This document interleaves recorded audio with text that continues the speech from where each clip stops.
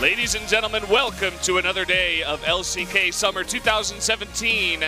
It is going to be SKT versus Jin Air starting off the night. I am Valdez. Joining me is Crumbs, as always, here at the Nexon Arena. How are you feeling today, Crumbs? I'm feeling great. We're going to get to see a winner, and that's what we are hoping for, as both these teams came out of the previous week in losses. Jin Air found a way to scrape a win off of KT with that heroic 60-minute Nexus defense with the Yasuo top out of Sohwan. So you see him on your screen here.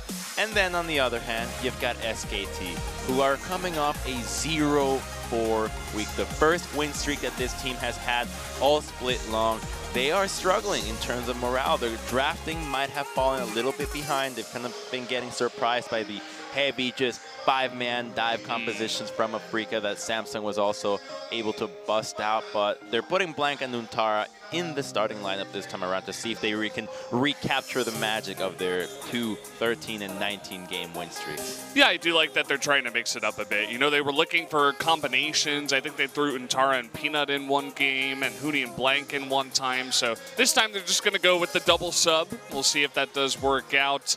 And they're going up against Jin Air. You were talking about how they did suffer a couple of losses. Once to KT, they did go down 1-2, and then they actually lost to BBQ, which was also very surprising because everybody was really excited for this new Jin Air that's been looking really good in summer, but then they take a loss against BBQ. Kind of makes you think, how consistent are these guys really? Exactly. That loss against BBQ was shocking for us. We were thinking, great, they lost against KT, but that defense, that game one, was enough for us to think, okay, they're back on track, maybe they're getting somewhere, but now their record is tied with the Rocks Tigers, and that defeat against BBQ was one-sided to say the least. So they need to be improving significantly here up against SKT, but it's a matter of which team is more wounded than the other. Yeah, which is going to be the wounded lion trying to fight back for the victory. I think SKT, after going up against a couple of compositions that surprised them that they weren't used to, I think they went back to the drawing board. Como was like, okay, we got to do this. We got to draft like this. There was actually a really heated discussion in the makeup room between Peanut and Hoonie, the two guys that are not playing, with Coma about certain champions and certain situations and compositions and stuff like that. So these guys are definitely putting in the work to try to figure out what they're doing wrong nowadays. And it will start at the draft. The meta has slightly shifted to these beefy engaged compositions. We might see some Tara come out, but for the most part, the Jarvan, the Sejuani, the Braum, those seem to be the critical picks nowadays, and they can make so much work, especially when you pair it with a carry in the bottom lane. Like you have the Kalista, the Kog'Maw, the Twitches, these champions. Kalista not so much, but it helps with the synergy in engage. But in terms of flat-out DPS, Kog'Maw has been making strides, and we might see it be picked up again today. Although as a first pick, I guess that Elise would be the highest priority, not anything that they are hovering. I almost got tricked by the hover. It almost happened again, Crumbs. And yes, it is going to be that Elise that they do pick up. You were talking about the combination of Braum, Sejuani. That's been a big couple of pickups that usually go together. But Rek'Sai is still pretty strong, and it looks like SKT does want to give that over to Blank. And taking over the Rek'Sai this early, you know there's plenty of other champions available, but they've gone back with a different approach. Hide as much as you can. You've got the Varus, you've got the Rek'Sai, so compositionally you can go in any direction here. You can go super hard engage with more Jarvan, Braum, even Thresh would change it to a more pick-style composition, so there's a lot to work with in the two first picks from SKT, whereas Jin Air needs to have a lot of pressure in the lanes. They need to be drafting a great setup with Elise, and starting off with Kalista puts them in a great situation. They can go with the Rakan here, get it instantly so that you don't look at SKT banning out the Rakan in the next rotation. Instead, it will be the Thresh, so it's full attention to the bottom side of the map. Yeah, already 3 champions that can really get right on top of you if you let them do so. And SKT with one more pick before we do go to the second banning phase. Already a lot revealed here from Jin Air, so lots of thinking going into this one. Down to the wire. Ooh, that is a surprising pick. You could have thought a Tahm Kench would be in order here, denying both Death Sentence and Cocoon, forcing them to just be a Lantern bot. However, Zyra gets picked, and she is going to be complete fodder in this bottom lane. A good play, a good hook, Fate's Call, and even Elise Repelling can cut so much distance into this support that if she gets looked at, she will die. However, with Varus, they have a lot of lane pressure, and if they can shut down Umti, keep him on check, if they're aware what his jungle routes are, the bottom lane from SKT can flourish and push relentlessly. Otherwise, they will have to hang back, and the pressure will go over to Snowflower, and if a Thresh has pressure against Squishies, it's bound to be dead. Yeah, and you and I actually had a conversation about certain drafts, and you were talking about what kind of mid laner is really good into a draft that kind of runs straight at you. Well, Cassiopeia has been a pick that FLICKR has used a bunch, and definitely is a good pick into compositions that's trying to just get right on top of you. So banned straight away from Jin Air, and a couple of these big top lane picks that we're seeing nowadays banned out by SKT, both the Camille for the split push and the Renekton, which is just a really strong top lane pick. Well, Cassie's also really good against Kalista. You drop the miasma on her in the team fight, and already her ability to bounce around falls flat on its face. So getting rid of those two picks, as well as just a strong kind of mid lane pool from Orianna and Cassiopeia that can keep these short range pick composition that Jin Air has at a distance gets removed so that they don't want to deal with it. Because remember that Taliyah has also been removed here, and it's going to be up to FLICKR to most likely still favor some sort of utility in the mid lane and not with some crazy engage. But the Rumble offers a lot of flexibility here that can mean that that last pick will be anything from Jace, Zed to just a flat out Kassadin. Yeah, lots of options here for FLICKR. And you were thinking about that Jace. Definitely is a pick that Jin Air has played from time to time. Kuzan liking that. So on, wouldn't be surprised if he was pretty good at the Jace as well. It is going to be picked up for the team. I think it's really smart to take the Jace right here because SKT was setting themselves up perfectly for a Jace composition. You've got the Rumble, you've got the Jace synergy, Zyra and Varus to set him up. It works with the damage. It would have had such an impact in the mid game, so getting rid of it and putting it into the top lane also gives you the opportunity to have Corki in the mid lane to just be a big bully. You've got yourself a safe laner, and we might see, oh, actually the Lucian instead. So it's a flex. We can always imagine that it's a flex Lucian or flex Jace, but that is a different flavor to this composition that we haven't seen all year long. It's really cool too, because in a way it kind of locks out the Corki pick. We've seen Lucian picked into Corki multiple times, and if SKT was thinking about playing that, they're not going to want to do it now. So being hovered right now is the Syndra. Looks like it will be locked in for FLICKR here. And he will go with that pick. He gets corralled into going with the Syndra because you don't know what is going where. You can assume that it's Lucian mid and Jace top for the most, but you have to respect the possibility of just a swapperoo that you have to account for. So he just goes with a standard Syndra. I'm not going to deal with any shenanigans. I'm just going to free farm. I'm going to have great utility. I'm still going to be a huge threat. It doesn't matter. Maybe the Jace wasn't what we wanted in the first place, but this is a good response from SKT that offers them a lot more pick potential than what Jin Air have. It relies entirely on the Kalista, Thresh, and Elise, and that range will be cut down as we progress in this game and Syndra starts getting in 100-0 range of everybody on Jin Air's side. Yeah, there are a lot of decently squishy picks on the side of Jin Air. The Kalista, the Lucian, even the Elise, which generally nowadays is not building too tanky. Jace, after all, is going to be more tanky than the others, but also will take a considerable amount of damage. Lots of upfront magic damage on the side of SKT. The Syndra Rumble combination is always going to be something to be feared by Jin Air in these team fights. But what's cool is that both these compositions have no tank. They're all about damage. Every role is trying to maximize their DPS, and that means that without anybody to just sit there and run away and soak up damage, we're going to have a bloodbath early on. Both teams seeking redemption after a horrible week for all of them. So they're going to be coming out with a vengeance, and I got a feeling that a team with Elise will be trying to do things a bit quicker than the one with Rek'Sai. Oh yeah, Elise on the blue side. We've seen it a lot of ever 8, and I have no doubt in my mind that Jin Air can do the same thing, especially with Umti on that pick. So Guys, you see the compositions, you see the skins. Let's jump into game number 1 right now and see which one of these teams is going to take the lead in game number 1.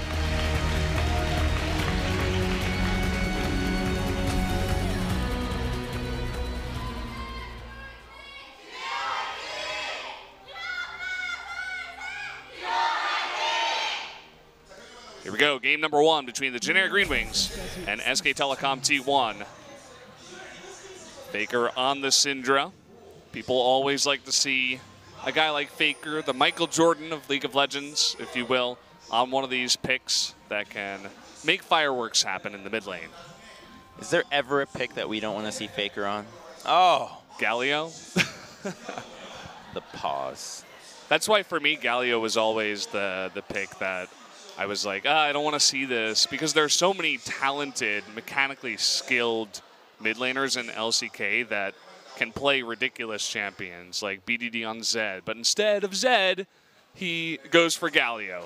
So, guys, this should be a very quick pause as we do get the update. Apparently, the venue audio is a little bit too loud, so we're going to lower that down and get right back into game. I'm sorry their enthusiasm is being too distracting. Just the casters doing their job. No, I mean the cheer for the crowd cheer. That's what, yeah. I assumed by venue audio they meant like the casters' audio going out to the venue, but I could be wrong. Sound issue, a very general term to just say, hey, there's an issue with some sound, and we'll get it fixed straight away.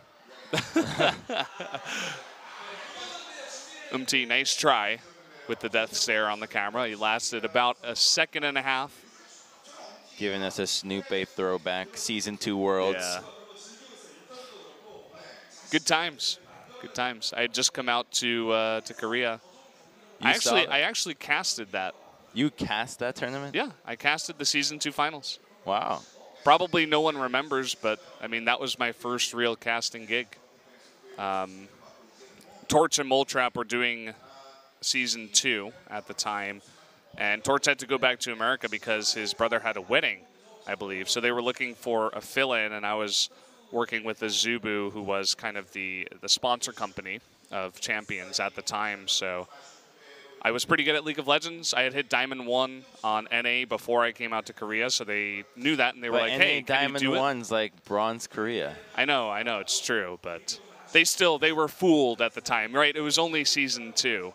Everybody was like, maybe NA is the best region. They were quickly, taught what is the truth.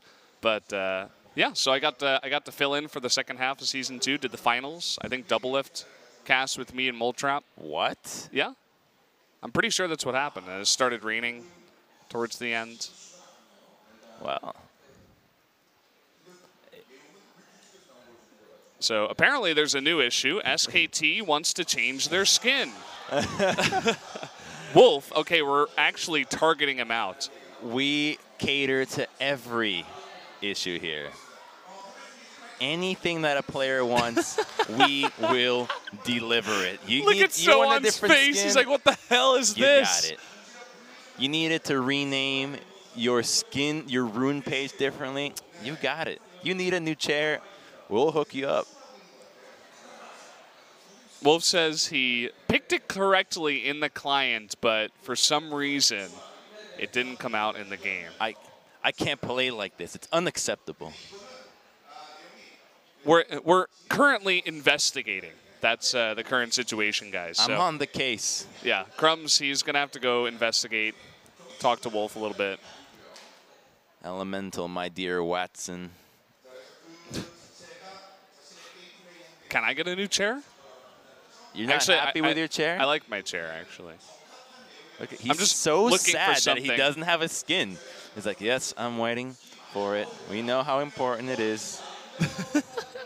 I actually saw his Zyra skin, and I was like, that doesn't look like the skin that most people use at the highest level. So it definitely was different. Okay, realistically, let's cut to the chase. Skins do make a difference. Tell it like it is, Crumbs. Not just in the appearance of the champions, but a lot of picks with the different color palettes, with the different, even location where skills come out of your character model are affected by your skins. Yeah. The biggest example, the one that I think is most commonly known, is Muay Thai Lee Sin. You know, would that be the most physically appealing skin? Probably not. But when you play Muay Thai Lee Sin and you start throwing out those cues, you're like, all right, I'm playing Muay Thai Lee Sin all the time. And then similarly, you've got Blood Lord Vladimir with your auto attack animation is much smoother than any other skin of Vladimir. And that goes on through pretty much every other champion. So having a different skin does help you out, although we have sad news for Wolf. There will not be a skin readjustment allowed. You're stuck with it, Wolf. We can't keep spoiling you, SKT. I mean, First come on, we chairs, give you now a skins. chair. It's ridiculous. I thought I was advertising that we would, but not today. I was just reaching for the AD because Crumbs' monitor is having issues. The studio's falling apart. Hey, my monitor. All right. Yeah, we'll get someone on it. For now, we'll be watching on my monitor. You get to see what it's like to know exactly which dragon is coming up next. No, I'm good. All you have to do is turn it off and on. Usually the fix for most electronics. The solution to any problems with technology that your elders might have, turn it on and off, reset the modem. Did he turn it off and on, Grandma? Usually she doesn't know what that means, so doesn't really help. Oh, she knows what it means. I hope they've been around technology. I wonder what it's going to be like when we're old and we're trying to work like the VR systems. I know this is a random topic, but I wonder what that's going to be like. It'll be fully integrated so we don't have to think about it. Just how SKT Hopefully don't have to think about retreating back on that gank with a nice ward on their river side. Yeah. You can see how early that was. I mean, they knew that and just blue side Elises in general, when they have a Thresh down there, like to go for this. But FLICKR in a little bit of trouble. Already the speed up coming in. The dash from Kuzan won't follow up with the flash, but here's Bank in the top lane. Blank, rather. Untara laying down that damage. A couple of missiles, but Zoan is going to get away without even using flash. Oh, Blank missed the knock-up on that flash. That would have certainly spelled Sohwan's flash at least, maybe even a kill had the harpoons connected. Instead, we're going to get a revisit on the dive onto the mid lane. There's nobody here to defend FLICKR from this dive, so he will just have to soak experience, not get some of that CS.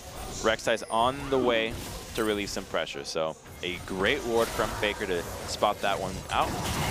Uh-oh, Bang, though, in the front, taking a lot of damage. I was having trouble yesterday on my StarCraft cast with the names. Seems like that's transferred over. This is my 4th day in a row. Hey, you're doing great. Blang and Bank. That's the name of these guys. But either way, the smite comes down. He does take that blue. Blank on the run here. He doesn't have his flash. Kuzan coming in from mid. They're looking for first blood, but it's not going to be enough. Even with a Snowflower rotating, does not get there on time. They're not able to get the kill, but Blank is super chunked. Now he's going to be having his route spelled out again. He doesn't have enough charges on his potion left over, which gives such an advantage to that now he can base. He's got his completed trackers, and if he can utilize this advantage of vision to make the most out of it and set up his lanes for success, he might be able to sneak his way onto the mid, find a gank, or even go to the top side now that Sohwan still has his flash, and a setup from Jace is an easy execution play. Look what Blank did, though. He went immediately from Wolves right over to this blue. So he picks up the Scuttle Crab on his way. Gonna allow some vision up towards the top side. Of course, not going to make Untara totally safe. And Blank, he's just gonna have to give up on that blue, as was making it close enough to contest. He's just trying to get that buff in exchange for what happened at his previous blue buff. However, you give it away by using that Shrouding Orb. The second you pop that, you let everybody know that you are on that side of the map. So a bit of a risk to go for that. If he wanted to truly remain in stealth, doing that steal, you can't be popping that orb anytime soon. Yeah, you gotta either take the risk or let them know where you are. And Blank, he hasn't gone back just yet. He is very low. He has flash. Yeah. Oh, this should be a dead FLICKR. FLICKR, he doesn't have any summoners. The flash coming in, he does dodge, but look at this. He's got nowhere to run. That's going to be first blood over to Kuzan on the Lucian in the mid lane. The second that flash got burned by Kuzan on the initial gank on mid lane, you knew this was going to happen, and they do so rightfully. 9 CS lead now on the Lucian into FLICKR, and as his itemization starts to deepen, that Hex Drinker, that Mob Malmortius Blade coming in, he's going to have so much pressure into the mid lane that can be transferred easily into the side lanes that sets up Elise for future dives. So off to a great start, and the itemization from Kuzan is going to keep Jin Air there. Yeah, already picking up that Hex Drinker in a fantastic spot. FLICKR still doesn't have his flash. He does pick up his Ghost as the cooldown does come off. And so he's going to be a little bit vulnerable as well for a little bit more. Everybody from SKT is trying to set it up, however. And even though his flash cocoon did not miss, it looked like the way that FLICKR played it was to the best of his ability, so that would have had to commit that summoner, and that unfortunately does not put him in a position to punish this extra minute of FLICKR's flash being down, so he has to look elsewhere, and it looks like it's bottom side. Wolf has to face check a brush here, but it's going to have to be blind. Yeah, look at this. Oh, they blind Cocoon into the bush. Ugh. The lane was pushing, but they didn't want to waste any more of Umti's time, it seemed like. Exactly, being effective. Notice what happened earlier. Untara used his entire equalizer, even though he had no vision. He just needed a base. He didn't want to risk losing any minions to a tower. If Elise had been there, he would have had to walk back in there, utilize the equalizer from a significantly out of range situation, and that's just not what you want. They need more vision, and now is going to be the time that they can actually acquire it, now that Blank has his Tracker's Knife completed, and that just shows what happens when you go for a route that doesn't allow you to recall with vision, and the opposing jungler does. We saw FLICKR versus Kuzan in the mid lane. FLICKR is pretty desperately behind at this point. He's just trying to poke away at Kuzan because he doesn't want to push the lane back into Kuzan's favor and have it freeze. So just struggling to stay alive underneath this turret, and the Tainted Corruption will come out here. Snowflower with the big play, but the flash forward from Wolf. And the Fate's Call actually will save Snowflower, who did go on that mission to save Teddy's life, so good play there. Yeah, the pressure from SKT is bottom side. That's where most of their control wards out. Now they're fancying going for perhaps a dive, though. There are wards on teleport. There is equalizer here. Oh boy, teleport coming out though from So-On. We'll see if they actually go for it. The equalizer comes out and Teddy is locked down, but they decide not to dive that turret. The Jace teleporting in. If you dive in there, you're guaranteed to go down. Too much burst. And in the meantime, at least being able to push topside, get some good CS on her side, chunks out that turret on her own. And SKT will now have to respond with either an attempt on mid lane, but FLICKR doesn't have enough mana to go for a full combo. So instead, they simply just take a stroll back. Okay, we got Taurus coming up in here, and we do have Blank waiting in the wings, but Kuzan very comfortably, very confidently just going to fight against those two as they remain. He's got MT here. Cocoon is going to miss, but Ntara just eating up too much is going to back away. That's more CS that gets missed into the top side. This is good by Umti. He's positioning himself to try to figure out where Untara is going to head back to the top side. And most of all, if there's going to be any backup without an equalizer up here, if he gets caught out of position in the near future, he is going to be dope. The Resh has a great route to dive top side. This is exactly the play that they're going for. They need Rek'Sai to respond. We're going to see some action in about 10 to 15 seconds. Yeah, we got him coming up here. It is going to be a 3-on-2. He's trying to check that brush, but Blank, he might just face check it here. He doesn't know. He's going to eat that Cocoon into the hook, and that's going to do it. They feed it on over to So-On in the top lane, and immediately Ntara even has to back off that turret. Beautiful macro setup there from Jin Air, and this all started at that dive bottom side. The second the SKT showed bottom, Umti responds topside. Push out the minion wave, start getting some vision, figure out the route that Untara and Blank are going to take topside. They read it like a book. The Resh capitalizes as well on his roam, and he stands right on the edge, just like his Cocoon onto Zyra. And bam, Cocoon into hook, and best of all, they alley-oop it for So-Hwan to get the kill, and now he's separating real far away from Untara. Yeah, that was super cool to just see them mirroring Untara through the jungle. They had that set up a mile away. But even so, SKT could not read it. They just could not deal with it. Fantastic positioning out of Umti, as you were talking about. Now with Jin Air in total control of this game, already about 3,000 gold ahead, they're going for Rift Herald.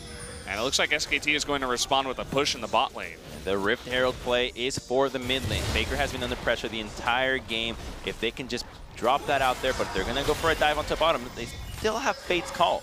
That's how difficult it is to pressure this lane. There's so much crowd control and damage, but the mobility, the difficultiness of diving this, although they are bringing reinforcements with Syndra roaming down. They get this hook here onto Blank. There's the Void Rush. Snowflower still eating a bit of damage here. Comes FLICKR going over the wall, but he eats that cocoon. Oh. Can they burst him down? They're looking for the kill. He gets super low, but the heal is going to save him for now. Big slow, but the culling from the mid lane. Kuzan makes his way down, and that is going to be a fantastic conversion for Jin Air as they pick up the kill. Kuzan with the drive-by like he owes him money. Goes straight for FLICKR. Now he's 0-2 and burn both summoners on that. Here comes the push onto the mid lane. That's going to be a Rift Herald, and Tier 1 goes down as well. This is huge for Jin Air. Guys, what is going on? Jin Air, they're coming off a loss 0-2 to BBQ, and now they are playing SKT like a fiddle. This is not the LCK rather that I knew when I came in here first to cast, and either way, this is getting pretty crazy already in game number 1. Untara thankfully is in position to save this mid lane turret. Something at least good finally happening for SKT. That was a great move from Untara to really salvage that situation, and we're going to take another look at it again. Blank tries to fancy some action into this dual lane, but remember, there's still Fate's Call on Lantern. Lantern goes out and he gets out, but they don't expect Umti to be there, and the Fate's Call gets utilized right away to try to maximize the damage onto the FLICKR. Unfortunately, some hesitation out of Umti made him have to flash in to try to secure the kill onto FLICKR, but it wasn't that important as Kuzan was able to roam from mid to bottom side, responds to the play, and still this Tier 1 stands strong for Jin Air. SKT desperately looking for some gold to add to their stack right now. They continue pushing bot. The bot lane turret is getting pretty low, but it's not looking good elsewhere on the map, I should say. FLICKR still down about 20 CS in the mid lane. The top turret is down. The Rift Herald basically killed that mid lane turret. And with the map control that Jin Air has, the Mountain Drake to start should be pretty nice if they can pick that up. And now that Jin Air has made it very apparent where they're going to continuously strike, which is in the bottom side, it opens up Jin Air to have more of the map for themselves. They can choose to go top side, although Runeterra is playing quite safe. Do you go mid lane? Well, all you have to do is push, as a one wave would be enough for FLICKR to lose his tower, so he has to remain in that lane at all times. You can see him there going for a base right now, or just kind of faking it. But what it means is that so much freedom goes to the side over to Umti that now he's fancying going to the bottom side, and also the soul laners can assist with that. We got 5 members of SKT moving down here. They're looking for this play, but the Fate's Call comes down, totally saves Snowflower out of a pretty bad situation. But more importantly, they push him back, and they finally get this bottom turret. It's a good roam, but notice the top side. Lucian is pushing up there. This could have been an opportunity for Kuzan to rotate up here and truly punish SKT by securing a Tier 2 onto the roam from Untara, but he snuck out without vision. He did it completely in the shadows, and what that means is that he's not going to lose a turret. It's going to get chunked, but it won't go down. Very, very close. I mean, Jace known to be one of these extremely fast pushers if he's left alone in a lane, and he does do that. Although he is going to be tracked down here. Blank coming on in. Can they convert this for a kill? Blank is not going to get that on Burrow. Forces the flash out here. Snow going over the wall. The Void Rush does come through, and they do pick it up, but they do lose their mid Tier 1. I feel like that was inevitable anyway. Oh, yeah. But he was so greedy, Soho. What are you doing there? Trying to take a fight. He gets punished right away, and it's what SKT is looking for. It does go at the cost of that mid-tier 1, which, as he talked about, it was inevitable. It was so low. They could have just tanked it at some point and just secure it at the end. So it wasn't a big deal that the turret ended up dropping, but now it puts Jin Air in a position to go for this Mountain Dragon, and SKT will have to just watch from the sidelines, as they're not in that position to contest. They can throw their bodies at them, but there is no equalizer available, which would put things in a much tougher spot.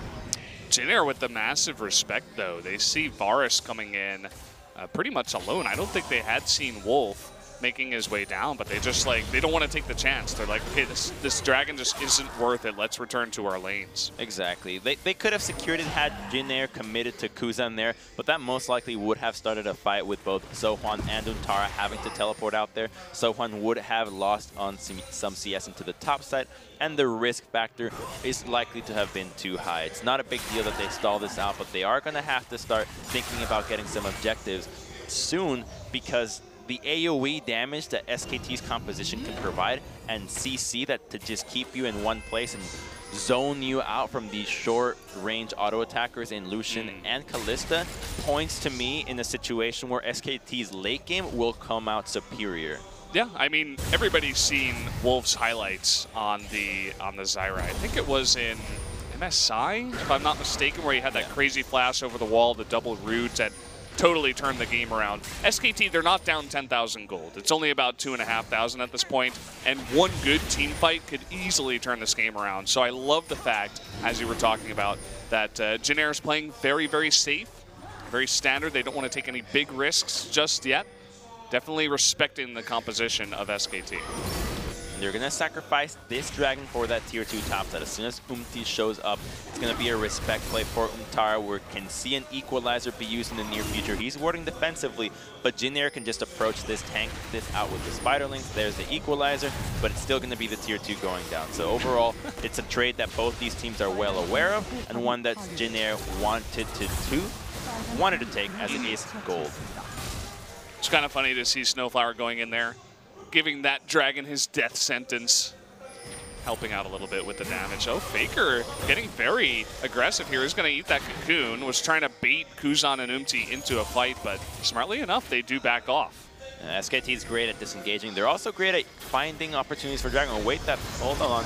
Okay, we got this Umbro. Good flash out of Umti, but he's not going to be able to get out of that Umbro. He turns it around. Oh, look at that burst damage. Blank is going to go down in the end of it, as both Kuzan and Umti, very fed at this point. They were able to just turn that one right away onto Blank. That is not a tanky Rek'Sai. She got deleted, and already Umti is quite strong with his items. With that Haunting Guys, completed Runic Echoes, and the spike on Kuzan is real. He has been on control of mid lane this entire time, ever since that first gank onto FLICKR, and I guess Blank just did not realize how much burst those two guys could provide. Jin Air now going pretty heavy onto the bot lane, and you can see Kuzan, the really hard guy to defeat at this point, the final boss of Jin Air, coming on over, and Wolf and Bang are going to respect that. Don't even want to fight him at the blue buff. They know that Jin Air is nearby. So they do take bottom tier 1 and the blue. This is great from Jin Air. They're utilizing all the pieces that are necessary to make plays work. You've got your support, your jungler, and your mid laner, or at least one carry to make the play happen, whereas SKT is often more in a two-person formation, either Rek'Sai with Syndra or Varus with the Zyra. There's never three people together, and that's a situation that they need to be looking for right now. They don't have enough damage to kill anybody with just two people. It's too unlikely, and it takes too long that the rest of Jin Air can always respond. So SKT need to be relying on their teamwork, on their ability to stall out games, find defensive vision in order to group up and find the pick. They need to blow all their ultimates for any kill at this stage, because they're already about 5,000 gold down. Yeah, as I was talking about before, they need that one big team fight, and that's about it. We are still relatively early in this game. We're only 19 minutes in, so Jin Air has accelerated this game quite nicely. They've already got one tier 2 turret down on the map, all the tier 1s, and Baron isn't up yet. We still got about 30 seconds, and it's going to be curious to see what Jin Air will do in trying to zone SKT out. They did not pick up that Mountain Drake, so it's not like they have the same ability to try to rush that down and sneak it away out underneath SKT's nose. They can still do it quickly as hell, though. 3 Blade of the Ruined Kings. You've got at least more damage and tankiness, and Thresh can always sacrifice a wealth of his own hit points because you have Fate's Call that will still keep you a relevant factor in teamfights. Uh-oh, Untara, you can't be face checking the brush here. Not really the brush, but just running through the mountains, through the jungle, I should say, and does get taken out there. So a nice little pick taking out Ntara, who still has his TP up. Takes a casual stroll, does not realize that it would have ended at death on that day, and Jin Air managed to control both mid and bottom with Jace still pushing. Jace has yet to group up with this composition. The second that he does, the wave clear is going to be that much more difficult for SKT, as they will be pressured from a long-range shock blast. It might happen on this next wave, but Jin Air's vision game needs to be a little bit stronger. It's already denying both rotations in mid and bottom side, but SKT seem capable of keeping up. Yeah, SKT, they had a couple of control wards in nice spots, but nice conversion here from Jin Air, as with no Ntara, no equalizer to push them back, they just group up 5 in mid and take down another tier 2. Just super simple for Jin Air with no response from SKT. They need a massive team fight if they want to do this, but I'm worried about them. You know, they could have stalled out that wave maybe a little bit further with a good use of Shockwave or of Syndra being there, and you send somebody else to the top side to defend that wave. Maybe they would have gotten too low and would have been afraid of being too chunked out to contest a Baron. That is a possibility, but I do think that they could have fought harder for these towers, as they just seem to fall as long as Jin Air set their minds to it without any response from SKT. Uh-oh, Wolf, he doesn't know about the lurking spider in the jungle. Look at how much damage Elise does with that finished Leandries. Gonna be burning Wolf down. Gotta be careful. MT is going to be securing this Scuttle Crab for vision around Baron. And now it looks like SKT is turning their attention towards mid. Both Wolf and Ntara waiting in the wings, but not going for it just yet. They have to control mid now because it's the only way that they can maintain some pressure onto the Baron. With Sohwan showing up into the bottom side with his teleport on, you know that Jin Air wants to pressure this Baron side. It's the next realistic objective for them. They're not in a position to siege Nexus or inhibitor turrets just yet, so they have to focus on this. And then by SKT extending to the mid lane point, it at least buys them some time for Jin Air to have to fight back, to be slow in their process of vision acquisition. But instead, they're just going to skip all the steps and go straight for a Baron rush, relying on Ren. Yeah, they're just doing this. I mean, SKT knows about it. They don't have any vision just yet. Finally, a ward goes down, but the TP coming on in. Tension is building, and Kuzan, he's going to find Wolf in the jungle. He picks him out underneath there, and the Ren is easily going to be able to pick up that Baron, so a kill, and the Baron goes over to Jin Air. Blank tries the heroics, but heroes cannot beat mathematics. Ren does too much damage, and Teddy easily secures it. They get the free flash, the flash out of Zyra as well, and this game just looks to be in complete control of Jin Air, with SKT being reactionary at almost every step of the way. Guys, what is going on here? SKT looking at potentially 0-5 in this position up against Jin Air, as I said before, who just lost 0-2 to BBQ. Jin Air really showing up, playing a fantastic game after taking that shocking loss, whereas SKT not quite doing the same, I'd have to say. You know, I see this happening so often, though. People are still giving up Elise. She's still a great pick. You need to play so careful in the early game.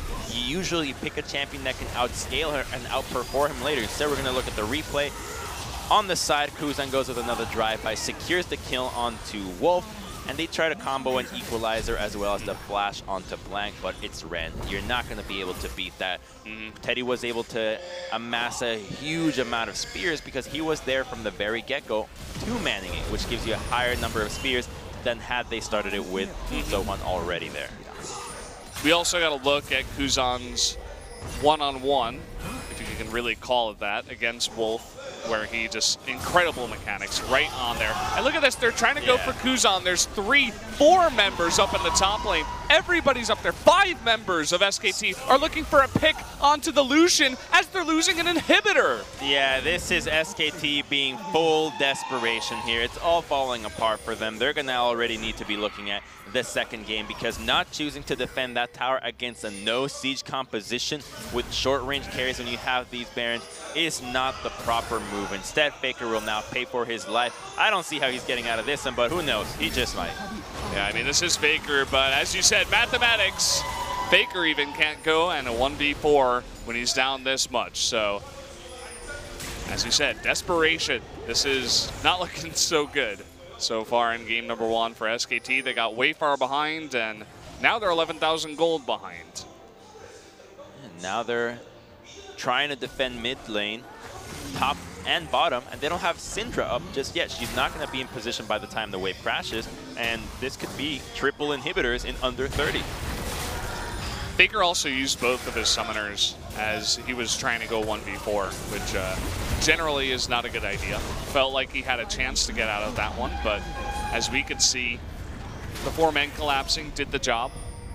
And now with Baron, FLICKR just getting up now, they're going to easily push onto this inhibitor. You guys can see the picture-in-picture here as Sohan versus Untara continues, but even with FLICKR up, they can't take the fight against Jin Air at this point. They're too far behind. He tries to go for a play onto Sohan, but he's too slippery. The setup from Untara is not enough to have Syndra come in directly behind him and kill the Lucian. And instead, they give up the top lane turret. Had Syndra opted out to go topside, they likely would have just lost that bottom inhibitor turret and not the inhibitor topside. The wave clear from Syndra there would have been a much more opportunistic move, and now Jin Air has a great composition to crack down that final turret, just a couple of waves on it. You've got Jace that can support you with his wealth of damage. I have yet to see him land a shock blast because we have just not seen him throughout this game, but I guarantee you it's like half the HP of some of these SKT members. Yeah, it's going to be pretty ridiculous if we do even get a shot of that, as Jin Air, they want to end this game fast. They don't want to give SKT any chance to get back into this game. SKT very famously good at coming back in long, drawn-out games where the enemy team can't quite end it. So for the kill right now. They want to take out this turret. They're also famed at having big slumps every once in a while. So famously in 2014, they didn't even make it to Worlds. Every once in a while, they come back out of major tournaments and struggle. Not that much damage going on to FLICKR off the shock blast, but instead, they are simply hanging back, waiting for the minions to crash, force both FLICKR and Untara to leave that inhibitor, and it'll be a matter of seconds for us to see a third one going down, and Jin Air threatening a base. So here we go, they're just gonna tank it up. Don't even need the minions at this point, as they were just waiting for the timing of the rest of the members of SKT to be out of position.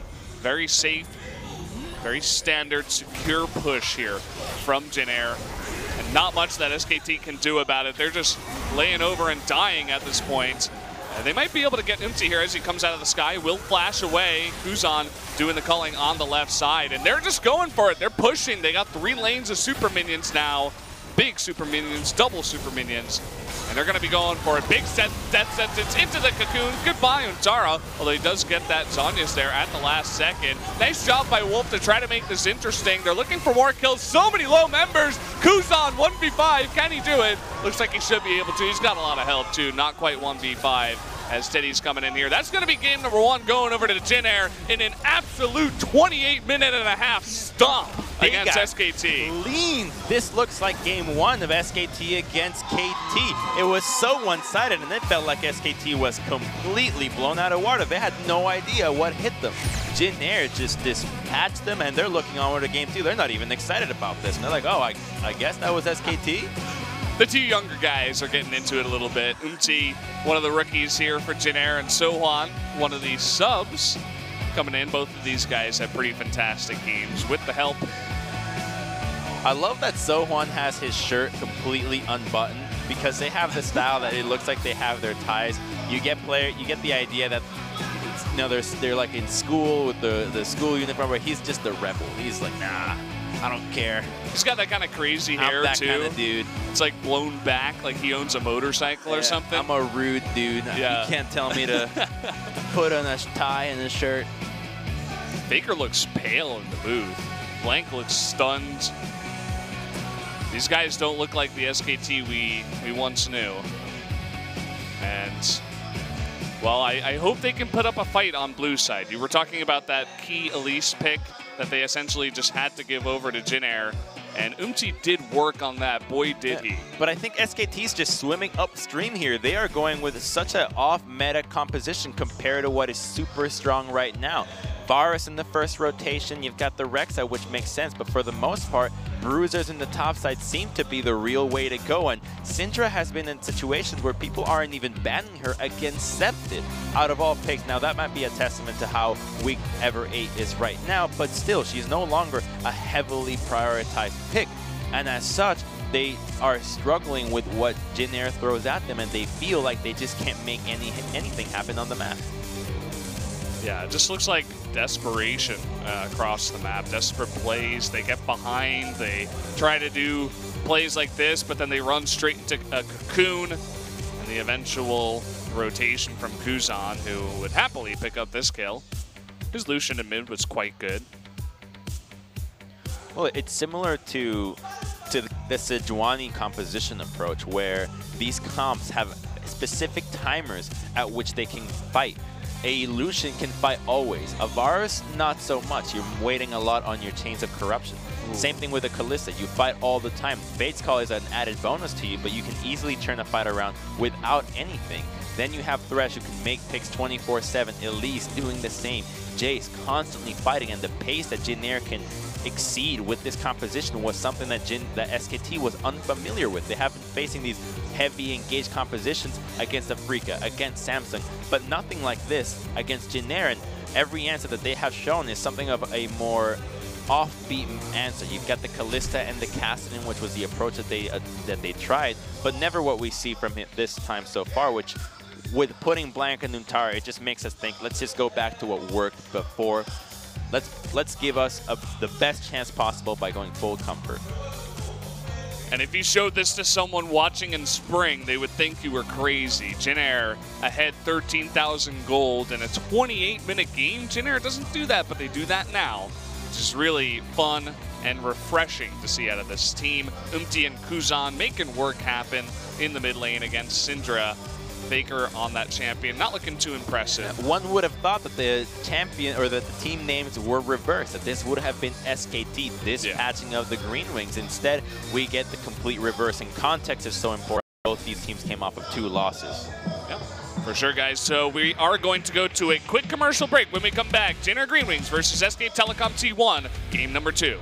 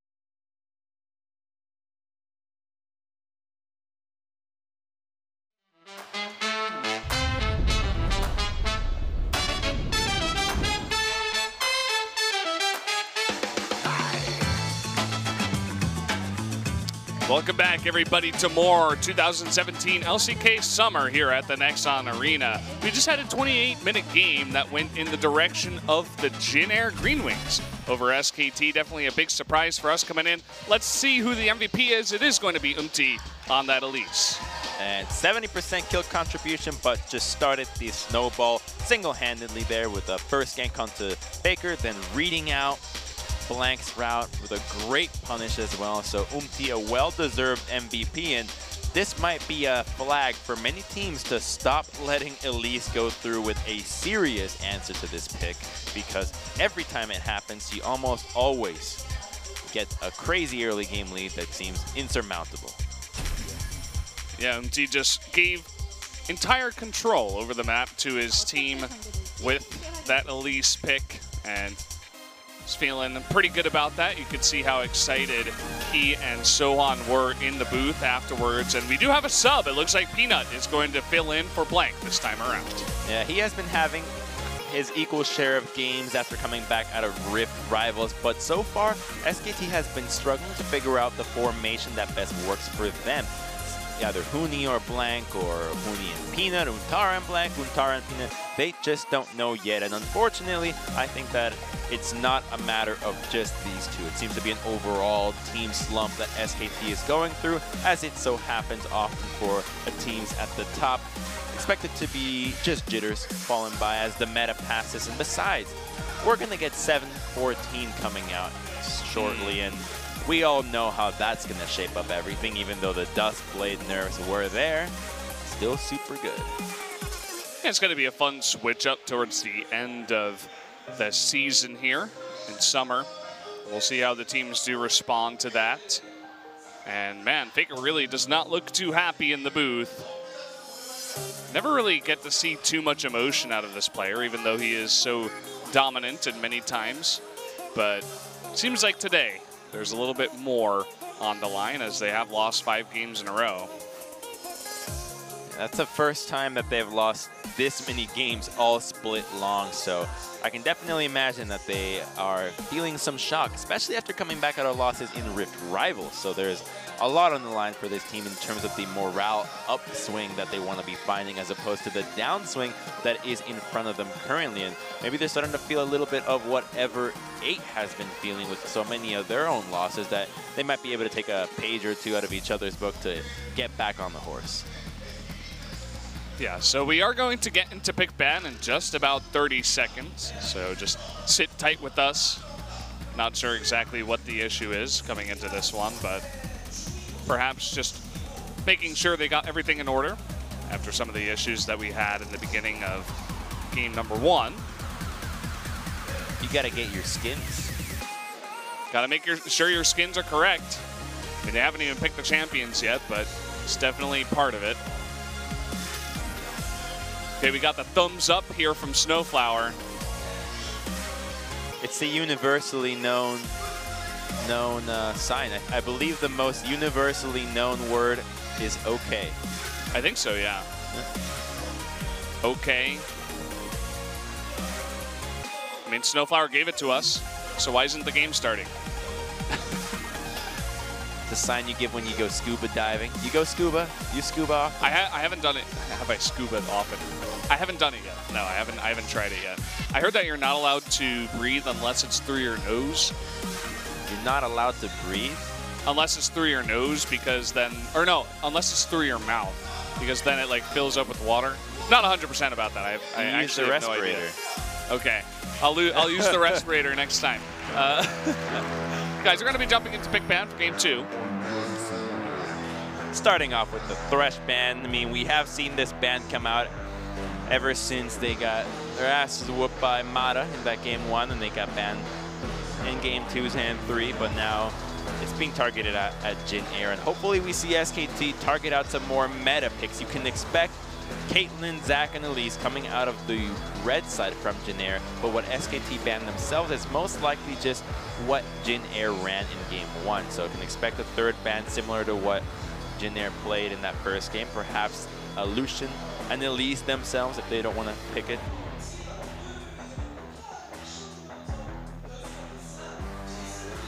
See if that at least does make it through. We have the Galio band here out of SKT.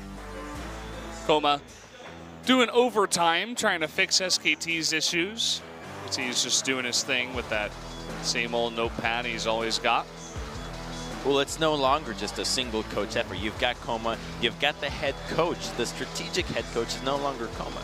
And then you've got Rapid Star, who also adds to strategy in the game. So there's a lot of tools or pieces to the SKT coaching staff that make all of this work. So everybody's working their hardest to fix it all. And with the first rotation, Talia, it looks like it's going in the right direction. Talia, one of the most contested mid laners so far, but it does give away Kalista, and it might also give Kalista Rakan, which, can we just call it the Kraken?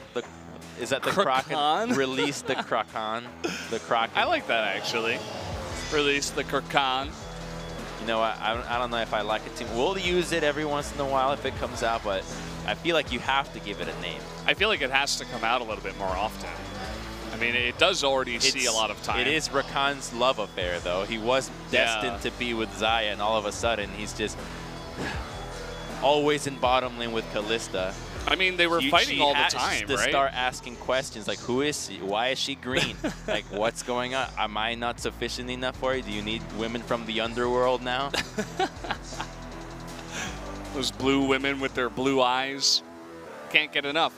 Well, we do have a Lulu pickup here. We haven't seen this in quite a while. It's all been about those melee tanky supports, the Braum, the Thresh, those engaged supports such as Rakan, even Zyra, but now it's going to be more of a defensive support in that Lulu. That's really curious. That is actually Wolf's most played support this entire split, but those are games in previous metas, and they were working well with the utility of Ashe, Zyra, and Vara, so they're going back to a kind of a more old school or older in this split dual lane combination, and I'm a little worried for them if they go up against the Kalista Rakan or maybe even the Kalista Braum, the Alistar, and so many other supports that we have seen come out with these new new AD carries in the bottom side that can often be much more aggressive.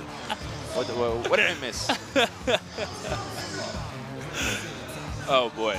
The guy on the left held up a sign for just a second. He's like, if we get put on camera, I'll kiss my friend. So he kissed his friend. On the lips? No, just on the cheek. He didn't go too far. Maybe next time.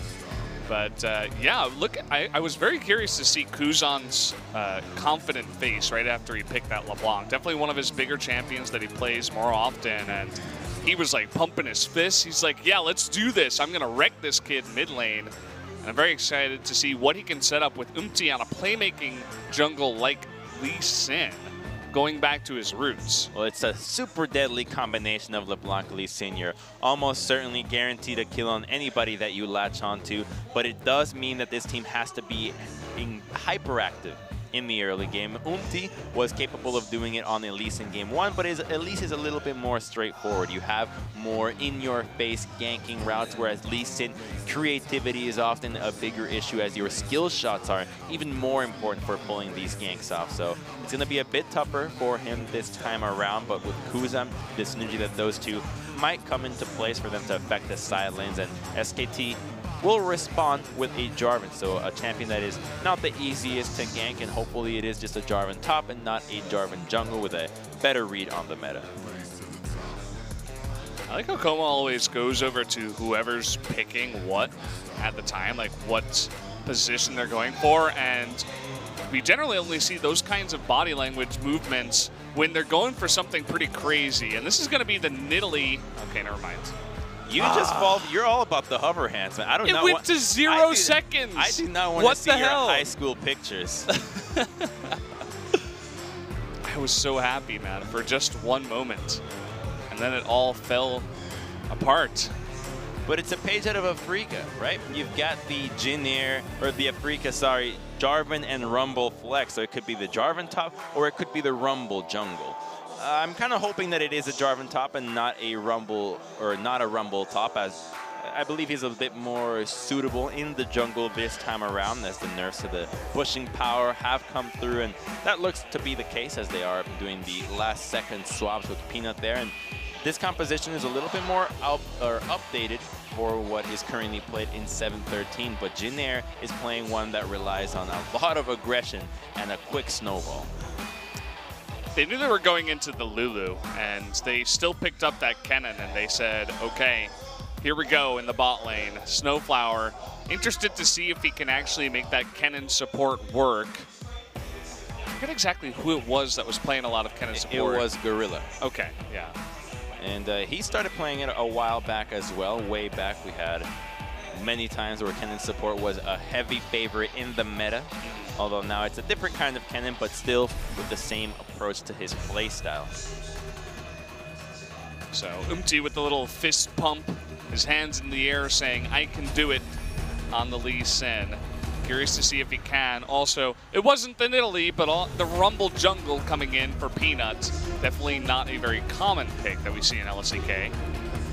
Not at all, but it does offer a surprising amount of damage and setup in ganks. And speaking of setup, if I am Lee Sin, if I am Umti, I absolutely love what they have drafted around me. Camille, easy as hell to set up topside ganks. You've got LeBlanc that can help you in all the roams. And then the bottom side, Kalista Kennen. At level 6, you just chuck in the Kennen there with your electrical surge, your rush, your ultimate. It's so easy to kill everybody. Well, guys, game number 2 is all loaded up and ready to go. So let's jump into it and see if SKT can make it back.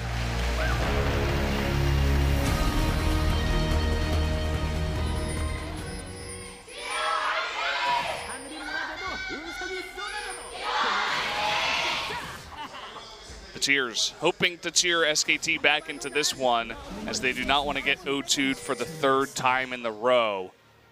That would be more than a little bit embarrassing. Well, at this point, see, in my eyes, SKT have done so much to best themselves that even a 3-game losing streak of 0-2, 0-2, 0-2 would not qualify as embarrassing just yet. Really? Yeah. Not embarrassing? Yeah, if you achieve so much, you can do something that you give them more room. Doesn't that hold you to a higher standard, though? If you... Okay, wait, hold that thought. Teddy does get the jump over the wall there with the help of Bang, who just got close enough to allow him to auto-attack. But yeah, I feel like if you get to a certain level... Okay, never mind. Hold that thought. FLICKR, he's going to be forced to flash. He's turning around and actually fighting this one, but there it is. Will he actually flash? The heal comes out. They're looking to fight still, and finally he goes for the flash. And that is not what you want when you're going up against LeBlanc Lee Sin. Okay, FLICKR, what are you doing? Because you also opted to burn the heal on that one, and now he's late to lane. No potion, half HP against LeBlanc Lee Sin that started chains. He could have just flashed out of that one right away. Instead, chooses to burn another summoner, thinking, oh, maybe we can set it up. You've got Kalista early on. You've got Kennen to deal with. It's unrealistic for that to work, and now, because he's back in lane, that level 1 play has conceded the laning phase in its entirety. This lane belongs to Kuzan now, and it will for the next X or so minutes. Yeah, I mean, what is going on in terms of the coordination and the communication on this side? Was it really just FLICKR's call, or were they telling him to turn around and actually fight that one? Because obviously, in that position, it was not the right choice. And, I mean, we already saw how confident Kuzan Umti looked. We'll see what they can actually do with the lead this large. It's going to be pretty funny to see. Teddy, though, eating a lot of damage. He's going to have to burn his own heal. And this already is the lane that SKT want to be punishing in. It's kind of like the Zyra, where you can just push all the time, but your defensive tools are much more simple to pull off.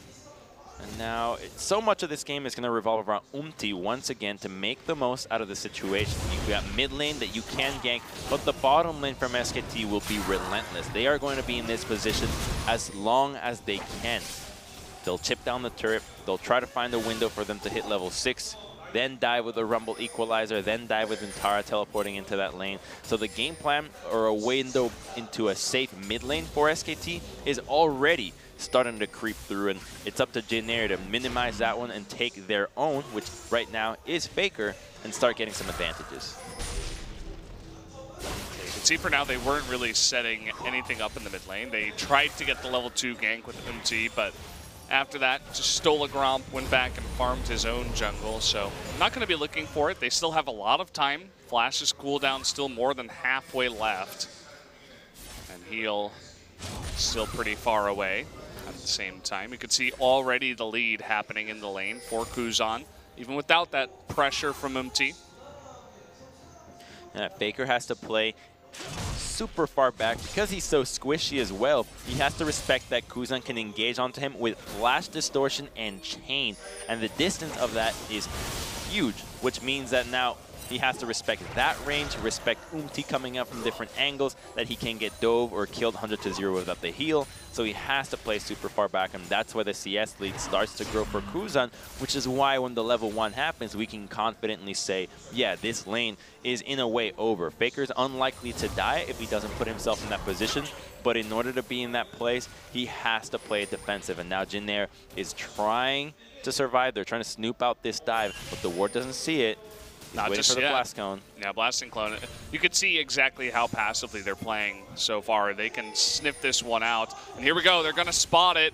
Will they go for the dive? How will this go? The polymorph coming down. The teleport as well. First blood does go over to Bang. And Wolf was tanking that turret, so it is going to work out. But here comes Kuzan with his TP. He wants a double kill. He's going to pick up Peanut, but he misses the chain onto Wolf. And that will mean only one kill will go over. That chain miss was huge. That could have been the difference from a LeBlanc taking over the game to what is now just cleaning up a good attempt from SKT on the dive. And it was wise for Jin Air to stay under the turret, to try to buy as much time as possible for SKT to stay under the tower. That move should have resulted in another dive, but instead it is just a 1-for-1, and now Kuzan gets to go back into the lane, but he still has a kill under his belt and a couple of stacks to that Dark Seal. Yeah, look at this. FLICKR, he was sitting in the brush. He was looking for Kuzan, wasn't expecting the rotation. And Umti coming from the left side. They're looking for this play. The flash on him. They get the slow. There's the coup and the hop out. That will be an extra kill going over to Umti. Talia can dance, but this is at a different tempo. She has no flash. Jin Air has Lee Sin on the wings, and Kuzan, all he has to do is buy time. FLICKR just stayed there dodging. He's all about the dodge. Okay, I'm waiting for the chains, and they came out right at the end, but it was already too late. Umti plays it well, uses the Flash Tempest, throws out the Resonating Strike right at the end, and now Jin Air is sitting at a great position for what this composition wants to do, as now LeBlanc is part of both kills. Already 3 stacks on your Dark Seal. You got your Lee Sin picking up his hammer already. And the Tracker's Knife from the jungle. These guys are already getting fed super early on. And FLICKR, he's just playing the survival game at this point. That was so sad, watching Peanut hold that entire minion wave of farm because he has to give it to FLICKR. We're going to look at the replay of the fight. Once again, he dashes in and FLICKR's just waiting. Wait for the chains, wait for the chain. He's still dancing around. He just doesn't want to get hit. You can look at what he's thinking when the chain's going to come out, but Kuzan waits right at the end for it. But FLICKR's still good enough to dodge, but unfortunately, he's just out of position. Jin Air capitalizes right away, and that falls back into the point of Peanut having to hold that wave. Normally, as a jungler, you don't want to be doing that, but you recognize that if Talia falls further behind, this LeBlanc is going to eventually kill everybody. So it is, in fact, in Peanut's best interest to keep FLICKR in this game as long as possible. We can see here that Umti was looking for another pick onto FLICKR, but his flash is up. He is going to be ready. They did spot him with the ward. Nicely placed. And he's come all the way around. He really wants this pick, but Peanut is waiting in the wings, coming over to get his Raptors. There's the flash from FLICKR. At least they're going to get that flash. The Seismic Shove will not pick up Umti. They cannot follow up for a kill. That's a great angle, and he had no idea that Peanut was coming there, actually. Oh, and look at this. Bang and Wolf, they were going aggressive. There's the flash in from Teddy, and the Rend in the last Q will come in and pick up the kill, and Wolf is going to go down too. A straight-up 2v2 that goes to Jin Air. And Jin Air is walking away with this game, and SKT just seems incapable of responding to it. You've got the Frumble jungle, but he's not even level 6 at this point. He can't offer anything to the map, and the overextension from the dual lane in the bot side ends up costing a kill without Kennen even needing to use his ultimate. So the engage starts off, and they spread out in the chains of corruption, but unfortunately Bang took so much damage from Kalista while they were focusing Snowflower that it just did not matter. Gets to walk away with it, get himself another kill, and this Kalista's already out of control. Yeah, Bang couldn't get close enough to be auto-attacking. I think he got stunned by Snowflower or something, because when the Chain of Corruption was going down, he was kind of just standing there, not auto-attacking. So nice little play there to fight back. And a straight-up 2v2 loss in the bot lane is not what SKT needs at this point. Never thought I would say it, but Jin Air looking like the much better team on the Rift tonight. And now they have Fate's Call, Maelstrom as well to engage into the dual lane. No flash onto FLICKR once again, whereas Umtis and Kuzans will come up before. And now they can prioritize this Mountain Dragon, as this will mean that this composition can do Baron in a heartbeat if they actually secure that objective with all the blades that they can accrue. Umti making his way down into the bottom side, puts down a control ward, helps out if he wants to return for a visit, but he's going to be spotted and will just return to his jungle for now. Untara coming down from top lane looking for something, just trying to clear out wards perhaps, as FLICKR's not there. And they're going to need his help eventually, because so far the top lane has just been an island, severed off from the rest of the world. They've just been doing their own thing. No ganks have gone up there.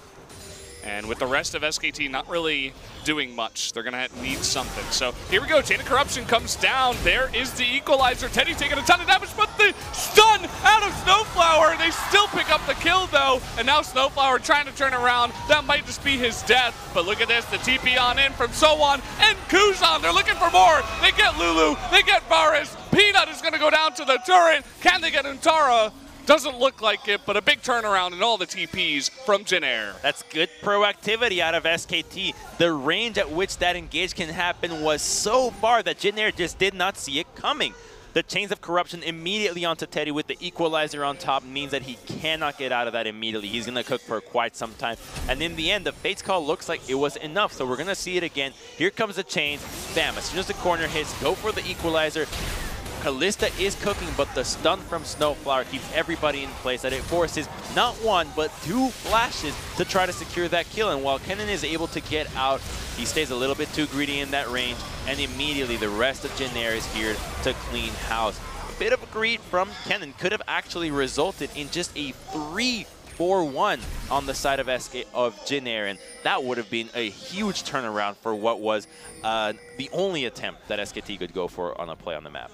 Yeah, I would say it's almost excessive heroism out of Snowflower, if you will, where he had a pretty crazy play and he's trying to go for that flashy one where he totally turns it around and saves his team's life. And he did on Teddy. He forced the double flash to secure that kill onto Teddy, but maybe a little bit too much towards the end. So after this, it looks like Jin Air went for a bit of a lane swap and an immediate response out of SKT. It's a cool idea, actually, to go for the lane swap at this one, because both teams are thinking, all right, teleports are down. If we surprise the other by swapping away, we might be able to sneak some damage onto the turret. They're not going to expect this. Let's go for the swap and both do it right away. Send their top laners respectively to the bottom side of the map, and it just gets canceled out. And now we have both junglers eyeing out this top side. They're eyeing out FLICKR, who still does not have flash and can get popped immediately. Oh, he's about to die. Oh, look at this, coming in from behind the flash kick, and that should be his life, as he has absolutely no chance and does go down. The turnaround here, though, Teddy and Snowflower getting aggressive when they saw Peanut earlier on. That's going to be a double kill in the top lane for SKT. Second time seems to be SKT's charm, and now it's a race of defending your turrets. It looks like SKT will get the jump onto the top side with both Untara and the jungle and support duo rotating to mid to try to stop any attempt at chunking down that mid-tier 1. So both teams will be successfully defending their towers with smart rotations, but it's Jin Air that, in my eyes, are losing this one. FLICKR's already been kind of a non-factor, whereas this duo lane, who had that previous advantage, finds itself engaged on once again. They're actually the ones that started off, actually. Fate's Call goes through immediately, but Peanut's already there. He's got no business going topside. We haven't even seen the top lane of this game. It's all about mid and top. As soon as I say that, camera goes onto Untara farming. Thrilling. It's what we all like to see. The 126 versus 122 CS. Totally even top laners. Snowflower coming from behind. He's not going to set anything up. And yeah, perhaps just the bottom lane, Teddy and Snowflower getting a little bit too overconfident trying to take that fight. Definitely not what they needed at that point in time. They're too mobile, and they're not trading enough for anybody to want to be going down to this bottom side.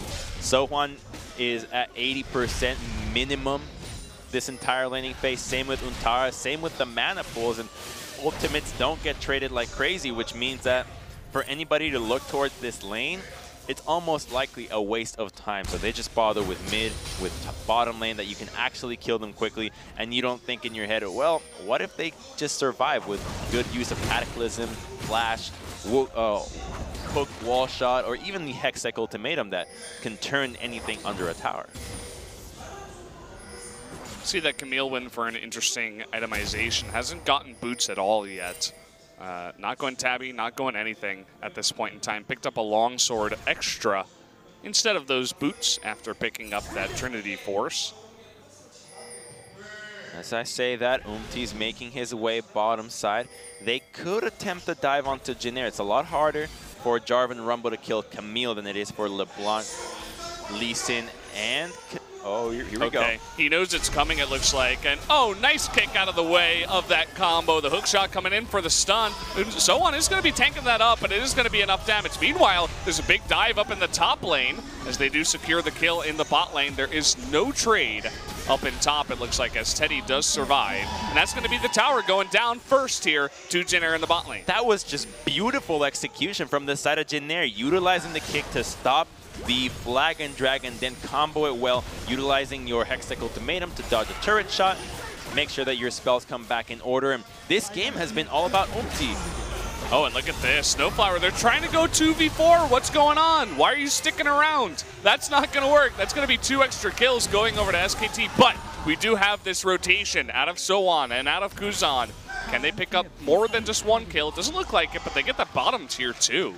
Yeah, Umti has been just on fire so far. Every play that he has made has resulted in an advantage for Jin Air. However, the dual lane did find some windows of opportunity when they got that 2v2 kill, but they have now been the burden. All 7 kills from SKT are coming out of the bottom side.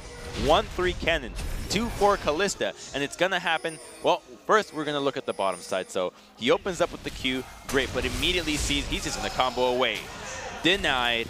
And now, so is his life. I mean, there's a reason that we always used to see Lee Sin on Umti. Back when it was the most contested pick. This guy is a fantastic Lee Sin player. Once Lee Sin fell out of the meta a little bit, we saw other picks such as Rek'Sai. Elise, of course, was always in the meta since the beginning.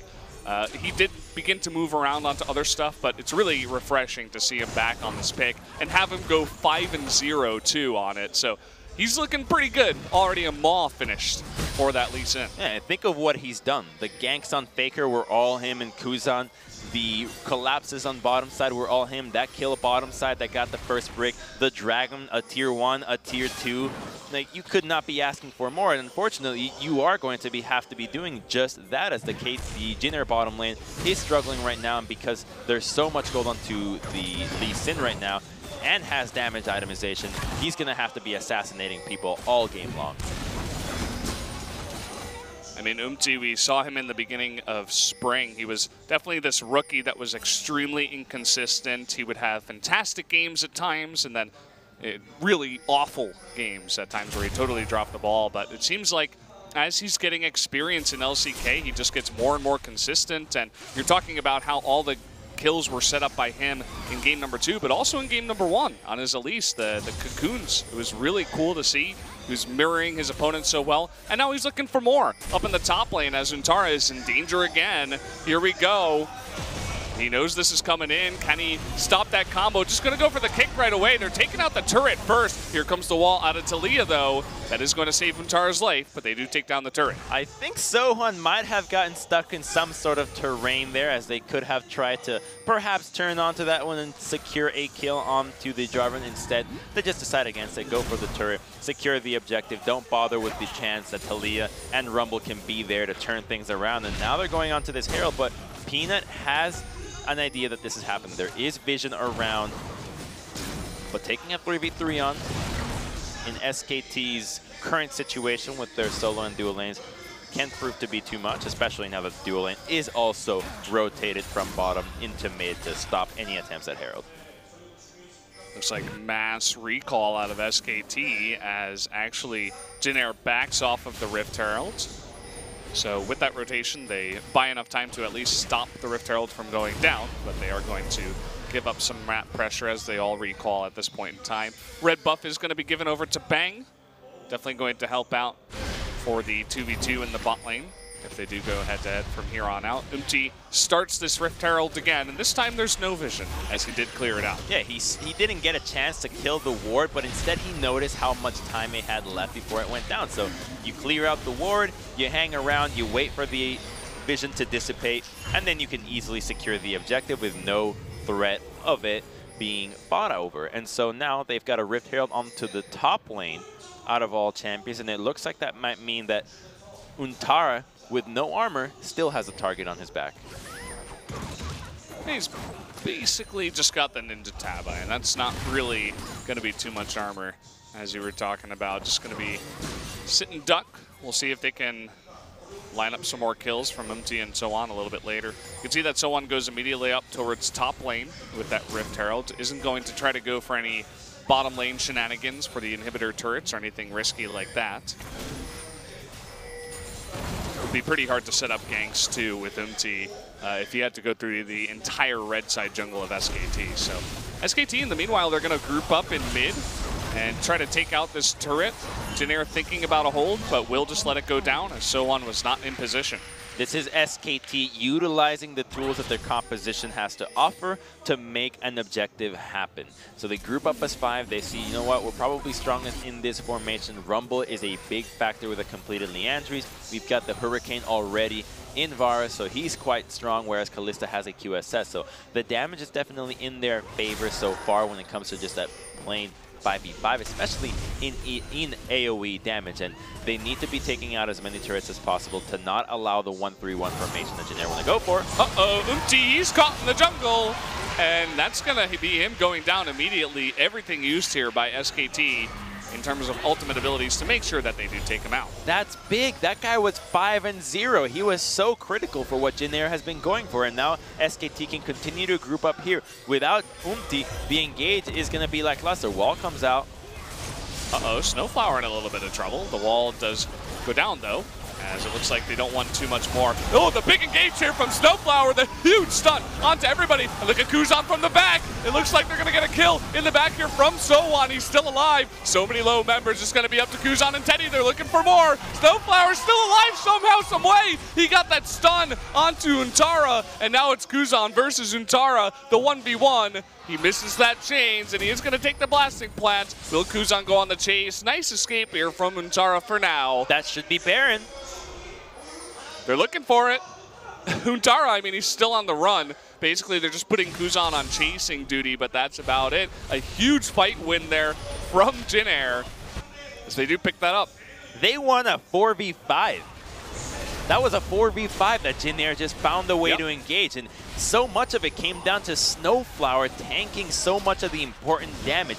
His HP is already as low as it could have gotten, and it opens up so much room for Teddy. The teleport from Kuzan was great as they got timed with So1 immediately, and Peanut gets removed from the fight, but Bang ends up tanking so much of the tower, which undoes SKT, and we're going to look at the engage once again. Snowflower goes in immediately. It's a 5-man cannon ultimate, and into the Camille, hitting a great stun onto Peanut, so he gets comboed beautifully. Triple knockup. And then Bang is tanking tower onto that knockup with the flank coming out, so it could not have gone more perfect for Jin Air, and now they're rewarded with a Baron on the composition that can 1-3-1 effectively, and this just might be a huge Baron power play. And you're thinking about certain supports to pick up. Do you want that Braum? I mean, he's great for survivability, great engage as well, disengage, but if you want a 5-man stun, you got to go with that cannon. A little bit squishy right now, but with the Fate's Call, it doesn't matter how squishy you are. You can go in there and get a 5-man stun, set it up for your team, and then be saved. And with the help of Kalista, get another 3-man knockup. So the composition working wonders for Jin Air in that fight. They are incredibly far ahead now, as the Rift Herald does go down to that turret, but it's incredibly low. They are far ahead, but now they have to start cracking base turret. That's not going to be enough to just be able to get the mid tier 1 and tier 2. They are in a position to go for more, and it just revolves so much around Kuzan and Sohan being able to overextend, utilize this Baron, and here it goes into the bottom side with Umti following these two. Easily taking out the mid tier 1. Going to be able to push that in. SKT not confident to take a fight there as they're all split up. And that 1-3-1 you were talking about. Umti waiting in the wings, daring someone from SKT to get too far forward. Not going to be diving any turrets just yet. Should be the slow, patient Baron push in the 1-3-1 out of Jin Air. As already lots of damage coming down, and Kuzan so ready to take that 1v1. FLICKR almost going down at the end. Kuzan eating too many turret shots, but will win that trade in the end and continues pushing the bottom lane. And that's exactly the play pattern that LeBlanc wants to go for. That's why she's so powerful with this itemization. The Gunblade means that she can dive the turret, chunk you out, and then regenerate back onto the minion wave. And then you have Umti just lingering around saying whichever side it wants to engage on will be met by a Lee Sin who is 5, 1, and 0. Now they're thinking about tier 2 in the mid. Engage top side though. Yeah, someone is not looking good against that, especially with the equalizer. So he may go down here, and down he goes. So a nice conversion out of SKT, going for the 2v1, the help of Rumble. That should push Jin Air back for now. Pings for a teleport here. I think SKT want more, but it might be too late.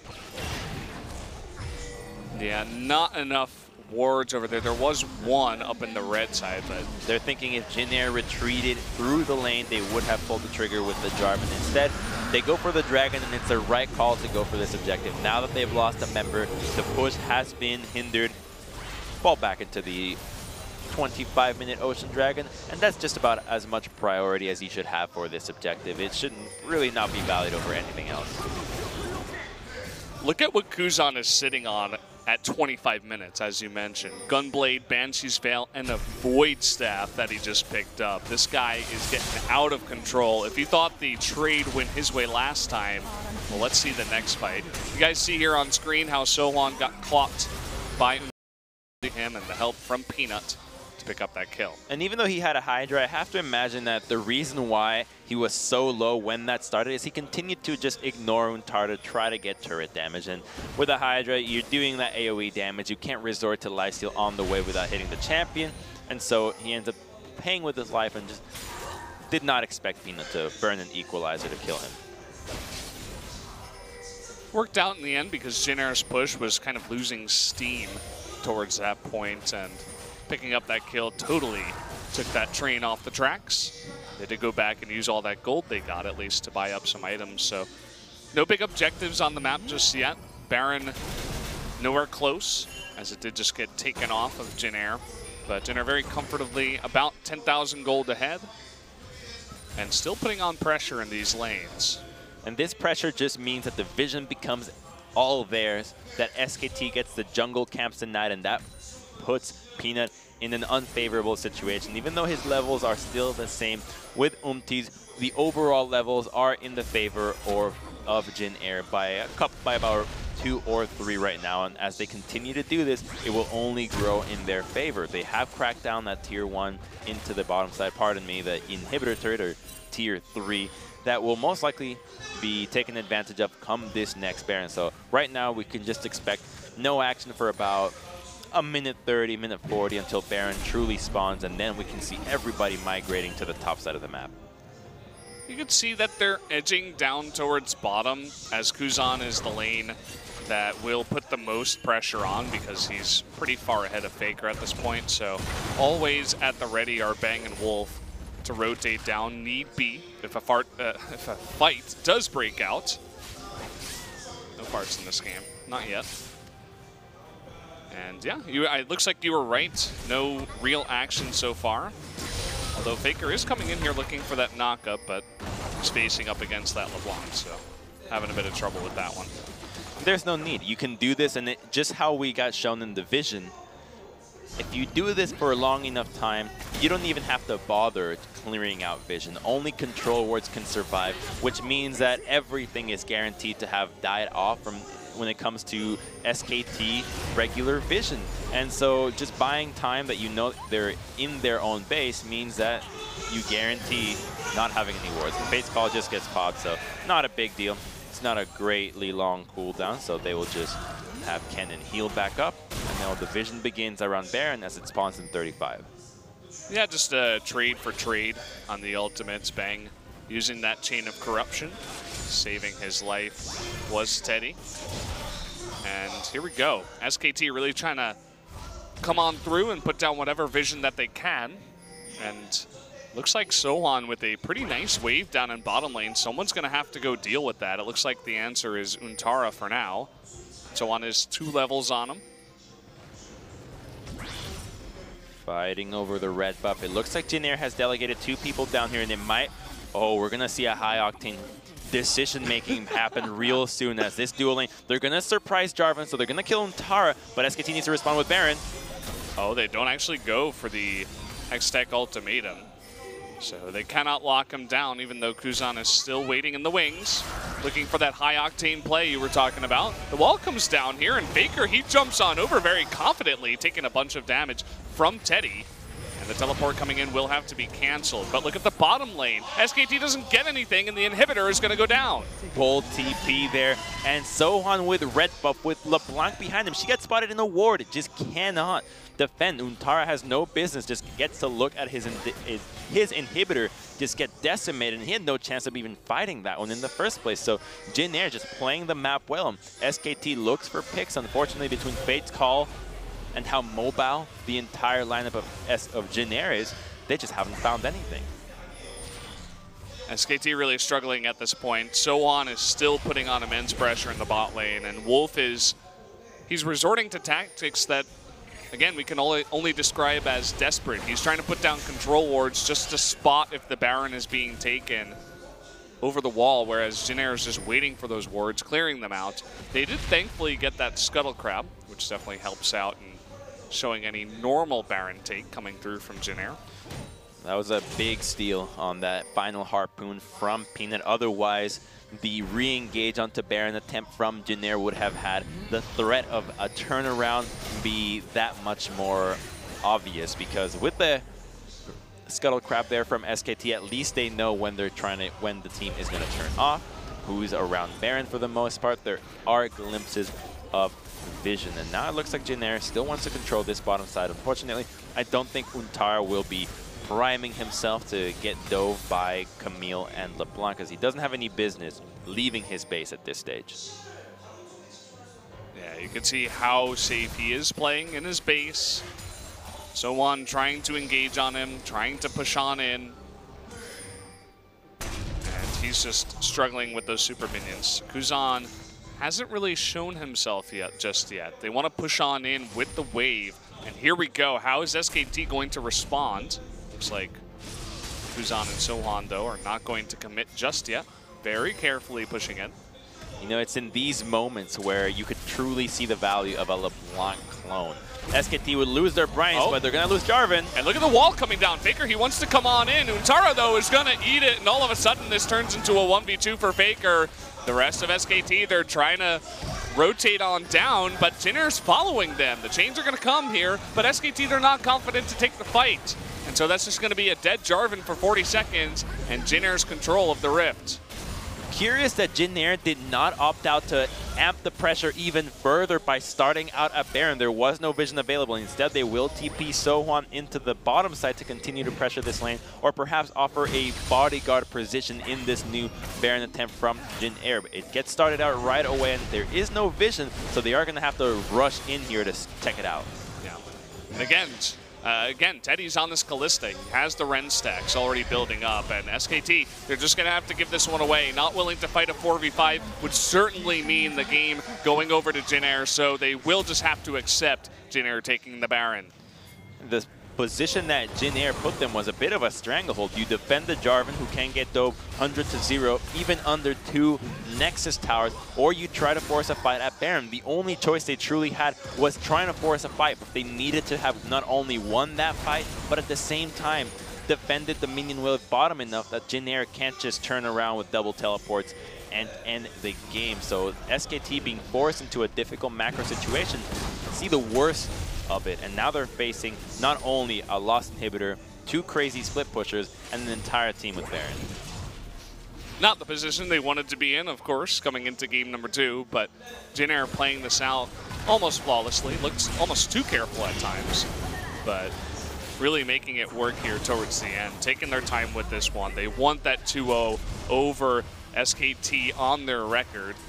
Give them a better chance at hitting the top side of LCK. Maybe even give them playoff chances if they can continue with this kind of pressure that they're putting on the rest of the teams. And this kind of play from Jin Air is just beautiful to watch because they're constantly forcing SKT to decide between what lane they want to attack. There's the dual lane, there's the mid, there's the top, then you have to account for Fate's Call, the Slippery of Kalista, Jin Air's Umti that can respond to anything at will. And SKT just seemingly have so many options that they just don't take any. They're completely at the mercy of what Jin Air wants to do. Jin Air just laying it down pretty easily. The Chain of Corruption is going to go on to Umti with the Polymorph, and so down he will go. Starting the 4v5, though, is Jin Air. They get the huge stun out of Snowflower once again. He will give his life for that play, but that will be the life for the game. And it looks like Jin Air, with all these members going down, and the clean ace, is going to pick up game number 2. And SKT fans around the world are stunned as their team is now 0-6. 3 match losses in a row, 6 games in a row, and Jin Air thrive on that. This is the Jin Air that we wanted to see. Beautiful macro play, great understanding of team compositions, and with the abilities that are at their disposal, they can do it so excellently, and a clean 2-0 over SKT. They made that look easy. They made that look like they were playing up against Ever 8. Look at how happy they are in the booth now. They were all business after game 1, but here they are showing their true emotions. Taking out this weakened, this maimed SKT team. Making it look pretty easy. Those guys definitely should be very happy with their performance. Sohan coming on in, looking fantastic, but really the MVP of the series. I think I'd have to give this one over to Umti. Absolutely. He had so much to say. You could argue that the resources he put into the game were also exemplified by what Kuzan was doing in this game. He got some help, he turned it around, he helped both top, bottom when he could, and made the game work. Whereas for SKT, there's so much that needs to be addressed here. I think that they're looking at the synergies in their top and jungle, but they have to look at their compositions, the way that they're playing the game. It's not just a matter of, oh, these compositions couldn't have worked. You know, we give SKT enough credit at times that they're a team that could play anything and win at almost every situation. And unfortunately for them, it was the play. That level 1 from FLICKR was atrocious. That cost so much of this game. We could have seen an entirely different game had that opportunity not presented itself for Jin Air to exploit. Yeah, the problems just keep on making themselves apparent here for SKT. It's no longer just about the top jungle synergy. It's about the entire team. It's about the strategy. And here's how this game really got out of hand. This Kuzan, he almost picks up 3 kills, misses the chains, so just decides to back off. Yeah, that would have been bad, and you're right. It was the Chains of Corruption that kept Bang at bay. He got harassed from far out, and it was enough for Teddy to use his mobility to catch up to him. And then, lo and behold, Wolf is right there. It's a 2-for-1 special. You didn't even know it. The store clerk was nice enough to let you know. You get this one, too. Pick up a little purple girl on your way out as well. Snowflower with the gigantic 3-man stun, and you can see that even though Teddy goes down, they're able to convert this into a huge play. It was almost 3 for 2. Snowflower's greed at the end of it also did allow Peanut to pick up a kill on the back end. But that greed did not phase him from having sick ultimates. And this is the one we're talking about. 5-man cannon engage, comboed into a beautiful face call. Check it out. The knockback from Camille's Hextech also places 4 members straight into that face call. You could not have had a better setup for Jin Air, and that was a 4v5 that transitioned into a Baron that spelled disaster, and it made it so apparent now that the 1-3-1 came through with LeBlanc sneaking out into the bottom side. There's not many champions that can survive Camille and LeBlanc harassing you under any turret. Composition was genius, and the Lee Sin pick to allow these lanes to get so far ahead, and the play out of was just beautiful as well. A very technical game. Game number 2 was from Jin Air. They definitely deserve the win over SKT in this one. Taking the ace towards the end. Nicely done. So the results here, Jin Air with almost 16,000 gold ahead. And really Kuzan getting very far ahead with the help of was able to do the most damage in the game. But when you look at the damage charts, you see that this is not a game about damage. This was a game about map rotations. It was a game about pressure, about understanding the win conditions and tools that each team has at their disposal. And Jin Air does so again beautifully with Camille, with LeBlanc, with the dual lane engaging with Kalista. And it just shows why this pick of Kalista, even though typically we had seen her with tanks, allows compositions like this to thrive, that you can get enough hang time in the crowd control to allow more carries to come through in your comp and just wipe out teammates instantly, or team members. A buzz, kill them, just kill them. Kill them all. That was the strategy here from Jin Air, no doubt. And we are going to be hearing from these members in an interview in just a few moments. We're not quite there just yet, but definitely stay tuned. I'm very curious to see what has to say. He was the MVP rather from game number 1. You guys did forget. SKT going back to the drawing board with this one. I believe that they start by looking at the bottom lane. The drafts around bottom, it's a bit outdated, and it can work in a vacuum if you completely control the jungler, right? If you have complete domination, a matchup in the jungle that you can 100% keep track of. Let's say you've got Elise into Sejuani, right? That makes sense. You can go with the Varus Lulu, push 24/7, ensure that you can keep them in lane and get an advantage. But with Varus and Lulu, when you have Elise into Rumble, it's a pipe dream. So guys, let's hear from first. I'll hand it over to Jisun for the translation. Hi, this is Jisun, your translator, and here we have for the first MVP interview.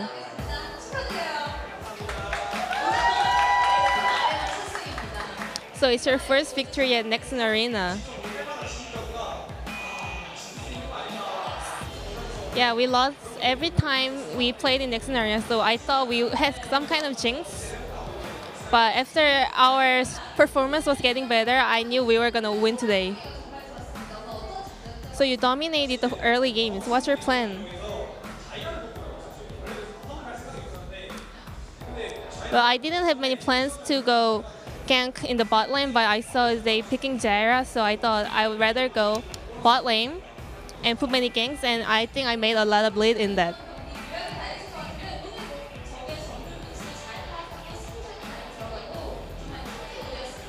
So you are King T today. How you feel?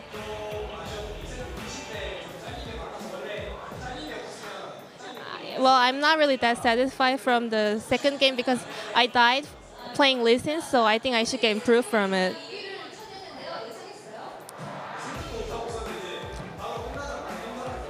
So you're in the second place as a jungle, so did you expect it? But he said he didn't expect it, but after the game, the coach told us, and I was kind of surprised.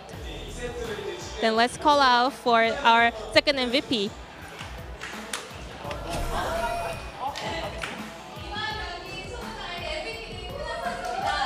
And it is going to be Kuzan, who does pick up the MVP in game number 2. Definitely made a lot of these plays happen. Nice teleports down into bottom lane. It was kind of just lined up for him. I feel like, honestly, was the big MVP for me. Well, carried the early game, but when it came down to these fights, to get in a position where you can crack down the SKT formation and the composition, Kuzan was definitely up there in making things happen. And Kuzan is the second MVP. Well, you also played the first set really well, so aren't you kind of sad that you missed the MVP? Well, definitely carried the first game, so I'm sure that was the MVP.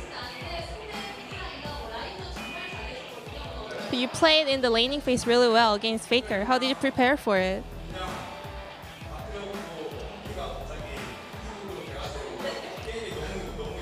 Well, actually, it was because of he played really well, so that's helped me a lot in the laning phase. I'm kind of flattered.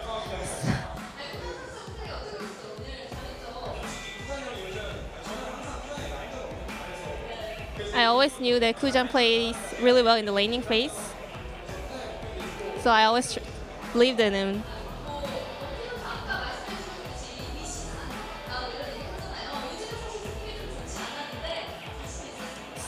So to be honest, Lee Sin doesn't have really high win rates recently, but were you confident to have a victory with him?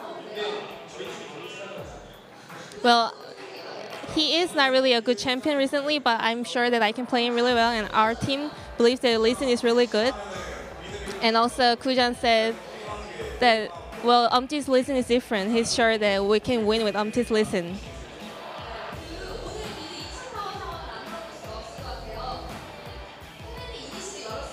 So talking about the team fight at the mid lane, it was 4v5 fight, and Cannon opened the fight.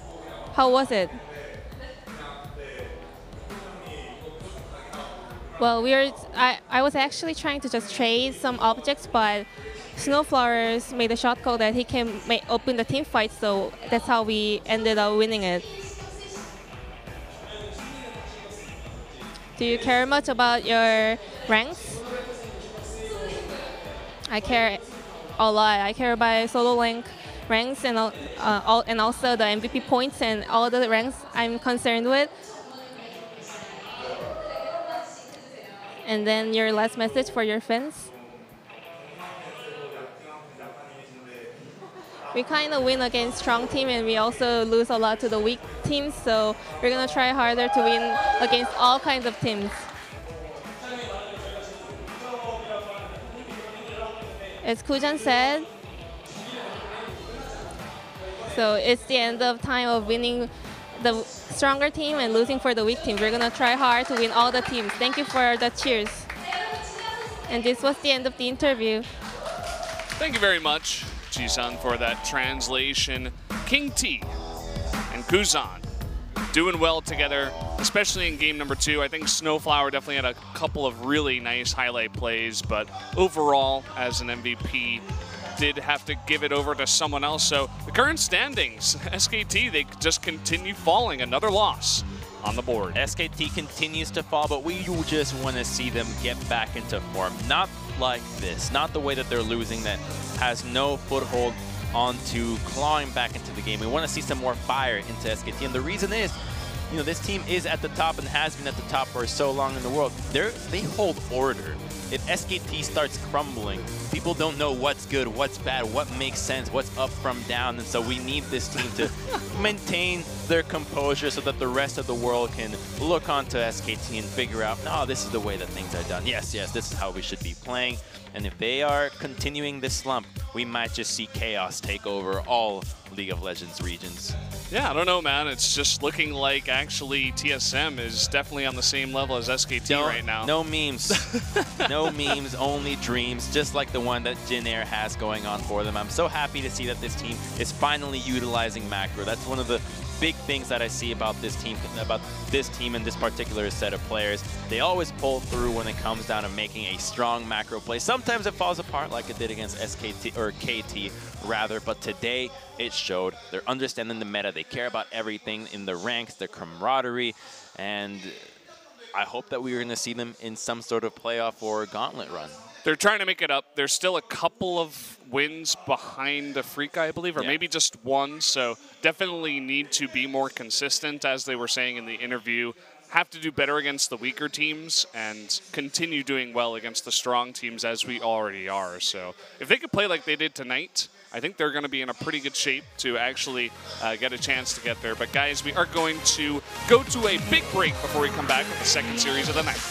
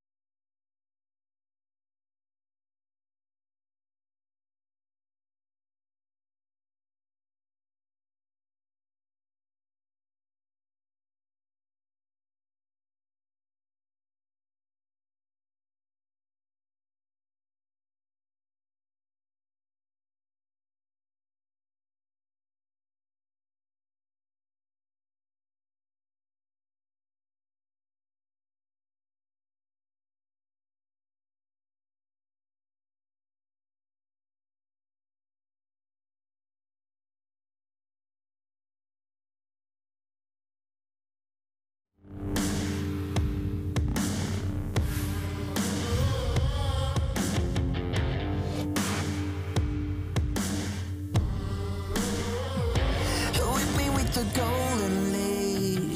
Got battle for the losing beats. Don't make the lion wrong. We're fighting war. Love ain't no game, 'cause brave feel the same.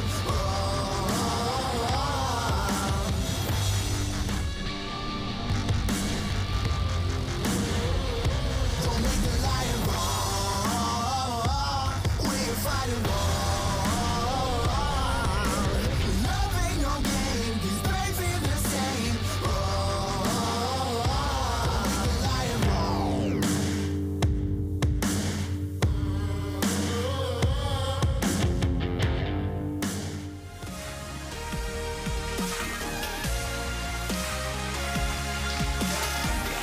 Ladies and gentlemen, welcome back to LCK Summer 2017 here with Valdez and Crumbs at the Nexon Arena. We're going to be jumping into the second game of the night. It will be BBQ versus Afreeca Freecs.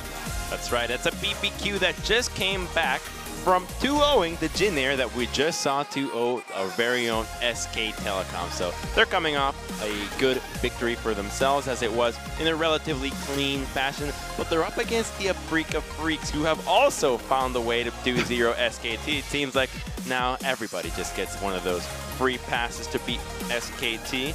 But the consistency out of both these teams is what we want to see improve today. Afreeca Freecs is the one team that actually has a shot at making it to Worlds, barring a great dream where somehow they shake off their Game 1 inconsistency, or Game 2, pardon me. Oh, Game yeah. 2 inconsistencies, They're because very we already consistent know in Game that, 1. yes, Afreeca Game 1 could be the best team in the world. If only best of one, if only Worlds was in NALCS 2 years ago, Afreeca would have been there. Certainly they would have, and I'm sure that a lot of us are expecting Afreeca to come in here, especially after their recent win against SKT, and do pretty well against BBQ. So both of these teams feeling pretty good nowadays. They're on a roll, and that's more what we would expect out of Afreeca Freecs, more so than BBQ, who I think is 3-9. So able to pick up a good win against Jin Air, but definitely on an uphill slope going up against Afreeca. Absolutely, and we don't know what to expect from Afreeca. It's only the fact that they were able to beat SKT, and they also found a way to beat the Tigers that we're thinking maybe the consistency is starting to solve itself. They still used that Game 2 to mess around a little bit. The Game 2 they lost against Rocks, it was Marin trying to make the cannon work once again. Those days are far behind us, and so both these teams, we just want to see a good Game 1. Whichever side it happens to come out victorious, we expect it to be Afreeca, but Game 2, that's the big one. Let's see consistency out of BBQ in continuing 2 games in a row, and then most of all for Afreeca to be able to give us the same performance in that opening match, in the second one, and maybe even a third if we are blessed enough. We definitely have Bless coming in here for BBQ. He was pretty consistent in his games against Jin Air, looked quite good, but I feel like it was generally a team effort in those games. So you have to kind of, it's weird when we see these teams in the middle of the season that are down at the bottom and they look so clean on the Rift against a team that's obviously better than them. It's like, where was this team? Where was this BBQ all year? And that's what I think a lot of these BBQ fans are going to be waiting for as we jump into pick ban for game number 1. Afreeca on the red side, you can expect these bans. You know them by heart. You know the order they come out. It's Zach, it's Caitlyn, followed by Elise. You've heard it a million times all over. Here it comes. Hear that tune? You hear it in the air. It's Caitlyn ban. There you go. I was wondering how long they were going to make you hold your breath, but you didn't have to hold it very long. Easy peasy. Marin's got something in his glasses. Kalista taken away, so do not want to give that over, as well as Rakan, the Krakan, if you will. Yes, the Krakan comment. Is that a 3-piece?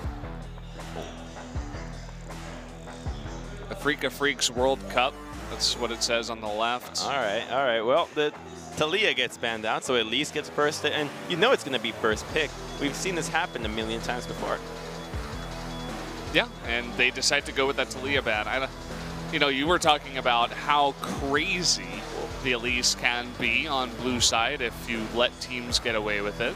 That could mean we have a Galio in order, but instead they secure the bottom lane, getting that Braum right away. So this is a powerful bottom lane. It can defend itself quite well against whatever Elise wants to throw it. And now that Kallista's off the table, you don't have these crazy dance around combinations that you can do with Kalista Rakan or even the Kalista Thresh. So denying the Braum immediately means that they're going to have a good team fighting presence, that they're going to be able to fend off much of the BBQ early aggression, and with a Jace locked in, not only is it a strong flex pick, we can almost certainly expect it to go to the top side, but it does set you up with a great kill pressure lane wherever Zed or Jace goes, as well as a powerful flex pick that has to be respected.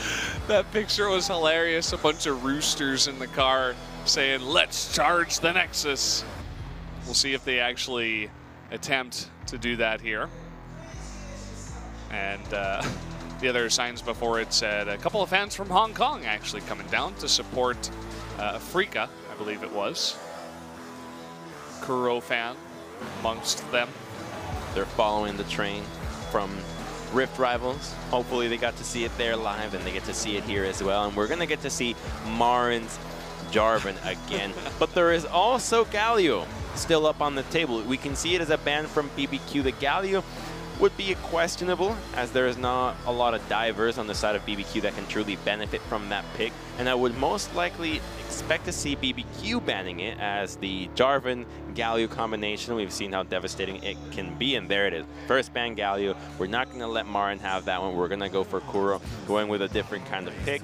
And we might just get to see him go on the Kassadin again. Kassadin, Corki, Talia have been the mid lane champions that can truly influence Marin's lane when he's up against these split pushers. So typically it has been the Jags, it has been the Camille's and Fioras, but now that Jace has been making a return onto the scene, he also offers enough pressure onto the side lanes that you have to help out your laners. And so having these mid laners that can influence, that Kuro is very capable of playing, can sway the matchups in Marin's favor and put him in a position to just bypass so much of the crowd control and eliminate carries from the get-go. Yeah, and you were talking about that's the recent strategy of Afreeca. Just get Marin ahead and fed, protect him, whatever you got to do. He definitely has been the star player for Afreeca for a while.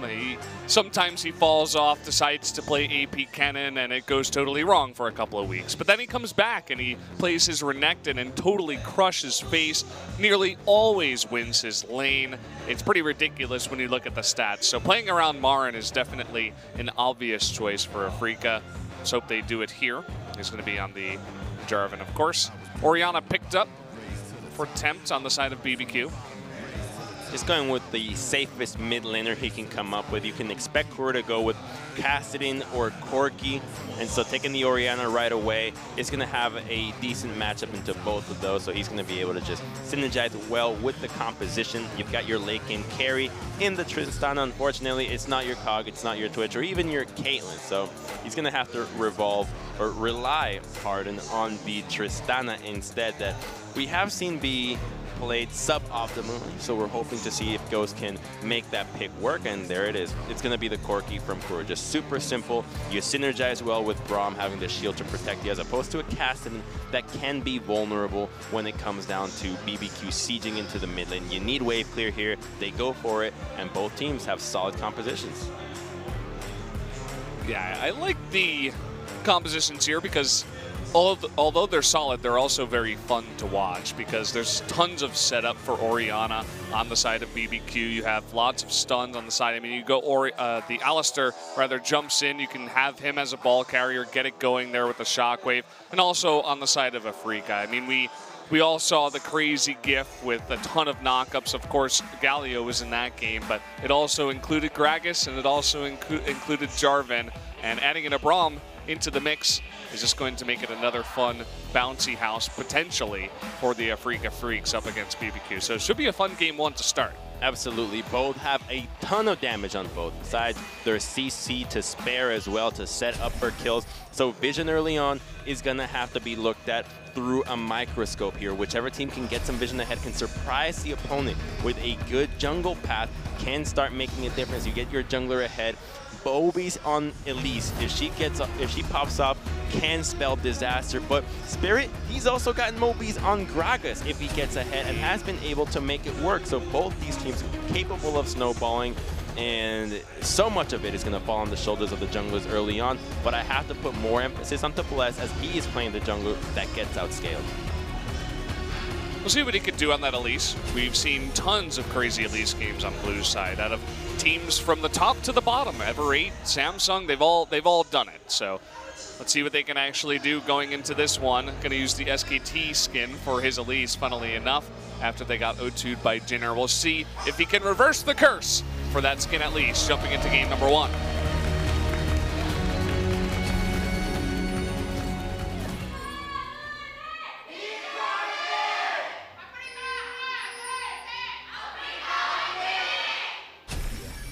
Here we go, game number 1, BBQ Olivers versus the Afreeca Freecs.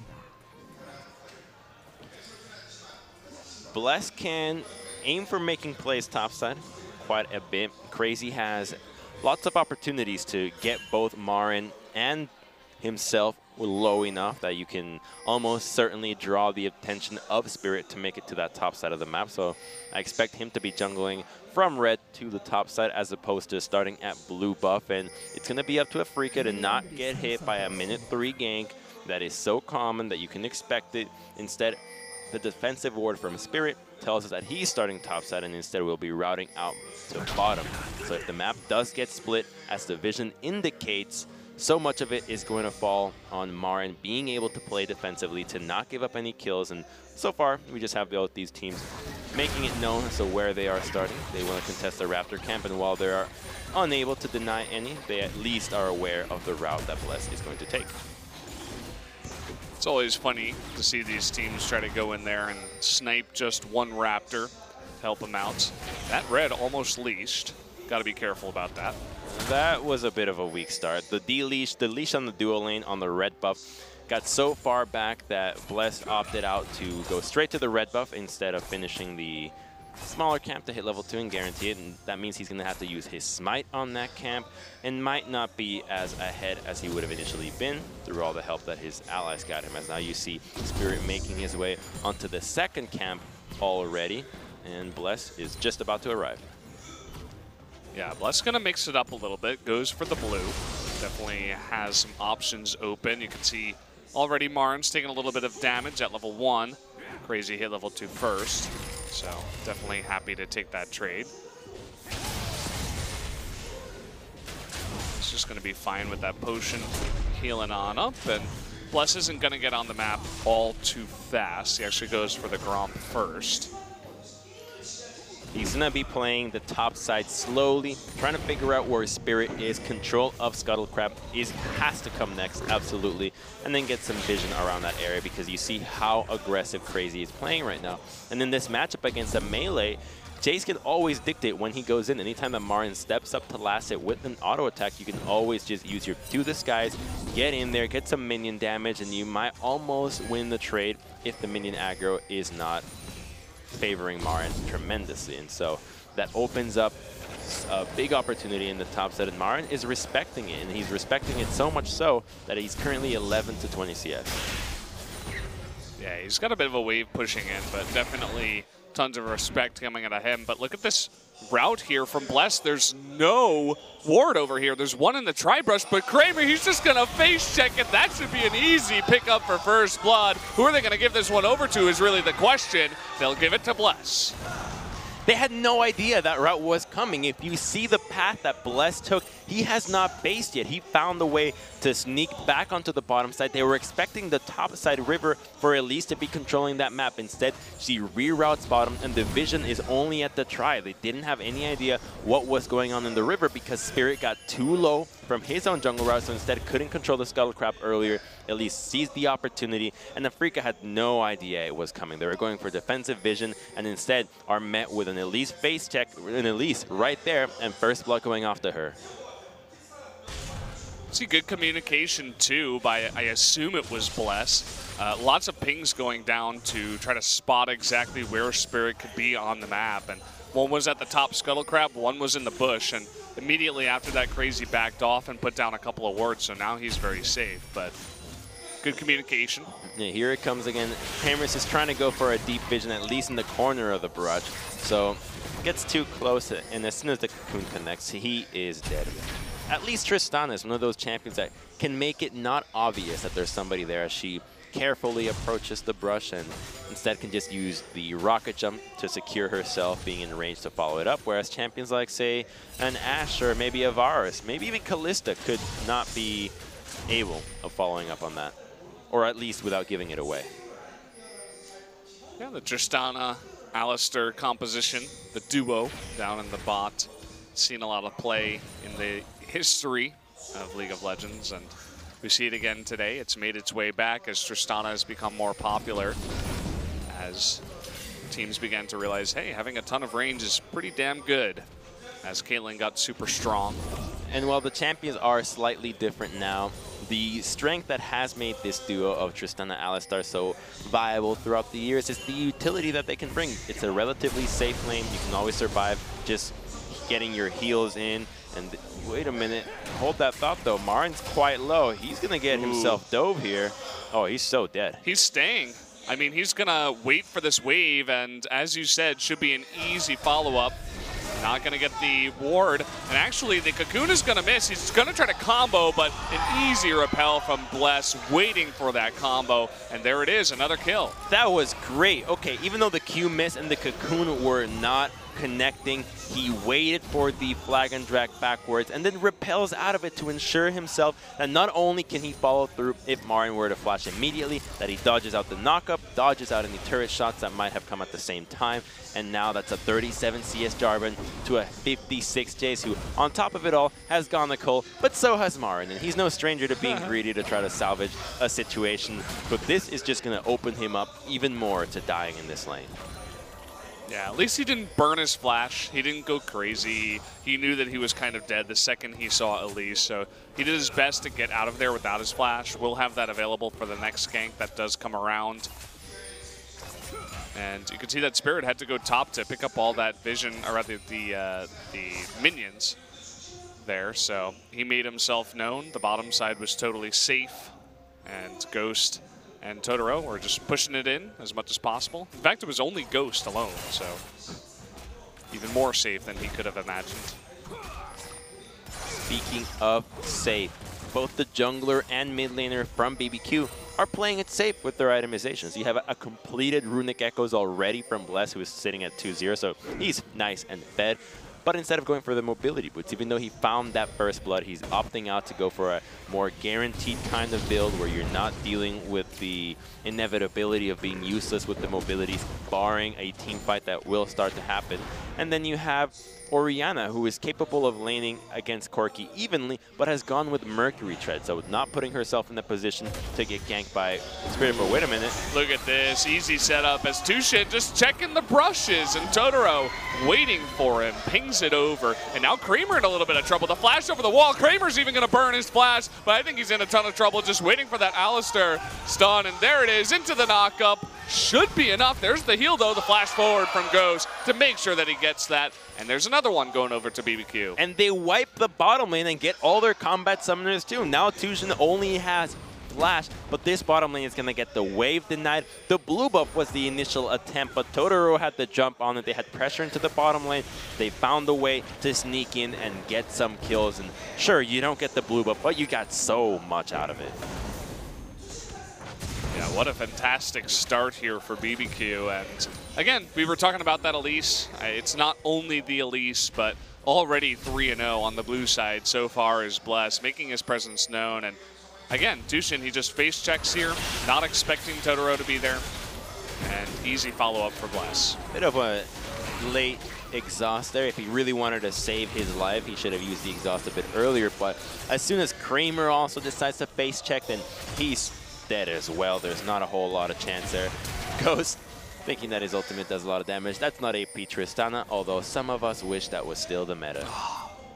Maybe someday. You remember that DFG Trist mid? Oh, that was so fun. You disperse people from 100 to 0, Yeah, and there wasn't much they could do because you could gap close almost immediately. And it's instant point and click, no counterplay. Yeah. Well, a man can dream. Maybe someday. What's going on with the Afreeca here in game number 1? I mean, you were joking about the consistency of Afreeca in game number 2, but here already in game number 1, they're trying to make stuff work, but they're getting crushed so far. Easy escape from Crazy up in top lane. Well, it's like you're giving away Elise, right? You have top lane, which is guaranteed to lose. Jace will pretty much win every single matchup, and then when you have a jungler that only relies on scaling and your lanes can't survive enough, then you're poised with a situation where everywhere BBQ has pressure are places that you can't gank because it's too obvious. Temp's positioning a little bit interesting there, but they're going for this top tier 1, and the TP is going to come in. They're going to get Gragas, though, and look at that burst with the Jace and the Elise. You can't just stay there. The Shockwave is totally going to go wide. It looks like they want to engage here 1v2, or rather 2v3, excuse me. Trying to get on top of Temp. He's going to try to micro back. Should be 1 kill going over to Afreeca. Can they pick up any more, though? Doesn't look like it as Kuro goes down, and now Marin's on the run. Meanwhile, a small fight down in bot lane. And ooh, it looks like maybe Marin's going to get down here as Bless. He does have his flash. Could try to go for this. Not going to make it happen. Just going to let him go. Marin just confidently strolls out of there.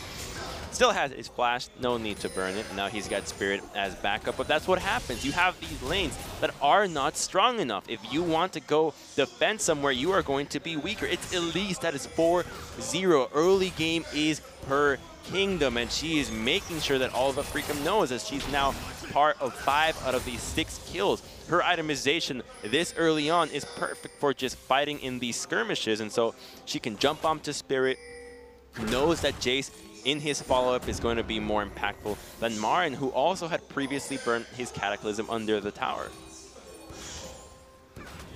Yeah, this is a fantastic start for BBQ, and I think maybe in game number 2, BBQ would be smart to go with the Elise ban, maybe allow Talia to head over. That's what Jin Air did in game number 2 up against SKT, if you do remember. They decided to go with the Elise ban, and then SKT, they first picked Talia. Didn't really work out for them. They're going to try to dive Crazy, but this could also not work out for them. Crazy's like, go ahead, I dare you.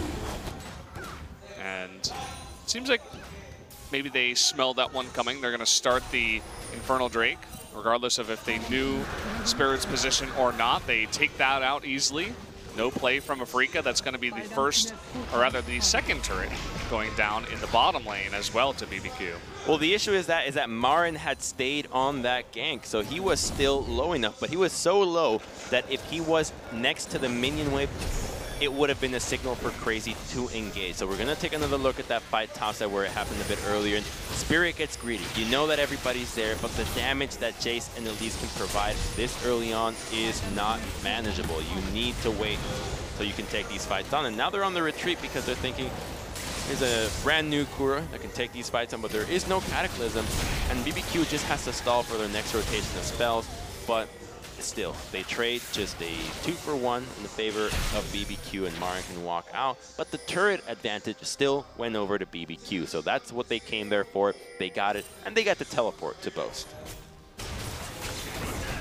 That was a pretty ridiculous fight there. The Corki not fed enough to do much damage at all. And now we got Crazy down here in the bot lane, a bit of a switcheroo as Ghost and Totoro head top. And, you know, you're saying that the Corki doesn't do much damage, and yeah, he's gone with a defensive itemization of the Hex Drinker. Typically, you'd want to see the Trinity Force be completed a bit earlier, but the itemization for both these mid laners, I think, has played a key factor in determining the pace that we have seen so far. Orianna rushed Merc Tread, so not only does that allow her to dodge a lot of Corki's harass early on, you can walk out of your Gatling gun early, you can dodge the Boss Bomb, you dodge so much. Marin has Flash. Okay, he's going to Cataclysm in here, waiting for that combo from Totoro first before using his own to get over the wall. There's a DP coming in, though. We'll see if they do commit to it. Doesn't look like it. And they're just going to stroll away from that one. Yeah, he's tanky and Triss doesn't have damage yet, so he's fine. And back on Oriana, with the Merc Triss, you dodge out of a lot of Corki's harass, so you keep yourself healthy in the lane, on top of him being mostly magic, so you're also mitigating any damage if it hits. And if Gragas is to gank you, then you have a lower chance of dying because you are with some tenacity. So it's a great build to nullify Afreeca's early game strategies. We might just see it translate into a mid-game fight around Herald. Yeah, look at this, trying to come in for the steal. Can he actually get it? No, Spirit's just going to back away and give this one over to BBQ. They're not confident to take the fight, even with the package up on Kuro, so just going to let this one go.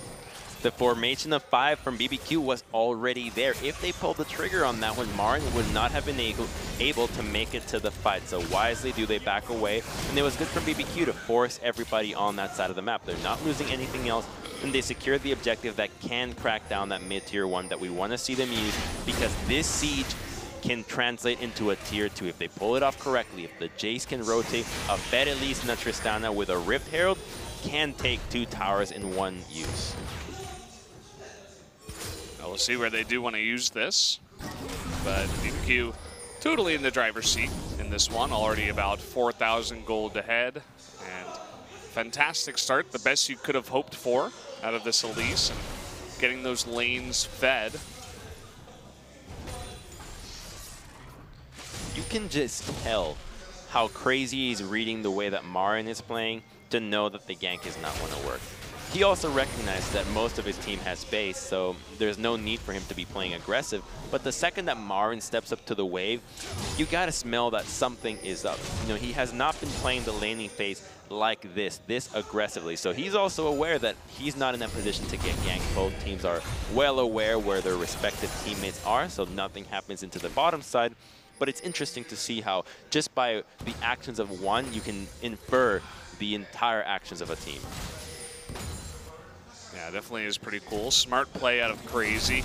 He was looking a little bit tired when we got to see him in the booth before the game, but seems like he put his head on straight, has been playing that Jace that I'm sure he's happy the Jace is back into the meta, because he was definitely one of our more common Jace players from BBQ. Looking for another play potentially here onto Marin. Ghost is spotted though, but Marin's still going to stick around. Will try to do the same thing, wait for Totoro's combo, and then just flag and drag away. But here's Tushin. They might want to turn this. Looking for that winner's bite. Those concussive blows do finish off. That's just going to be a 2v2 that doesn't amount to any kills. That is just not understanding how much damage they have together. Marin still has not burned his flash, can just get out of so many engages with his own abilities. Tristana is not strong enough right now. That's a Ninja Tabi's on Jarvan. His shield is really annoying to deal with. There's just too much tankiness on his side that Triss is better off just farming. Look at where Bless uses that from, the Rift Arrow. It's over from the right side. And that's going to be the first turret in the mid lane going down. It doesn't look like they want to go for anything else, but Bless's positioning was showing me that perhaps they wanted to look for a pick, as Afreeca went to go defend that, but they took a very defensive route when going to the mid lane. So no more kills, just another turret. Oh, and a bunch of burst damage. This is the potential of Elise and Jace, as you're seeing, onto that very tanky Spirit. Yeah, he has his drunken rage to survive, but another reason why BBQ did not want to go for an extended push is that they needed a recall, start getting some items, because this dragon matters a lot to them. Securing this Infernal means that you're getting that good stack going on to yourself. The Jace, the Ori, pretty much all 4 of your members except the Alistar will have a big impact from this dragon. And Afreeca is trying to respond with diving the top side, but they can give this turret up. They can wave clear it from the Shock Blast from afar, and instead, it actually will go down. So they do walk away with an objective for Afreeca. They trade something for the dragon, which shows signs of being proactive. They're looking for something to do, not just rolling over and giving up objectives, but BBQ's got pings going on. Yeah. TB might come out.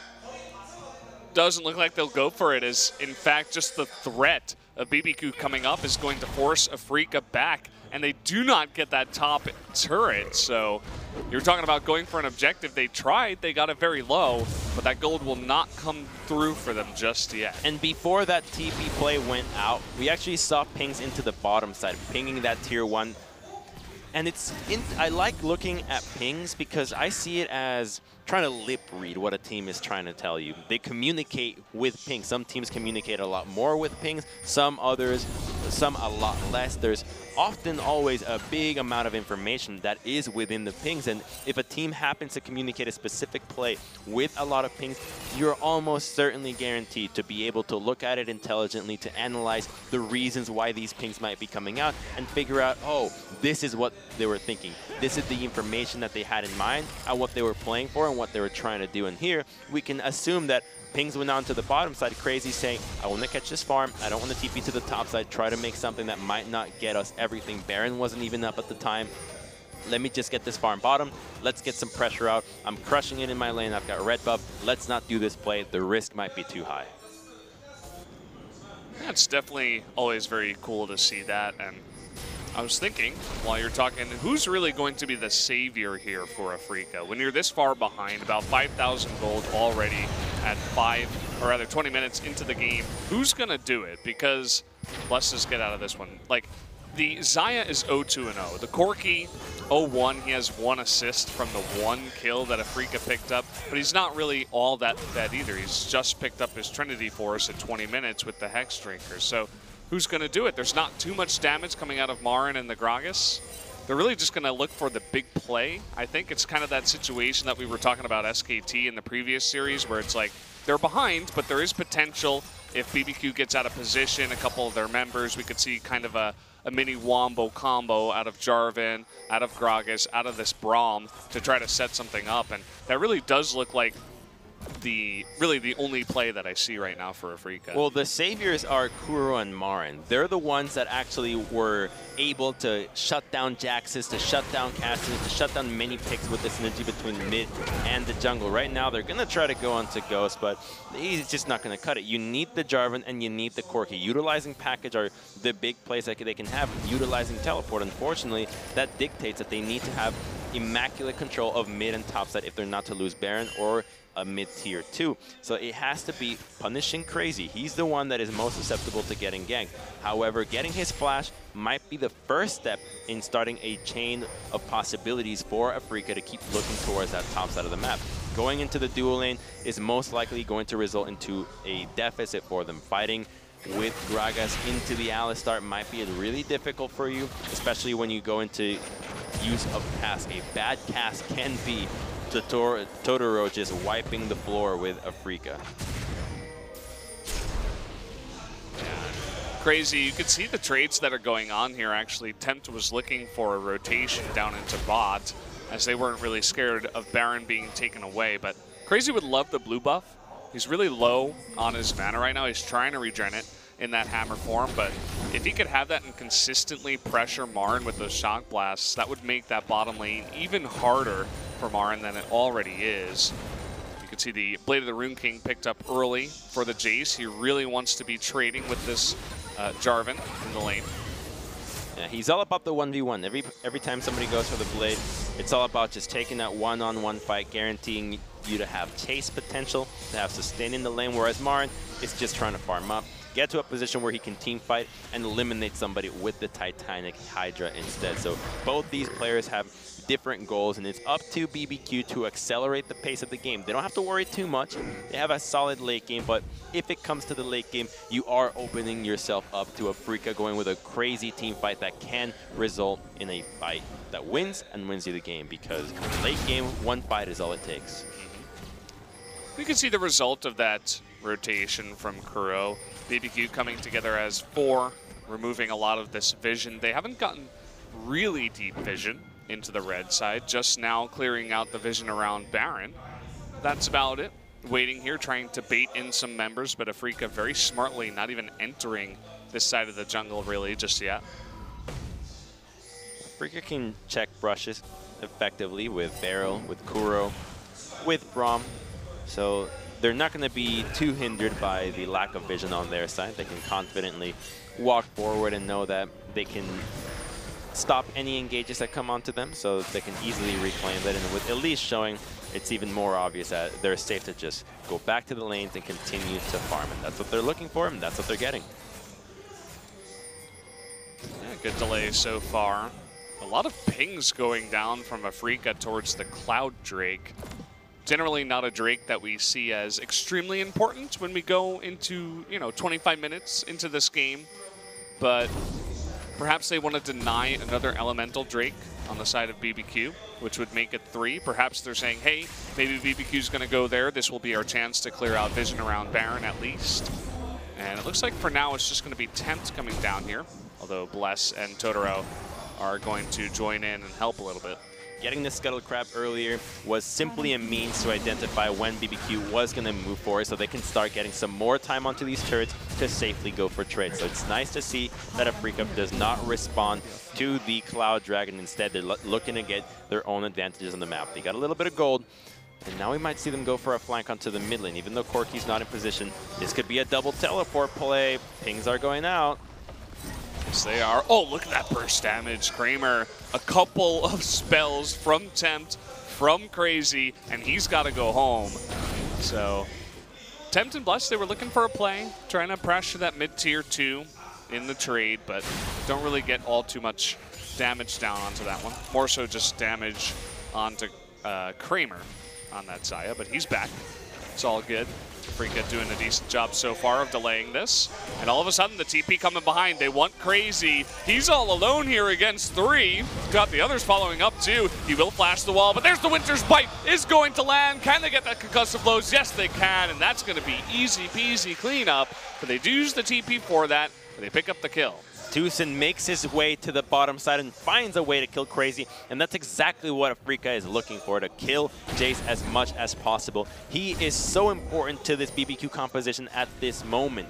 He's applying pressure on Marm that's stopping him from teleporting onto the team, and the fact that they kill him and get his flash means that now Kuro can revisit the lane with Package, use his own teleport, but now BBQ has started to catch on to the idea they need to get vision in the red side, get everybody onto the map, because if BBQ is going to have Jace again into the bottom side, they need to be ready to respond with a Baron play.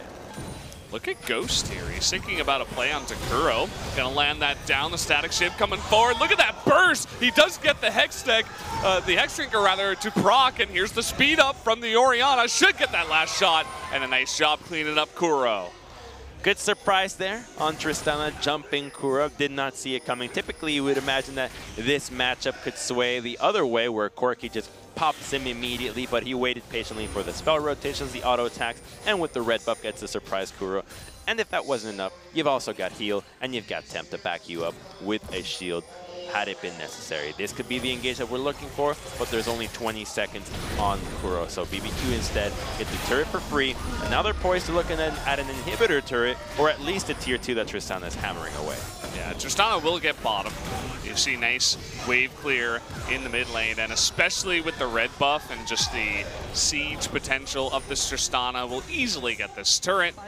Nobody even going to make their way down, but at least Afreeca able to clear up the mid lane and deal with that. And I gotta say, this is so good from BBQ. I'm so impressed by their macro play.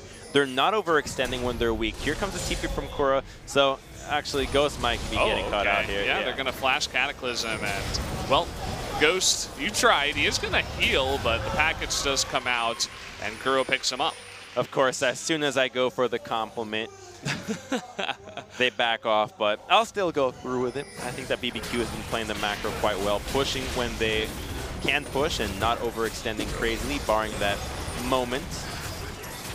Not sure about this play, though, from BBQ. They try to charge on in. Featherstorm will dodge the shockwave. Good response time out of Kramer to make sure he survives. Yeah, that spell always looks like it comes in a little bit too late. You're like, hey, shouldn't that have hit? But no, it just looks like that. Kuro back down by himself in the bottom lane.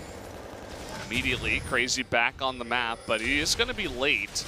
You can see the position of Marin, too, is going to deter Crazy from going straight that way. He's sticking around down here, Marin, in fact, because I mean, they have vision around Baron. They know that BBQ isn't starting it. They know that they picked up Ghost. So they're looking for those plays that you were talking about. They're being persistent here on the map. They're looking for objectives, for people. And Crazy will return down into bot. He does not suspect a thing.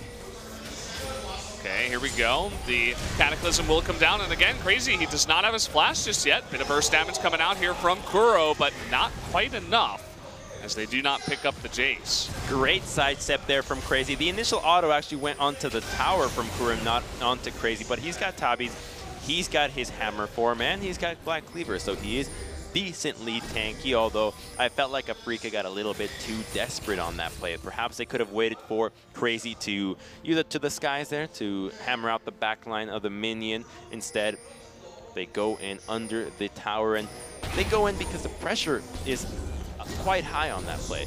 Do you go for it immediately, or do you wait for BBQ to read that your play is happening and then make something happen on the other top side of the map? Because they're sitting there with no teleports.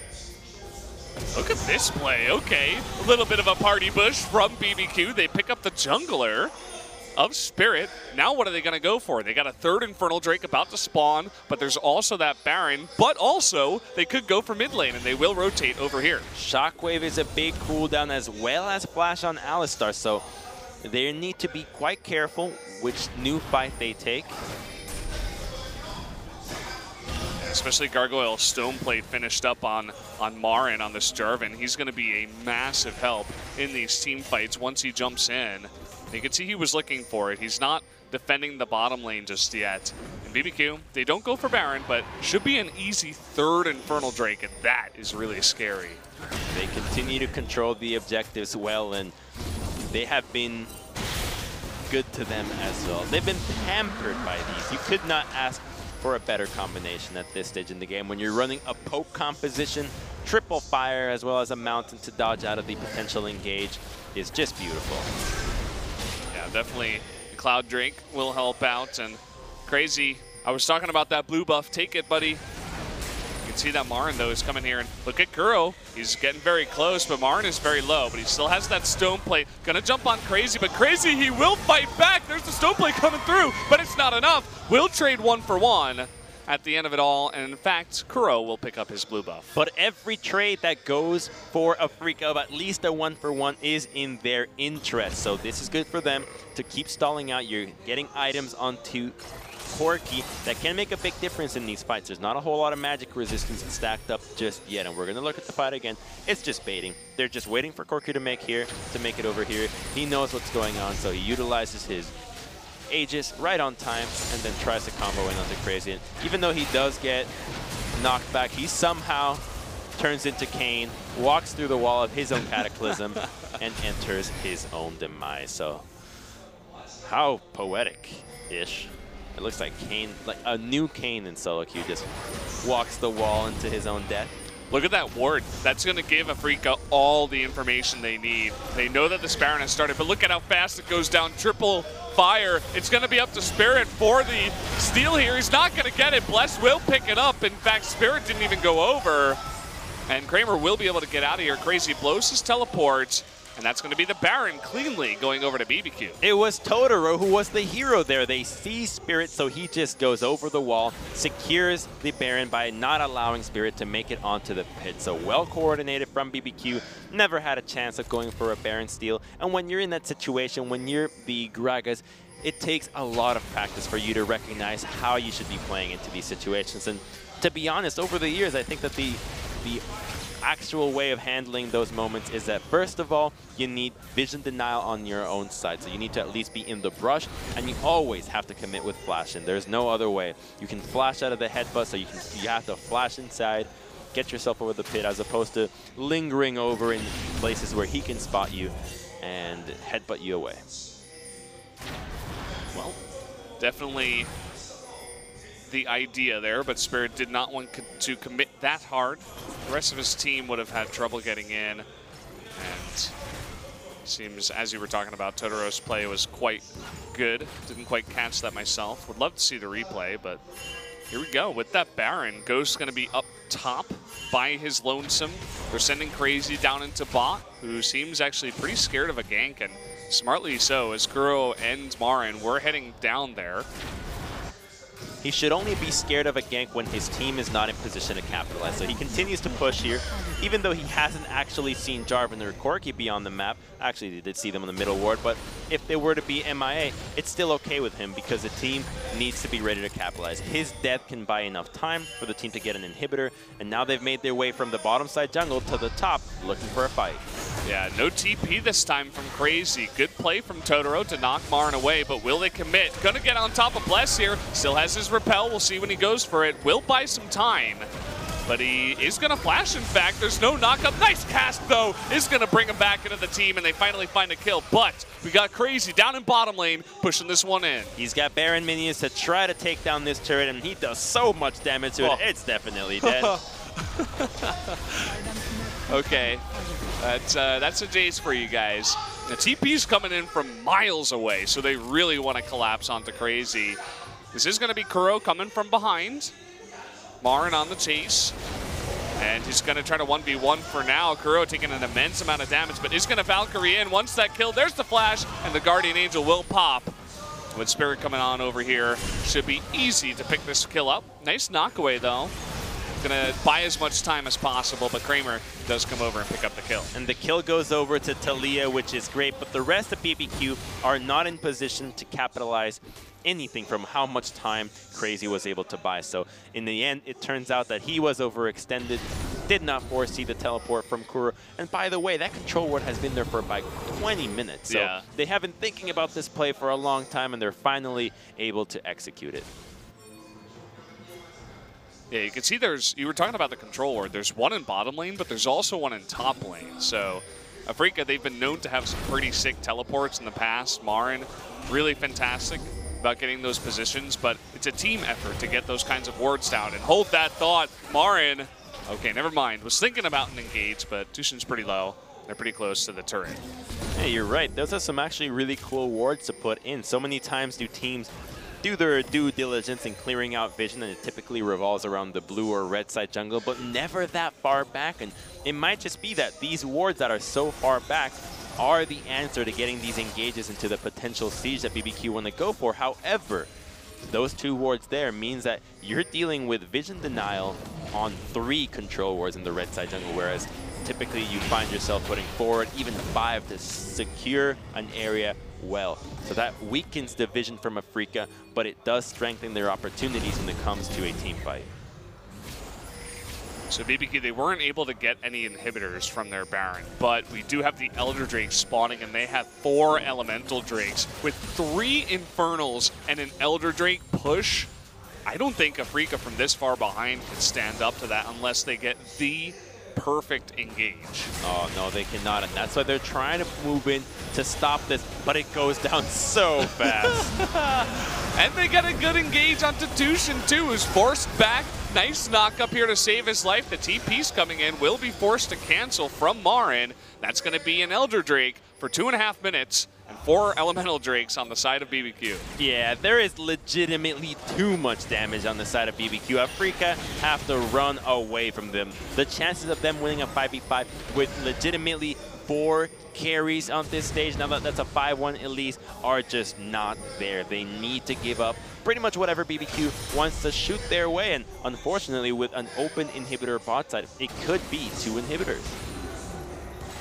Gonna split up the team for just a moment, but seems like they want to rotate down into bottom side and go for that open inhibitor you were talking about. A bunch of TP wards behind them, but no TP. Ooh, the shockwave is gonna miss, but Bless taking a ton of damage, does get that repel off. Kuro, though, trading back, and a huge knockup that we kind of only see at the top of the screen, as 3 members do get knocked up, but that's gonna be enough to push them back, and that's really what BBQ want. Pick up the inhibitor, and now they're gonna rotate mid. They thought about a pick, and the shockwave comes out, and they're thinking, okay, maybe this is our chance, but it's just not there. The damage from this 6 Elder stack when it gets doubled from the dragon is just too much. Yeah, it's pretty gross at this point. And you can see that Afreeca, unless they get that perfect engage, unless they find ghosts like this, they're not going to get a kill. They get the flash out, which is pretty nice, especially with Baron coming up in 40 seconds. Spirit wishes he had Cask available for that moment. Yeah, definitely does. Would have been potentially a kill, especially with the Baron coming up at this timing. Could have opened up the game for Afreeca. They need a lot to open this one. It's like a closed safe. It's like you have a spaghetti, a seafood linguine, and then they give you a mussel that's just sealed. You got no spoons to open that. You don't want to get your hands dirty, but it's just so tightly sealed. It practically is still alive. And then that's how sealed this one is right now for Afreeca. It's open, it's consumable if they can find a way to pry it from the hands of BBQ. Unfortunately, they have been playing well. They've got a great composition, and with 2 inhibitors down, all it takes is patience for them to get this next Baron. The only thing I want to see more out of BBQ is one landed shockwave. Can you give it to me, Tempt? That's all I want to see. Because every single one has missed. But you're strong enough where it doesn't even matter. Yeah, it's almost like a zoning ultimate. It's like, oh, let's see how many flashes I can get from this shockwave this time around. Okay, they're going to start the Baron here. You can see just how fast this goes down. Pretty ridiculous. It's going to be up to Totoro to get on top of Spirit. Is going to use his ult. There's the knock-up, and no chance, Spirit. You're not getting close. Totoro still with this flash available, and look at the shockwave. Finally does come through. Tempt giving me what I asked him for. Martin, though, he's going deep with that stone plate, trying to tank it up, but no can do as they're going up against a team that is just super far ahead. Now they're all on the run. Let's see how many more kills BBQ can pick up. Afreeca moving up towards the top, and Kramer flashing forward is going to burn his GA, and Flash trying to jump on in. Kuro, though, does get away. Look at how little health. Never mind. Tristana able to pick up that kill, and now Spirit the only one going to get away alive. And there's the TP into the main base. Should be game 1 going over to BBQ. Fighting on multiple fronts. Everybody just wants to pick their own fight. Unfortunately, all of them have the same winner, BBQ, right at the end, and then you've got Crazy, the lone destructor of the Nexus here, with an army of minions, and in under 42 minutes, BBQ take out the best team in the world, Afreeca game 1. How did they do it? Where's this BBQ team coming from? They're definitely going to be avoiding relegations at this rate, as if they can seal this one against Afreeca, that's not only going to really hurt Afreeca, but it definitely makes sure that they are not going to be in the bottom 2. And this just confirms the roller coaster that is the LCK right now. At the start of the season, it was similar when everybody was beating everybody, and now we're back at it again. The break from Rift Rivals has seemingly shaken up everything, and the only team that maintains composure after all of this is Longzhu. Everything else has gone crazy. We don't really know what's happening. BBQ is finally seeing some composure. Jin Air with amazing macro play. SKT dropping the ball, and the Freecs game 1 falling apart. Definitely falling apart right from the get-go. The Elise from Bless. Again, blue side Elise. And a weird route, you know, just not even going home. Cleared out almost his entire jungle, went straight down into bottom lane. There were no wards. Kramer face checks the brush. And right from there, right from the get-go, he was able to get that kill into a very early Runix. He got a second kill up towards top. We had that Elise fed from the beginning and totally shut down the early game, put BBQ so far ahead. They legitimately outplayed them. This is where it started, that first gank, but remember that after this one, it was also Totoro and Bless in the jungle that were able to kill Tucson. So they found advantages, and here where it comes again, level 5. This early on, solo out the support, and then they go bottom side again and kill the AD carry, who just so happened to be in the middle of a tussle with Tristana, and the Alistar angrily flashes over the wall and just threw it to the ground. That ult's pretty funny. Good reaction there from Ghost, though, to make sure he gets the kill, even after the mistake. And this was just the perfect setup for Tristana. Eventually gets it. No crits on Kuro, actually. Had he been able to turn some crits, maybe he would have thought about turning that gank.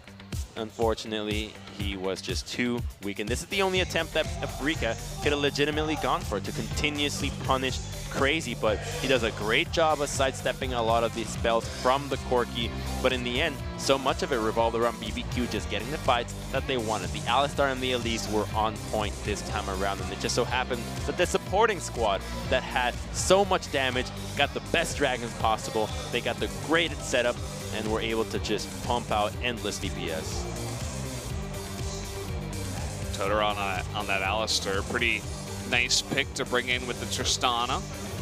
This fight is just the most curious because BBQ knows that if they face check, they can still die. There's a lot of AoE CC from everybody, but Triss jumps over the wall, and as soon as that happens, like, go in, go over walls. Who's going everywhere? And they all just find a way to kind of die to each other. Or Afreeca to die to BBQ. Oh, that's slow motion. So cool. Result coming in here. BBQ is the victor in game number 1 in 41 minutes and 41 seconds. They played the macro well. They utilized Elise. They went with Braum. They got enough objective advantage with the turrets, with the Barons. It was overall a really clean game from this team, and that's exciting because we want to see teams at the bottom kind of take the knowledge that they have from the guys at the top, apply it to their own approach to the game, and this is the result we get.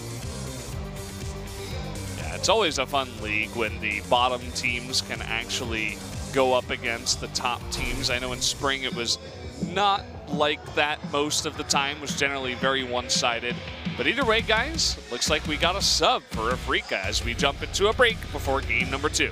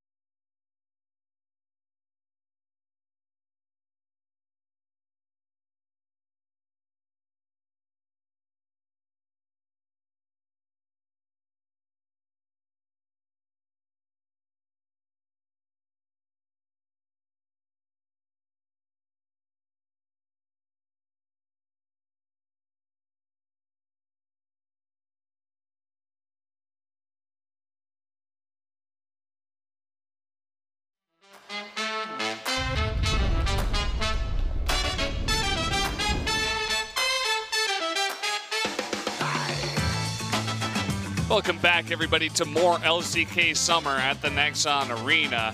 We're in the midst of BBQ versus Afreeca, but it's not going the way everybody thought it would. BBQ taking game number 1. Against all expectations, they do so. And at the hands of Bless on his Elise. And he did so much work this time around. That's the first blood that we're looking at, where he found a way to sneak through the lines of vision, get first blood for his team, but it did not stop there. Then he paired up with Totoro. Actually, this time around, he pairs up with Bless as well. Pardon me, with Tempt, as he will be coming out. No, that's the wrong that's with Crazy. They killed a lot of people. This is where it happened. Yeah, they did. We don't get to see it. It happened, trust us. It was X-rated. We couldn't see that one. Yeah, so guys, we are going to be jumping into game number 2 in just a minute. You guys can see that Mowgli has come in to replace Spirit. So when things aren't working, you bring in the Mowgli. Yeah, Spirit did not have the most impressive game last time around. He was playing the Gragas and unfortunately did not find any opportunities to get some ganks going. Instead, he just kind of died in lane, catching up farm. It wasn't entirely his fault, as you lose lane and in a way you do end up losing the jungle matchup, but giving away Elise seems to be the mistake that a lot of teams have continued to make this time around. Come after Rift Rivals, you're thinking, oh, Elise must not be that high of a priority, but she's been up there with Zach every step of the way. Yeah, she definitely has, and I would expect BBQ, the way that they played that Elise, the fact that they first picked it, they know the power of this on the blue side, and I think they're just going to go for standard red side bans. The Zach, the Caitlyn, and the Elise. If they don't, I would be extremely surprised. As I would too. Those 3 bans are there for a reason. It's like the time where it was Camille, LeBlanc, Rengar. You just don't do it. Yeah, exactly. So guys, we're going to be jumping into game number 2, picking bans. Of course, Afreeca on the blue side this time with Mowgli, and BBQ coming in on the red side. Jace going to be taken away from Crazy this time around. And we've only seen one game from Mowgli. It was last week. He played the Rex, and unfortunately, it resulted in a loss. So we haven't seen a whole lot from this player. It was against the Rocks Tigers. And there is so much for us to figure out. What is he going to play? Is his name about the Jungle Book? I still really want to know, and I think that's it is, right? It's got to be. Is Mowgli part of anything else? Well, he's a jungler too, right? Of course. Super fitting. He says, I came from Ulsan. Wait a minute. Both of us Wait a minute. It's more. There's something more important going on. Zach is still up. Don't do it, BBQ. Just ban it. Just ban the Zach. Give away the Gallia. Yep, you can just give the Gallia if it's a big deal. Thank God we don't see Zach. Yeah. But more importantly, those 2 guys in the audience, they said that Sung Caster, the head guy on the side of the Korean side, is really handsome. And they actually received a gift from him, a small coffee. Or actually, that's a hot 6. Threw it from the caster desk. That's like the literally community chess in Monopoly where you win a beauty contest. Like, here you go. Have $10 for being so beautiful. Yeah. Pick up that hot 6 on your way. Past go. And look at that. Kramer's really focusing on the Xayah. This is the 2nd game in a row. It had its moment. The Xayah, we used to see it a lot for about a week or 2, and then players began to realize, oh, we can just sidestep the feathers and it's not all that impressive. But Afreeca's still one of the only teams to really put the pressure and always pick that Xayah. Yeah, I'm curious as to why this Xayah has been seeing so much priority. Kramer was great on the Ashe. Ashe is still quite viable, and instead, BBQ respond with Kog'Maw Braum, so already they have a win condition in their first pick, which is super impressive. Instead, it's not going to be the Braum, it will be the Rek'Sai locked in. Perhaps making Tucson consider going for a Braum himself, threatening. You know, you let that linger in as late as possible, and you tell the opposition, hey, think about this composition. Oh, you don't want to see Kog'Maw Braum now, do you? Are you going to pick it? You should pick it because you don't want to see it. And it's those mind games that you can create, which are always fun. But the reality of it is that it's probably just say, oh, actually, we forgot about Rex. I give you the Rek'Sai. Yeah, definitely liking to play that Rek'Sai. Bless was one of those guys who always used to play the old Rek'Sai when it was a bit less popular, more of a global presence rather than a fighter, a melee fighter. And it ends up they're still going to pick up that Braum, or at least they're hovering it, as Zaya Rakan will come into the bot lane for Afreeca. It would make no sense not to lock away this Braum. It's great into Gragas. It has fantastic synergy with the Kog'Maw already. And sure, Rek'Sai and Braum together isn't the best jungle support synergy, but it's still quite good. And it'll guarantee you having a good late game and having good defensive tools to what Mowgli is going to try to do in the jungle. He only had one game of Rek'Sai previously, and now you put him here, match point against BBQ. If his barrels are not on point, that Kog'Maw will not die. Very, very true. So already nice protection for that Kog'Maw. We'll see some bans come through for the second phase. Rumble being targeted here. Don't want to hand that over to Marin in the top lane, even with the Jarvan still available. I mean, Marin's Jarvan is pretty ridiculous. He's really made this champion into his own over the last 2-3 weeks. So would expect them to pick that up for him if it's available again. But as a Kog'Maw, when you have Braum, it's a lot easier for you to deal with the Jarvan than it is to deal with the Rumble. The Rumble can cook you up from far away. There's no commitment in that play, and you're guaranteed to have to move out. Whereas if you're Kog and you have a Braum, you're going to reach a point in the game where you can just stand and deliver. Jarvan will not have enough damage to kill you on the spot. And when you have Braum there, you proc the stun, and you can easily delete him in your face, as he basically, so graciously does he gift himself onto the Cataclysm with Kog'Maw. Yeah, and it's not going to be a Jarvan ban just yet. Picking out that Corki. What will be the final ban here from Afreeca? Still 10 seconds left. It is going to be the LeBlanc taken away from Tempt. Curious takeaway there. Not sure what they saw in the intent going off with that pick, but he would have had the opportunity to go for a last rotation LeBlanc. So they're not trying to risk it. And in the end, BBQ could choose to go with one of my, at least, personal favorite compositions, which is what they're going for. It's not a full-on protected Kog'Maw. It's an early game composition that just happens to have a Kog'Maw. I mean, players began to realize that Kog'Maw, you know, if you have a good front line, it's really good. But in general, it's a late game winning, what's the word? Like a winning win condition. Win condition, that's what I'm looking for. So just having it there, farming in the bottom lane, you have a good front line in general. And I think it's a pretty good composition so far. Still waiting on that mid laner for BBQ. Looks like Kuro going to go with that blind pick Orianna that we see all too often. And here is Jarvan. It's got to be Jarvan from Marin. It could be Kled. Could also work into the Kog'Maw, but for the most part, you know this is the combo they have to call out if they want to deal with the Kog'Maw. So it's a good idea what Afreeca have so far, but it's going to come down to laning phase. Can they get past laning phase? Because you already have Jarvan into Renekton. Not a positive matchup. You're going to have a possible Gallia mid lane. And scratch that early game composition.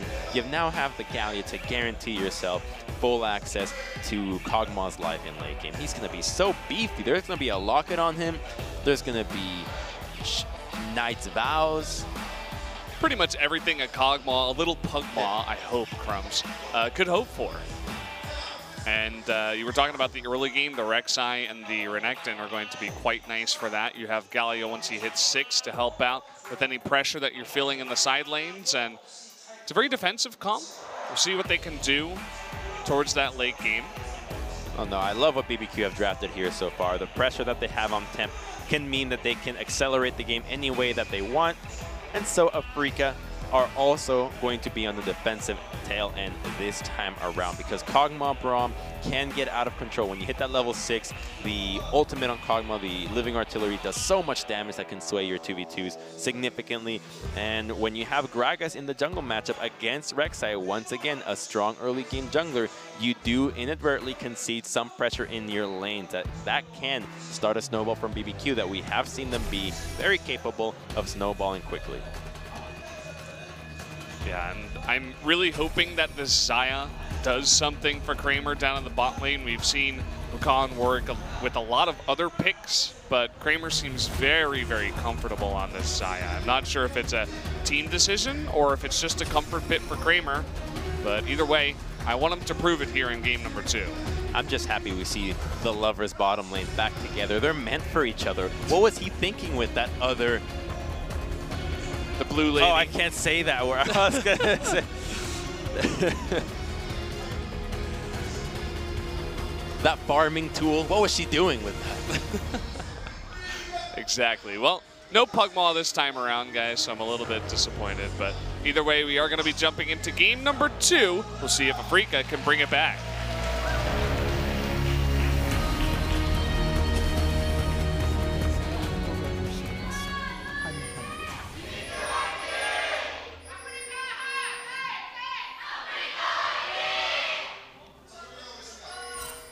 A little bit of shenanigans in the level 1 as Totoro, he's playing with fire right now. He's got that big shield. We'll see if that helps him out. The shield is literally absorbing fire, so I think he's okay. He'll be okay for now. It's like the door to hell. Who is that on the front? Is that Lucifer? Is that Satan? Looks like one of those, it looks like from Maokai's skin. It's a dragon, because it's dragon-born Braum. That's why he deals with fire. I see. New Game of Thrones episode came out. I know you're not going to be watching that one, I am not going to be watching Game of Thrones, my friend. I saw 5 seasons. They killed everyone I liked. And they focused on people I didn't like anymore. I was like, I'm done. Enough. You gotta appreciate someone who knows what they want, knows what they like. I like that about you, Crumbs.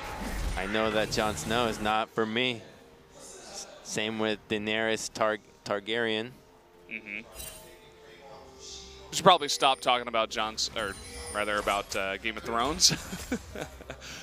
As Twitch is going to ban us from the internet if we go any further. Really? It's the show that people are most hurt about when they get spoiled from. Oh, I didn't know pain was in a real part of life. Sorry, people. Whoops.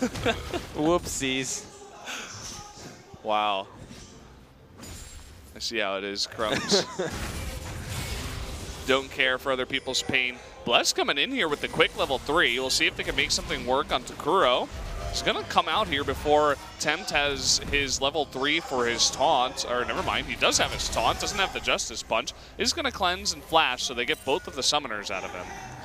Good move there from Bless, knowing that they can chase and guarantee the summoners. Kuro can't be quick enough on the cleanse to guarantee not getting flash knocked up right away, so he has to burn both immediately, and Bless gets to save his zone. So now Kuro has a big target on his head with both Tempt and Bless having flash, and the ability to repeat gank this lane is a good way, a good ticket to getting a snowball started. And here we go. Oh, it might just no.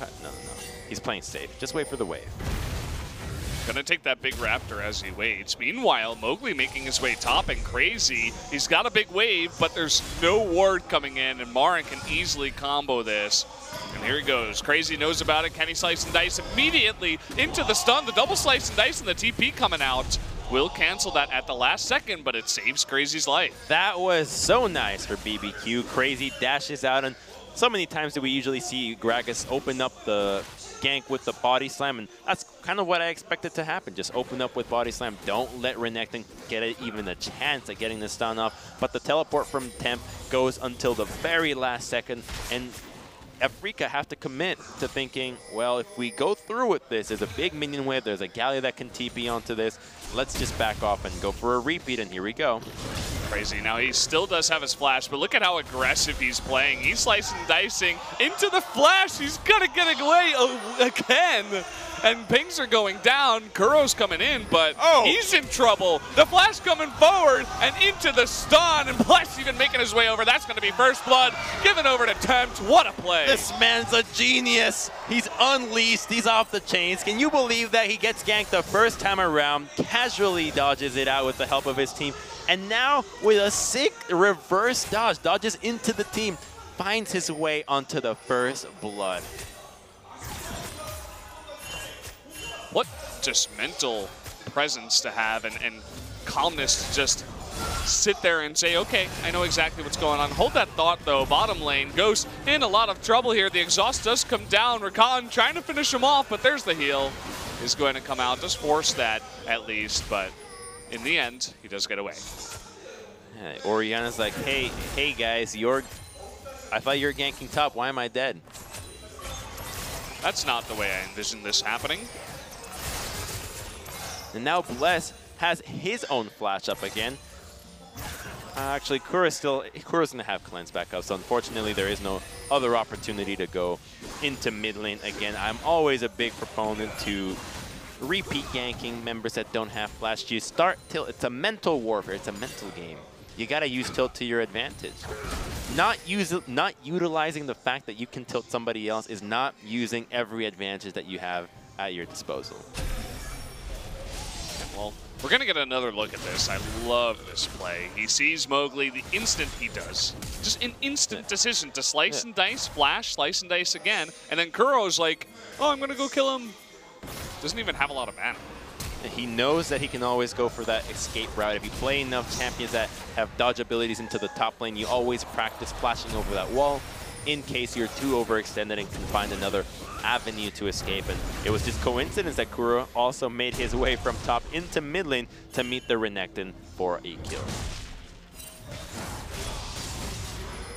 Now Crazy, he's picked up that 1 assist. Renekton always a lane bully. And look at this giant wave that's here. We also got a level 6 Galio. They could look for a play.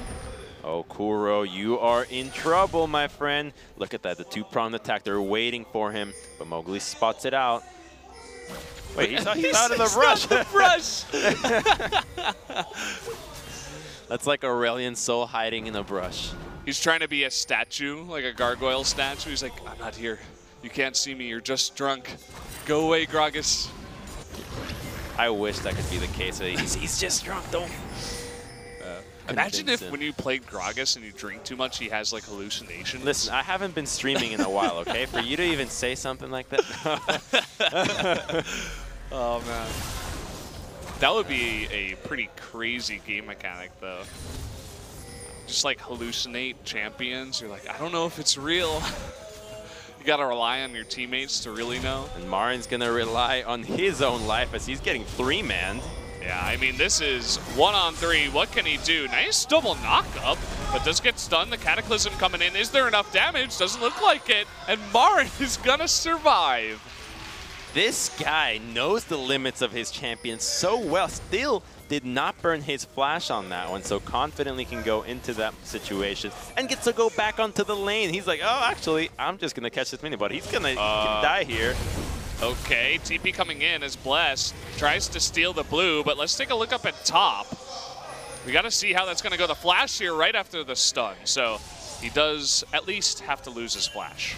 But he doesn't have teleport, so he's going to miss out on a lot if they can stall out these recalls. Instead, they will not go for it. They'll just go for some jungle denial here. They still have Smite, and on the contrary side, BBQ gets their own Gromp, so double Gromp. Gromp double kill for BBQ. What a play. If both Gromps die simultaneously, Gromps are permanently removed from the game. There was none left to reproduce. That's what the game would be like if a bunch of drunk people balanced the game. Like a bunch of Gragases. Maybe he would make the changes that we're suggesting. Would be a weird game if that did exist. You can see that even though BBQ is getting a lot of advantages in the mid lane and in the top lane, Mowgli's not really creating much anywhere else. He's tried top a bunch of times, but he hasn't really, he did kind of stop a gank in the mid lane that one time by finding Tempt, but he hasn't made anything happen bottom. Bottom lane is going really even right now, and Marin's going to get bullied again. There's going to be the unburrow, and this time he doesn't have flash. He's in a ton of trouble. There's the Void Rush, doesn't even need it, and Crazy is going to pick up that one. He's going to have teleport, but this could be the first brick going over to Afreeca. That's a red buff onto the Rex side. So much damage onto this side that Afreeca is forced to respond with a dragon themselves. Pings are going out, so yes, that will be that first brick going over to BBQ and to the two members that have been punishing Marin so heavily. Kramer's going to be just fine with his Feather Storm, and yeah, going to trade that first blood for the dragon. And man, this Renekton is getting really scary. We'll see what he can do as we get later in the game. This early game champion you were talking about is getting off the chain at this point. There's a teleport coming out. Mowgli, no mana, he's dead. Oh boy, here we go. Crazy coming in. There's the flash taunt. The shockwave is not going to work, but the grand entrance from Tushin might save everyone's life. The cleanse is going to be used here. Afreeca is on the run. Ghost looking for that slow. It's not going to be enough. There's the speed up though, and the double knock up there from Bless. They're looking for more. There's a bouncy hounds just for our boy Mowgli, and down he will go. That jungle does not belong to him. It's time to hand that book right back to the library because the blue buff was also BBQs, and they did not give it up for free. They immediately collapsed, and now they're shooting over for a tier 1 into the mid lane. They're going to be able to get this with the red before Rihanna's going to be too far. The damage from Tempt is already there, and we're going to look at that fight once again. The teleport comes out. The second they commit to it, they know there's not enough mana. Tempt is flanking from the left, and even though the flash comes out right away, it's a great sidestep, but such a big fault in communication that Shockwave as well as the flash from Mogi came out at the same time. So Shockwave gets botched, and immediately they have to run away. On the bottom side of the corner, we know that the turret did not go down. Orianna made it in time, but in the end they commit the heroic entrance to secure the kill, and more flashes keep the rest of Afreeca alive. It was basically the Tushin show as he tried to help everybody on his team escape, but couldn't do enough. Couldn't save his boy from the Jungle Book. But you know how sad this is? That Afreeca gives us hope. They 2-0 SKT. They beat Rocks Tigers, which isn't much to say, but they won. So they're on kind of a win, so we're like, okay, consistency might be here. Chris is probably going to be able to get out of this one, though, although he does not have Flash. He's going to be knocked up now, so waiting for that Cataclysm. Meanwhile, the slow coming down here onto Kramer. Can he get that stun? There it is.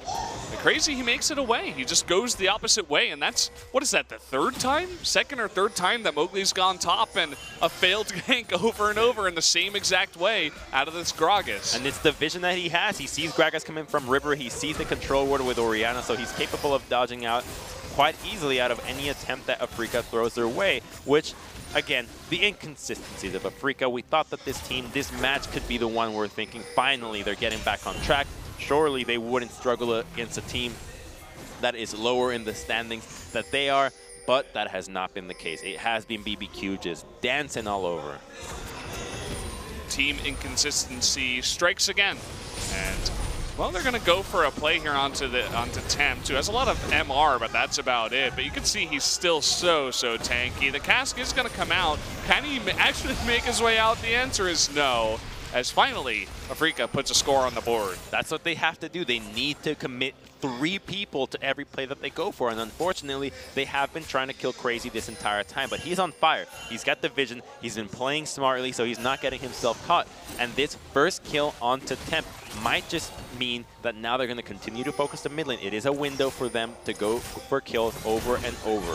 If Marin and Mowgli make their way back onto mid, they can get more kills, but some fight action bottom. Okay, we got that Glacial Fissure. Tushin getting extremely low. Here comes the TP in. Looks like it's going to be Tempt making his way down. One more hit will do it onto Tushin, but he can't get close enough. And Tempt can't even get close enough to Kramer, so Afreeca will survive in the bot lane. So close do they not give up their lives. One more auto attack, one more anything. A fly had landed on Tushin at that moment, and he would have gone down. Instead, he survives, and so does Kramer. They do burn a lot of summoners, and the teleport from BBQ goes out as well. But Galio still has heroic entrance. But we've got ourselves a pretty action-packed team. Both these teams just want to kill each other non-stop.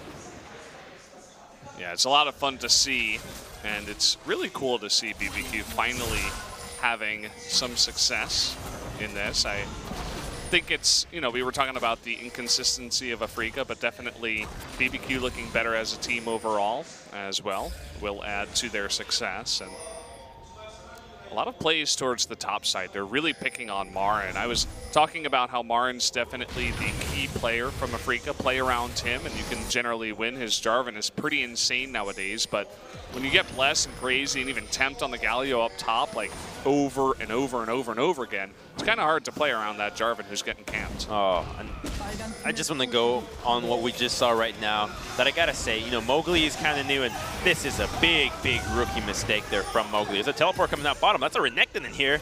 Yeah, Renekton's coming in. The TP, though, from Marin as well. And Crazy is going to be knocked up. The heroic entrance should be able to save his life. There's that big life steal. Can he go down? No! The taunt is going to save his life. They get Mowgli. Marin is on the chase, though. Will pick up that Croc. And now we got a very disjointed fight. So they're on the chase here for Marin. They do land that Winter's Bite, and that should be the end of this guy. A couple of hits will do it with the taunt and the stun. Nice shockwave, but no follow-up damage. And the rest of Afreeca will look to get away. There's the Void Rush, though, getting onto Tushin. Grand Entrance, gonna knock him up. Can they get any more? Kramer and Kuro thinking about turning around. Looks like this fight will end here. And it all started with Mowgli going for a ward, but he did not check the minion wave. He placed a ward as soon as the minion wave was coming, so immediately goes like, oh, I won't be here. I don't want to get TP'd on, so he backs away, so the gank gets spelled out immediately. The rest of BBQ has more than enough time to respond, and so they find a way to turn the gank around instead of what should have been a lot of kills going to Afreeca, and maybe even a tower that actually it did go. No, it did not. I don't believe it went down their way. Not entirely sure, but that ward was the one that gave it all away. Tora gets a collapse, and immediately Mowgli has to burn his own flash to survive. Uses his smite to stay on this, but Renekton is already here. Everybody's trying to make their way down into the bottom side. And lucky for him, that final body slam ends up buying enough time with a good pass onto Crazy that it has to be Marin committing all the way till the end to try to get the Renekton, but he pays with his own life.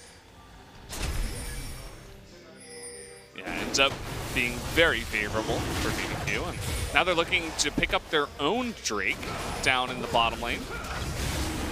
Or rather, down towards the bottom side of the map, I should say. It's going to be an Ocean Drake for BBQ. The landing phase is kind of ending at this point. I mean, we got the bottom lane turret for BBQ down. We got the top lane one for Afreeca down.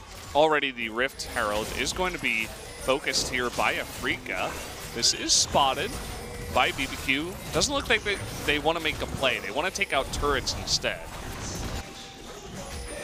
They just want to get gold. They're not in position to contest that Herald by any margin as they traded that Dragon instead. So they're well aware of this situation, and now it's going to be up to Afreeca to make the most out of this Herald. And it's just a trade that you can visualize it as if it was a Dragon, whereas BBQ want immediate gold. They want an advantage that is tangible that they can utilize right away, as opposed to a Herald that you're not entirely sure what it can offer. Look at this, Crazy going man mode. He's got Tempt to back him up here. Taunt comes down, but again, this is 2v3. Maybe they went a little bit too far as the Croc is going to be taken out. Meanwhile, though, that was 5 members of Afreeca up in top lane. We still got BBQ pushing bot. And you want to give him credit for that one because they're going to be able to take a tier 2, but not this time around, as Crazy's getting a little too hypey with these evasive moves early on. Tries to fight the 2v2 in the bot side, but Xayah and Rakan are too slippery that a Renekton and Galio, as soon as the initial combo does not connect, as Galio's Q did not hit, they had no chance of actually turning that one around. And Kramer still had healed, still had his own flash, so there was plenty more that they could have thrown at the Renekton and Galio if they truly were in danger. Well, we kind of got an awkward position right now for BBQ. Bless was doing the doubles down in the bottom side. Looks like he should be able to get away with the Burrow. Just waiting on that one, and out he does go. But meanwhile, we got this Rift Herald in mid lane, and BBQ's a little bit out of position, so it is going to be able to take this one out pretty easily. BBQ's getting danced around a little bit. Afreeca's finding a way back. Wait a minute. Okay, Kuro forced to burn his flash. That Winter's Bite was so close to landing. The TP, though, coming in, and the Void Rush with the stun, and that is definitely going to be a dead Kuro. How much can they get, though, on the chase? The Shockwave is going to save him for a long time. He's still alive. Ghost still on the chase. Is forced to flash to pull that kill off.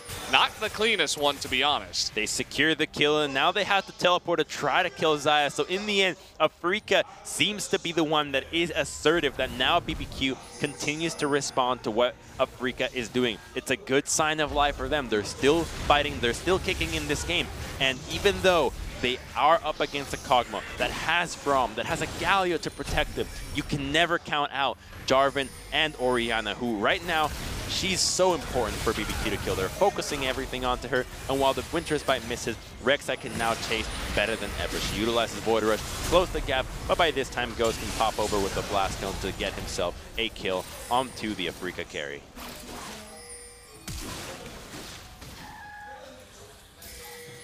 down she goes. So this game definitely closer than it looks right now. I mean, definitely having that Kog'Maw at 3-0 at 20 minutes into this game is an incredibly scary thought for Afreeca. But they do have a lot of tools to get on top of that Kog'Maw, as we were talking about before. It's really going to come down to the execution in the team fights. Can the Kog'Maw stay protected, or will Afreeca open that muscle, that closed muscle that you were talking about before, and get to the back line? TP. Yeah, TP coming from the side. Kramer looking to do a bit of damage. Marin looking for that engage, but immediately Heroic Entrance is going to save this Kog'Maw for a really long time. The taunt is going to land on 4 people. Maybe that was even 5. And Bless coming in from behind, looking for that kill onto the Jarvan. Not able to pick it up. Tushin trying to run away at the same time. Mowgli going to get stunned by the Braum. Will anybody die in this fight? It doesn't look like it. And look at how that engage comes out. The second that Jarvan can find a window onto Ghost, Gallia ult. So there's no chance for anybody to follow through because they are going to get knocked up as well. And engage onto Bless. Oh boy, he saw that coming. He was trying to get out of there as he was looking for Marin, but he actually got himself into trouble. And not respecting Marin. He has been able to best him when it came to ganking topside, but that doesn't mean that he's no longer capable of taking him out in nearly a one-shot. He had Orianna there to help him out, but to be real, Rek'Sai is never going to kill the Jarvan in this stage of the game. So he should have just been running away, especially with how squishy he is. Look at him. He's got a Titanic Hydra. Yeah, interesting itemization. No Knight's Vow just yet. A bit weird. So we're going to look at it again. The Q comes out, the dash comes out from Braum, and the Goo is out too, so they're thinking we can go engage onto this. He gets onto Kog'Maw, but there is no Orianna in range, and as soon as Temp comes out, you have to deal with a Galio immediately. He has a huge shockwave, and even though Tushin finds a way to hit Ghost with the Charm, there's not enough follow-up. The rest of BBQ is already dealing damage to the entirety of the team, so the engage gets pulled back, and it's only Bless who ends up giving a freebie, a donation. Hey guys, let's do this again. Yeah, you got to be a bit more tanky to go for this one. I mean, he's trying to delay recalls, I suppose, but the second he gets into line of sight, they're like, oh, we can pick him up for an easy kill. And that they do. Can never count out the Jarvan shield. It's so powerful these days. Tempt really wanted that cannon. He's Crumbs' hero, not giving any free cannons. That'll be a good game. Cannon Hero 3000, where all you're doing is last hitting minions a la Guitar Hero style. Left, right, left, right, left, right, QWR, hit every minion. Oh boy, look at this. Crazy in a ton of trouble. He is going to Dominus, but I mean, that's 1v4. And so he essentially just gets out of position and gives his life. I love the lack of hesitation from Afreeca. They see somebody there below everything that you need to get the kill. Ghost is now next to Marin, but there's not enough follow-up. He'll be crazy if he wants to take this fight. Yeah, you could see it was Marin who wanted to get in there, but... Oh, he will be crazy. Not that he, you know, it's an adjective too. Yeah. I see what you're saying. Get confusing with the names, but... Okay, we got... You know, if you wanted to have the most confusing name, you know what will you pick? Confusing? Teammate. You name yourself teammate. Or interesting? No. You name yourself teammate because when it comes down to the other team making calls around you, kill teammate, kill teammate, and you're like, huh? What? Wait, which one? Would be an interesting world if everybody was trying to... I mean, you were talking about using tilt to get into your opponent's minds. What if they went as far as to name themselves some ridiculous IDs to try to confuse their opponents? Absolutely. It's just that people have too much pride now and need to have names that actually have meaning and worth and a brand instead of just being an overall... I'm not gonna, God, I need to expand my vocabulary over swearing. I just know too many curse words. It's just so expressful. Hanging out too much with the OGN guys at night, that's what's going on. There's multiple. There's multiple reasons, I'm sure. But there's actually a guy in poker is very famous for being like a total like wonky weirdo. He just like does the craziest stuff in an attempt to tilt his opponents, and I mean, he has no so what does he pride, do? essentially. So what does he do? You know, he laughs at his opponents. He might have a really weak hand, and he acts like he's really strong by like hopping around like a monkey. It's really distracting, and it's definitely he not hops around like a monkey. Yeah, I've heard stuff like that. I don't actually know his name. I've heard the story though, but it's definitely not very sportsmanlike, obviously, and you can't do it in a video game. But the idea is still there, where he's essentially doing everything in his power to throw off his opponents. Yeah, I thought competition was about using all that you've got, all that is allowed. That's why there is rules, right? You're supposed to fall within. Is it not in the rules? There you go. Then he can do it. If it's in the rules, and I'm sure there's no rule against doing that, so he gets away with it. But still don't have any really tilting names, at least not in Korea, really. Outside of like expression, that tilts me. Why? Because it's supposed to be expression. He's expressing himself by naming himself Expression. What's wrong with that? It goes deeper and deeper. I don't know. It's just it's not what I enjoy, Crumbs. Not what I would have liked to see. You would have just liked to see proper spelling. Yeah. Are you a grammar Nazi? Not really. That's exactly the type of thing that a grammar Nazi would say. Yeah. Not, you know, not most of the time. Wait with a pause, period. Somehow find a way to use a semicolon in language. Uh-oh, Mowgli, we were talking about this rookie. Gets out of position again. Does get flash, or has to flash, rather, over the wall. And now we're reaching the lull where one team is perfectly okay with having the Kog'Maw just hit the late game, but they're not strong enough to fancy going into Baron side and control this side of the map, as they are in the red side. And then you have Afreeca, who continues to scale, but always has the threat of having Gragas, Orianna, and Jarvan to just clean house. If Kog'Maw dies in these fights at this stage in the game, it's pretty much going to be an Afreeca team fight win, unless obviously Kog'Maw did a ton of damage beforehand. But you got to keep your eyes out on him, as well as the Shockwave from Kuro. Those are going to be the biggest abilities when it comes down to these team fights. We got some pings going down on Baron, as I thought they were actually starting that, but that would have been insane. Looking potentially to collapse as they see that Afreeca is in the bush. Gonna throw down a ward just to make 100% sure.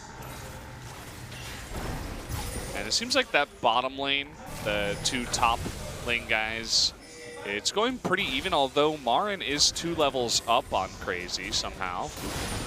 So definitely will be a bit of a problem.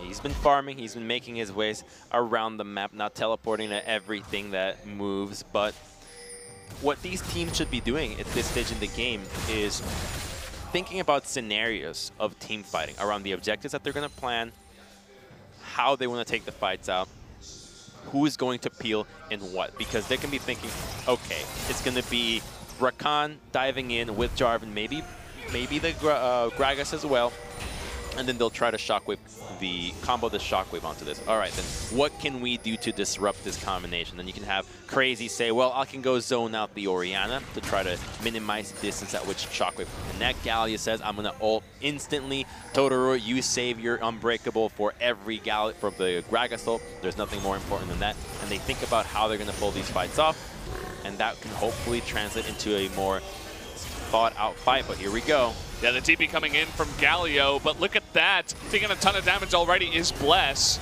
Up on the top side, the fight hasn't really officially begun just yet. But look at the positioning of Marin. He's all alone down there, and actually BBQ was thinking about chasing him for just a moment. They're going to start this Infernal Drake, funnily enough, even with Bless and Crazy a little bit low. Marin's fine. This could be Afreeca's big fight. They're looking for Ghost. Orianna needs to be in range of Shockwave. Okay, they're trying to zone out Marin here. The Dragon is going to reset.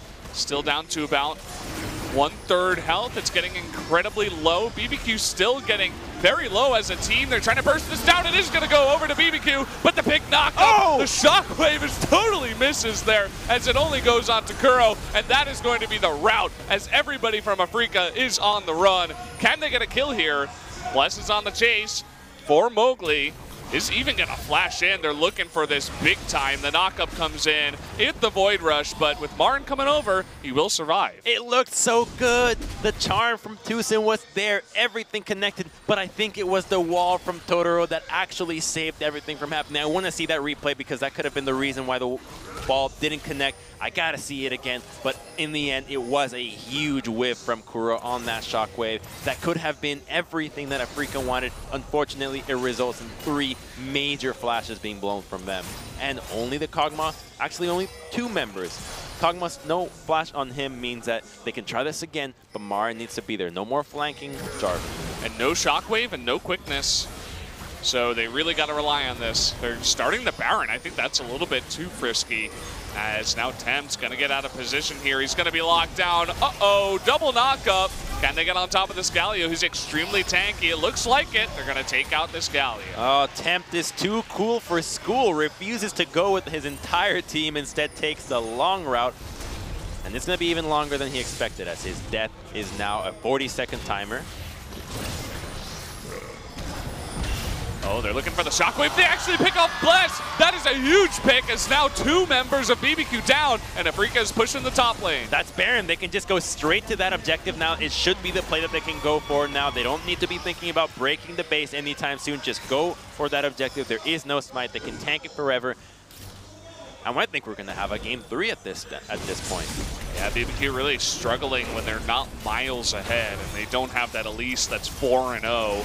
Definitely Bless having a little bit of a harder time on this Rek'Sai, chasing a little bit too deep at times, not finding the kills. That will be the Baron going over to Afreeca, and Marin's Jarvan scarier than ever. Well, that's why I was surprised at the Galio pick. I thought that they would be going for a much more damage-oriented composition. The LeBlanc and the Orianna might have been the bans that came out. Don't actually remember that second rotation ban, but with the Galio there, it's only the Kog'Maw that is the legitimate threat. And so as long as a couple of members are taken care of on the side of BBQ, Afreeca can continue to just zone out Ghost or kill him, and as long as he's pressured, the rest of BBQ can't do anything. Now, that previous fight was obviously Temp getting caught out and a great shockwave out of Kuro, but so far, Afreeca have enough tools to threaten BBQ so much, and they don't have enough damage to threaten elsewhere that Kog'Maw is not, and because he's so immobile, we reached a lull in the game, and they're just not capable of taking any fights that Afreeca doesn't want to fight in. So now this game totally turned on its head. Afreeca about 3,000 gold in the lead. Gonna look for even more turrets to knock down to further their lead. Almost getting this bottom tier 2. Kramer just gonna step on up and pick that off. And still 2 minutes left on this Baron.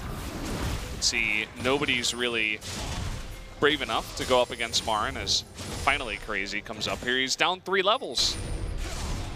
Still 2 minutes left, but still still a Kog'Maw that can always be a big threat. He's level 15, so he's quite under-leveled, and as you're mentioning, so is pretty much everybody else on the side of BBQ, whereas Afreeca have been having some great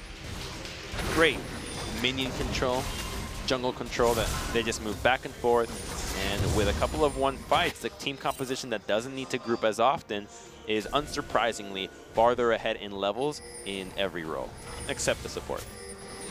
Yeah. At least Totoro's keeping up, the true hero of BBQ.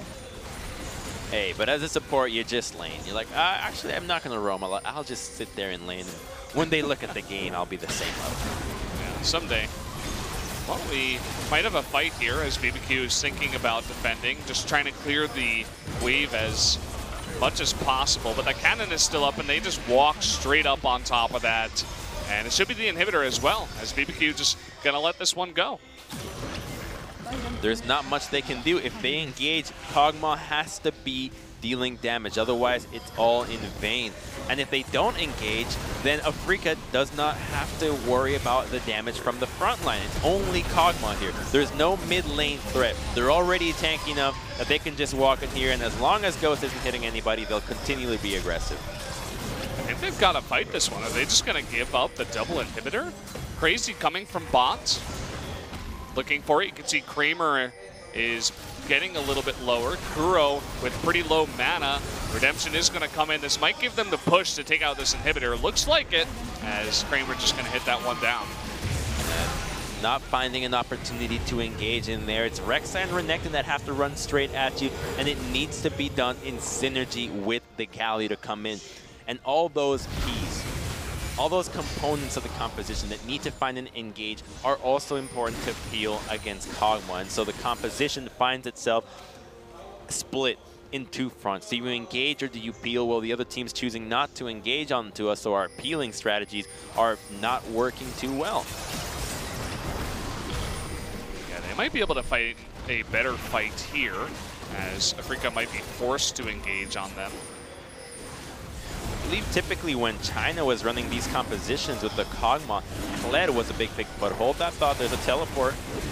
Elder Drake down to about half health. Marin on this Jarvan, so scary. As he enters the fight, the rest of BBQ forced to back away. For now. That Elder Drake going down extremely slow. Jarvan, that Marin still all alone up there fighting against essentially two of them. Tempt already down to half health.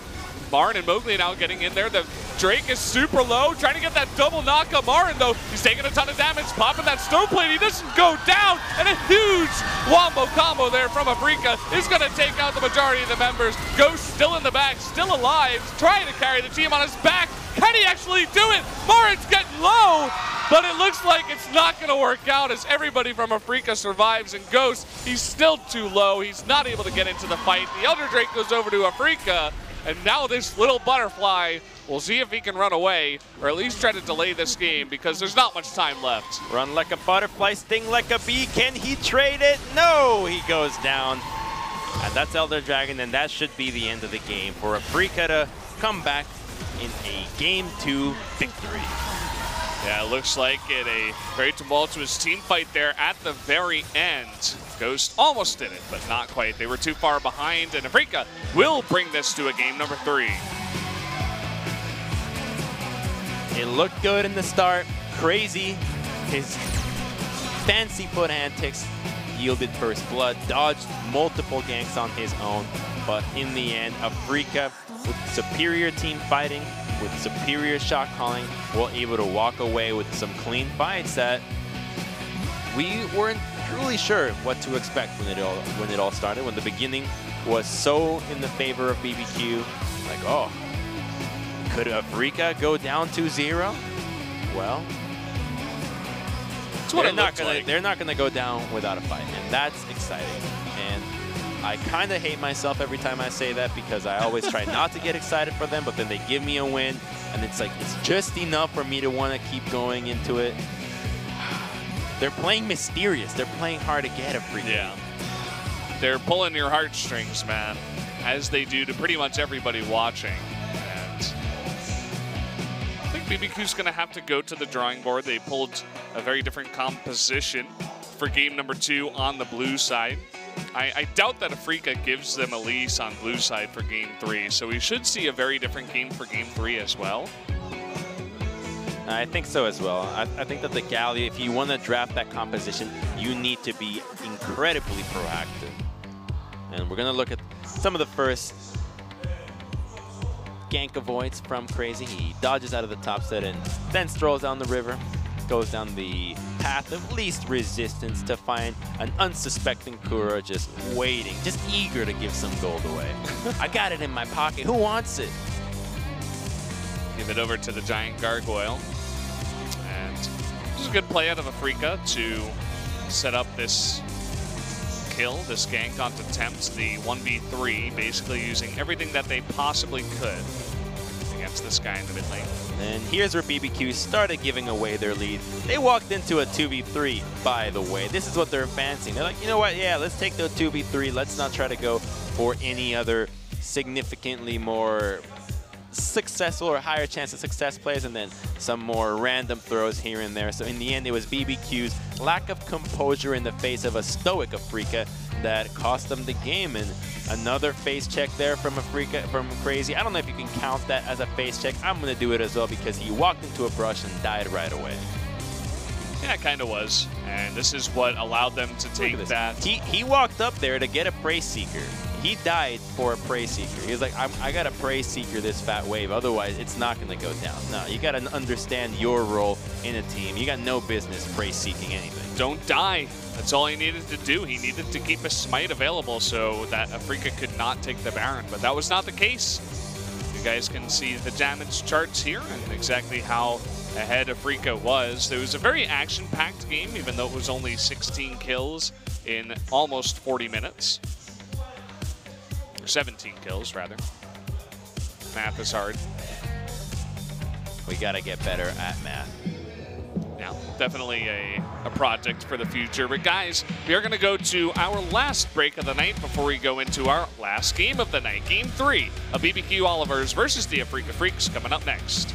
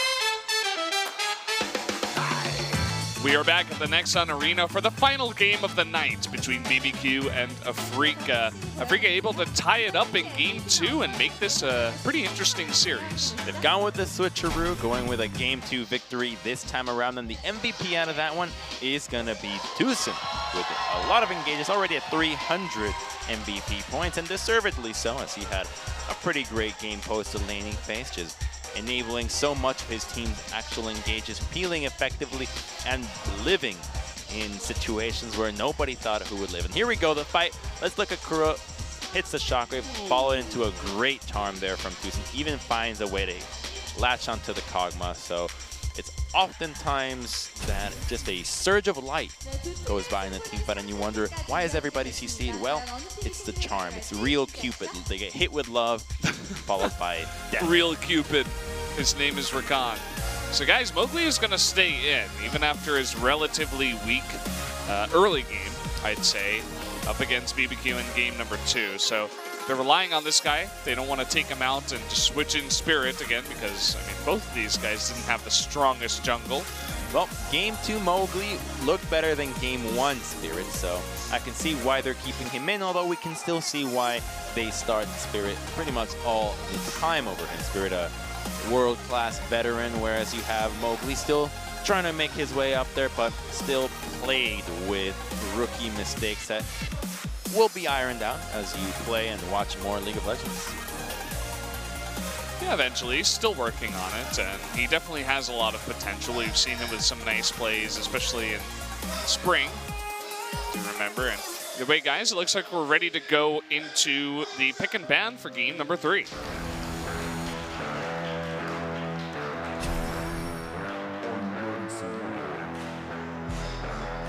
BBQ get to start off on the blue side, which has had 100% victory in this series. Wow. Wow. Oh boy. Yeah, it's true. Definitely is the OP side when you think about League of Legends nowadays, or pretty much any time in League of Legends. It's always been around the 54-46 split in percentages. Yeah, only at the time where the meta was had such a little amount of champions available was red side ever favorable, where you could definitely say, this pick counters this, I will beat you with the last pick, as I can counter so hard that everything else ceases to matter. Whereas now we have Kalista and Rakan mattering a whole lot, and even more than that is Caitlyn and Zach, and also Elise, which I think that Afreeca do not want to fall at the hands of Bless's Elise like they did in the first game, and will most likely ban it out here. The LeBlanc ban for the third ban here, so BBQ deciding to target that pick this time around. Don't want to hand that over to Kuro. And yeah, the Elise ban, of course, I think we could have seen this from about, maybe 6-7 minutes into game 1 that this was going to happen. But the LeBlanc ban was targeted to both teams. Both teams have been banning out LeBlanc previously, so it looks more like a red side pick that you don't want to deal with, that you can take away early. You can take it in your last pick of your first set of bans, and instead they go with the Taliyah because they already know that Afreeca has shown their hand. They love the Xayah. They're going to go for it again, but this time they don't have Rakan. So it'll have to be a different support that they plan on pairing up with Kramer, but it is going to be the same jungler that Mowgli debuted with, that Rek'Sai. Yeah, pretty cool to see him pick that up. Obviously one of the better junglers now that Elise is off the table, and crazy thinking about a Jace once again. Worked out for him in game number 1. Obviously had a lot of help from the Elise, but at least he has the Taliyah after level 6 if they want to go for something crazy. And I will not get excited for this. Don't even acknowledge it. I'm done. It's Braum. There it is. It's Braum, it's Elite, it's Taliyah, it's a Jace, and now it's a composition that can actually help the side lanes like crazy. You've got the Jace that already does so much damage. We saw how far ahead he got of Jarvan in that game 1. Now that you have Taliyah, an actual assistant mid laner that can always come to your lane and help you out, so much of this is going to be focusing Marin, and it's up to the jungler pick that Bless goes for to dictate how early that pressure is going to come out. Kramer, Tushin, Marin Spirit. And Kuro. Dot. Do you not see the look of the Kuro? What is the ot? Kuro's across all of them. Why is Spirit ot? Can you just explain have that to to find me? a way for Kuro to fit in there. It's teamwork. It's the sacrifice that he made. Maybe it's like Spirit OT. No, Spirit sacrificed his name so that Kuro could fit. You didn't see the Kuro? Oh, I saw the Kuro. I saw the Kuro. I don't get the end of Spirit's name. That didn't make any sense to me. Someone out there probably got it. But you know what makes sense? The bans. The Twitch, the Gragas. You get rid of the Gragas. Make sure that you don't have a big AoE ganking jungler, that big frontline that would guarantee BBQ having a strong late game. And now they're thinking about, well, you've got Lee Sin available. You've got even Sejuani if you want to go for it. Although, warning, you don't ever want to play Sejuani into Xayah or Alistar as they can dodge out of your abilities so easily. And even Rek'Sai can tunnel out of that one. So I don't expect that jungler, and I hope not to see it here as it would be so difficult to execute. And we'll probably just see a Lee Sin instead. Yeah, definitely a big option here for Bless. I think we see it out of him from time to time. It doesn't pop out in my mind as one of his big flashy picks, like he's any spectacular Lee Sin, but there's not too many options. As the Gragas was taken away, and ooh, okay, that is an option. Nidalee coming on in, and that time it's not a hover, so Bless is gonna show us his Nidalee. And that means that this composition is 100% execution reliant. Nidalee needs to be on point, so he's going to need to have a fantastic game for this to work, because they also don't have a lot of team fighting potential. It's only really Braum that can get the party started, and there's not instant crowd control that's going to be anything that Afreeca has to truly worry about. You've got a poke composition, but then you're going to be up against Alistar, whose AoE heals in the late game will easily mitigate all of it, and in the mid and early, he can also block so much of the poke that comes out of BBQ. So BBQ needs to be accelerating this game like crazy. They need to win in under 30 minutes, otherwise Afreeca is going to roll over them. This is going to be a fun one. I haven't gotten to commentate in Italy just yet, so really excited for this. And Bless, I mean, he doesn't pop out as one of the big junglers of LCK, and having him go on this incredibly mechanically intensive champion in the Nidalee is very interesting. Shows a lot of confidence in their jungler on the side of BBQ. But I want to say, to me, it's too much confidence. They got the Jace early, and they're thinking, great, we got what we came here for, but they wanted to deny the Braum pick, that they lost out on the potential jungler that would have ensured them to have a smoother transition into the mid and late game.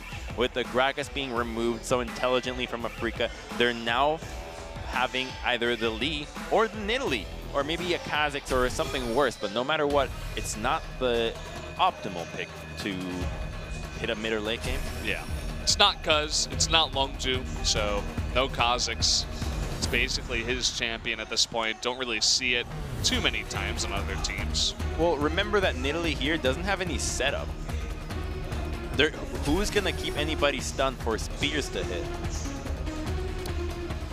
He's gonna use homing spears. Hey, it's as somebody said, if you can't dodge Nidalee spears, you don't have a mouse. I think that's a word of Sven. Only somebody that doesn't have a mouse cannot dodge Nidalee spears. And on 8 ping, 4 ping here, it's kind of true. Maybe point blank spears would have to be the way he does it, but not the best kinds of spears. Guys, we will have a short delay as a pause has come up and all the referees are running into the Afreeca booth. So we'll see what the issue is in just a minute. Get you guys updated. If only paramedics would respond as quickly as we do to keyboard issues here. They're right on top of that. Who knows? Maybe someone needs a new chair. We got to get in there, man. It's really important.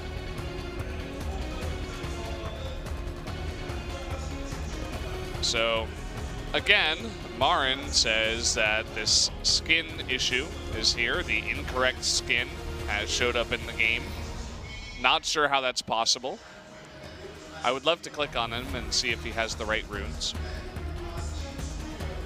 Well, skin's not as bad as the runes, but we get that it's necessary. You gotta have the right skin. If you want to be Rumble in the jungle, but you end up being Super Galaxy, you can be severely annoyed by having to hear those grunting sounds over and over. So anybody that can be subjected to an hour of that already gains some respect in my book, or maybe insanity, but at least Marin definitely does not want that on his team. It's definitely annoying, but I just hope this really is just a skin issue. It starts as a skin, then it gets to be a rash, and all of a sudden you got to go to the doctor because your entire arm's lost. Starts as a skin. Yes. No, it starts in the skin. Ah, I see. Crazy. He's like, I don't care what skin I use. I just want to go to bed.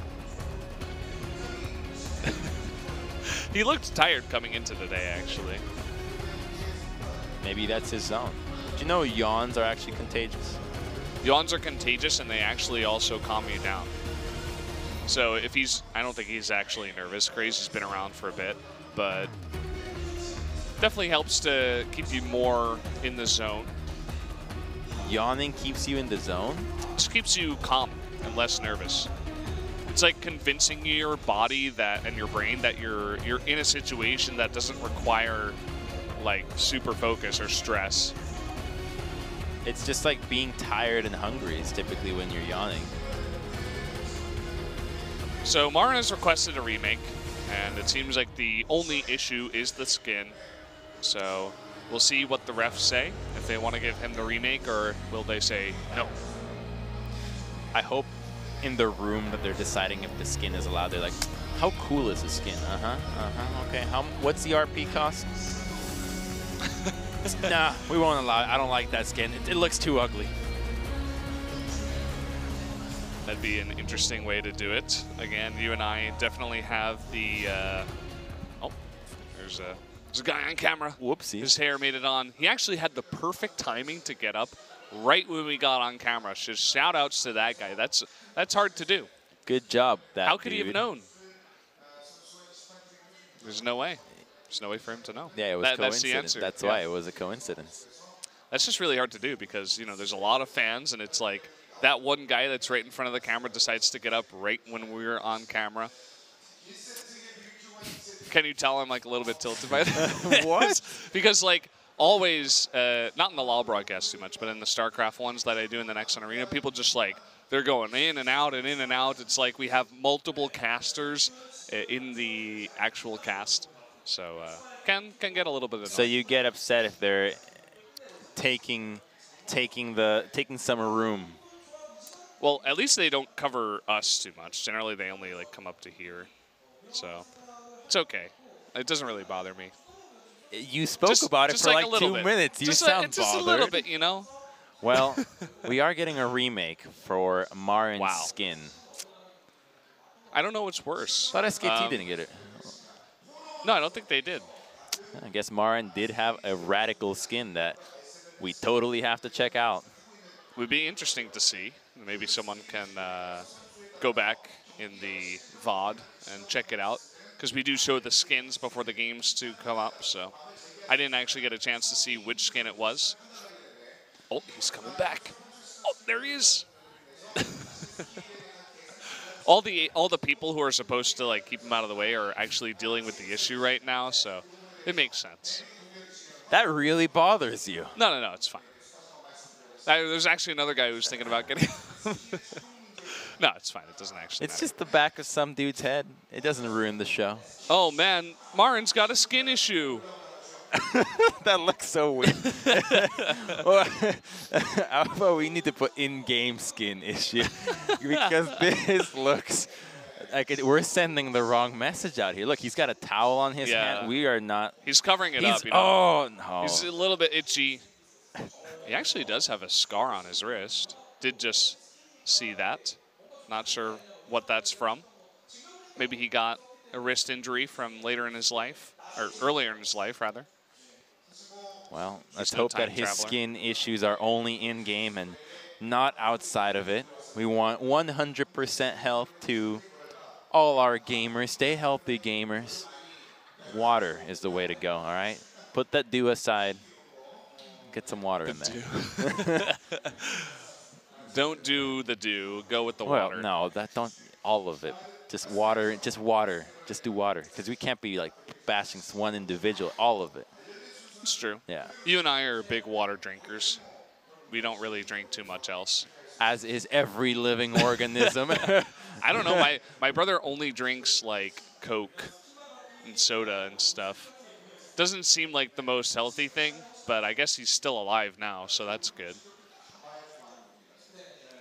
It's true. Yeah, he's still alive. All right. Yeah, it's good. It's good news. Yeah, he's still with us. Some people have different approaches to life. I, for one, just choose video games. Video games and water. The road to a healthy life. Crumbs also likes to read in his spare time. Yeah, I'm a big nerd. But no comics. You're like a Well, philosophy see, guy. one time I went to Japan to get comics, and see, I don't know what came over me because I fell in love with the art of the Hellboy comics, and I was like, I gotta have all of them. I gotta read them. But I was in Japan at the time, and I was so impatient for some reason that I couldn't just go to America and buy them there. Instead, I bought a handful of the Japanese editions. I was like, these are gonna be sick. Look at the art. And then I got them in Canada, and then I looked at them. And I was like, I can't understand a single word in this. What am I doing? What did you think was going to happen? I thought the art would be enough to carry it alone, but instead I just gifted them away and said, this is a cool gift, isn't it? Japanese. Whoa. You've ever seen a language like this? I gave you something you don't understand. And then the person you gave it to was thinking the same thing. What the hell am I going to do with this? I don't speak Japanese. Listen, it's the thought that counts, all right? It's letting them know I thought about you overseas. It's just taking My up thoughts space and in their prayers house. went to you. What if they just gifted that away to someone else? What if Good. it's forever in Good. the gift I hope cycle? they gave it to somebody that speaks Japanese or that can read Japanese. Well, in that case, I think it would be okay. There's definitely some big weebs out there, bigger weebs than you, Crumbs, that would enjoy that. You were on the cusp. Well, it's a comic, like an American comic, not anime or not manga. Yeah, but it's in Japanese. That's because it was translated from English. It wasn't originally Japanese. Yes, you're right. You are correct. The art must have been pretty cool for you to buy that, I assume. Yeah, it's the Hellboy comics. It's Lobster Johnson. How can you not love Lobster Johnson? I don't like superheroes, but Lobster does it for me. What is his superpower? Nothing. Violence. What does he, like, bash you with his claws? Yeah, he fights for justice. So he packs guns and his fists and random He has weapons. guns? And he burns people down. He burns He them down burns with people. his He's a claw. lobster. He has like a claw hand, and then he just burns their face with it and marks them. But he's a vigilante. How does he heat up his claws? He doesn't. No, he doesn't have claws. He's got a glove. He's a lobster. It's not. His name is Lobster. It's a character. Oh, it's like a no, a it's human? a person. It's not a lobster. All right. But his name is Lobster Johnson. Yeah, it's I like thought like his superpower in would Spider-Man be like the Spider. claw people to death. Is Spider-Man a spider? It's a Green Lantern. He does spidery non-stationary things, right? object. You don't randomly name yourself Lobster Johnson if you're not doing lobstery Well, listen, things. he's badass. All right. Does he crawl All on right. all fours? What does he do? He's a guy. He's just. I told you, he's just a guy that uses violence as his #1 MO. He fights see. for whatever view of justice he has, which is apparently everybody deserves to be at the mercy of justice, but he's just relentless and looks cool doing it. Maybe he fights it's supernatural because beings too. humans, they've been Listen, don't abusing bring lobsters. back no more lobster, all right? It's not a lobster. That's just the name. He's fighting back for all Think the of it like lobsters out there. He's like, no. you've been abusing us for so long, eating us. It's literally like Cooking Spider-Man. us It's in boiling literally oil. like Spider-Man, where the only spider thing he does is he climbs and shoots webs. The only lobster thing he does, he stings people. He brands them with his claw glove. Oh, okay. So his hand is in the shape of a claw. Yeah, he's a regular human. He's the concept of vigilante. He's not a mutant. He just dresses up and fights crime. I see. I'd have to see the claw, though. Oh, my. How does he heat up the claw? I don't know. With his cigar, he puts a cigar to it or something. I don't think that's how branding works. You can brand somebody with a cigar. With a cigar, but if you put the cigar I on don't your know- I don't know claw how and a then claw you try works. to It's a brand with your claw, It's a paranormal world, all right? I just want to get over the fact he's not a lobster. Okay, yeah, I understood that. I got that by the end of this conversation. I never saw Hellboy. I know there were movies and stuff. No, the movies are not good. Okay. They're kind of like a Fifth Element kind of feel, but you love them because you understand the concept before you watch them, but the execution, you know, you need a big budget to execute something like that. So those big worlds. Well, I won't watch it then. Thank you for the anti-recommendation. Definitely won't check that out. But, yeah, we still have the skin issue going on, guys. We assure you that Marin the human is okay, but Marin the Rumble in the game is not happy with his skin. And we did make a new lobby, get in the game, and apparently it happened again. So we're just waiting to make a new room, I think. We're trying to find as many ointments as it takes to get this resolved. We will get to the dermis of this and the epidermis. Wow. We're going deep. I believe dermis is the top and epidermis is beneath the skin. I think you're correct. Yeah. It's been a while. Yeah, like since epicenter, right? Like epi. I believe it's Latin. Yeah. I took 4 years of Latin in high school. And do you remember any of it? A little bit. Like particles and sentence structure, stuff like that. Not a lot of the vocabulary. I think that's some, you know, because obviously it's a dead language. You don't speak it. I'm not going to go, you know, somewhere and be like, oh, that's the name of this in Latin, because there's no reason for me to. So definitely lost most of my vocabulary. Latin. You can wing it. You can wing it? Yeah, you can wing Latin. You can kind of do you that. got to wing it out in the streets. What are you talking about? You got to wing that Latin out in the streets? Yeah, you fake it. You fake your Latin. Fake it till you make it? There's no other ways you could surprise. You could survive out in the street without faking Latin. You just got to add us and Oh, ebus man, to a bunch of that stuff. that was a long, like a deep-seated, always sunny reference. Oh, okay. I actually started watching that. I watched the first 3 episodes, I think. There's a lot, though. I know there's like 9 seasons or like 12 seasons, something ridiculous, right? Yeah. Because it started in 2005. I would say it was really enjoyable, the first 3 episodes that I watched, but I've been pretty busy, so I haven't watched any more, but definitely will get on that. Which character do you relate to the most? I don't even remember their names, which is a bit of a problem. I can kind of describe them. Maybe the who's that guy? I don't even know how to describe it. He's like kind of they treat him like the idiot of the group in a way. Charlie? He's like taller. He's not the brother of the sister, and he's not like the shorter guy that like gets drunk and stuff. Actually, no, I don't even know. Maybe. See, I don't remember their names. There's 2 black-haired dudes, one that's bigger, one that's smaller. Yeah, the bigger guy. I don't know if I relate to him so much as I like the humor surrounding his character the most. Okay. I would say. I don't think I know the characters well enough to say like, oh yeah, I get into this situation very often, or, you know. I would surely hope so, that your relatability to these characters is not because you find yourself in a similar situation to what they are getting into. Seems pretty ridiculous, the scenarios You're saying these guys that get right now, themselves three episodes in, but somebody that's watched a whole lot more will be like, wow, you relate to that? Well, that's your thing. So, guys, we had them remake the game for a 3rd time, and they paused it right away. So, I don't know what to tell you, but this time it's Bless's problem, as he's got the skin issue now. Seems like it's spreading to the rest of our players. It's sickening. It's like a zombie epidemic. Contagious across booths. Yeah, across booth. It spreads through the internet, obviously. It's string theory, but with skin issues. Yeah. Makes sense. I do like that idea. I was thinking maybe, you know, through the electricity, like goes through into the ground, and, you know, one player's connected to their mouse and keyboard, and it spreads to the other guy in the other booth. Jesus. I mean, it's got to spread somehow, right? You know, it could just be a sneeze kind of thing. And like the ref went over there and then brought it over to the other booth. Yeah. Could be. It's true. Through the technology. Yeah.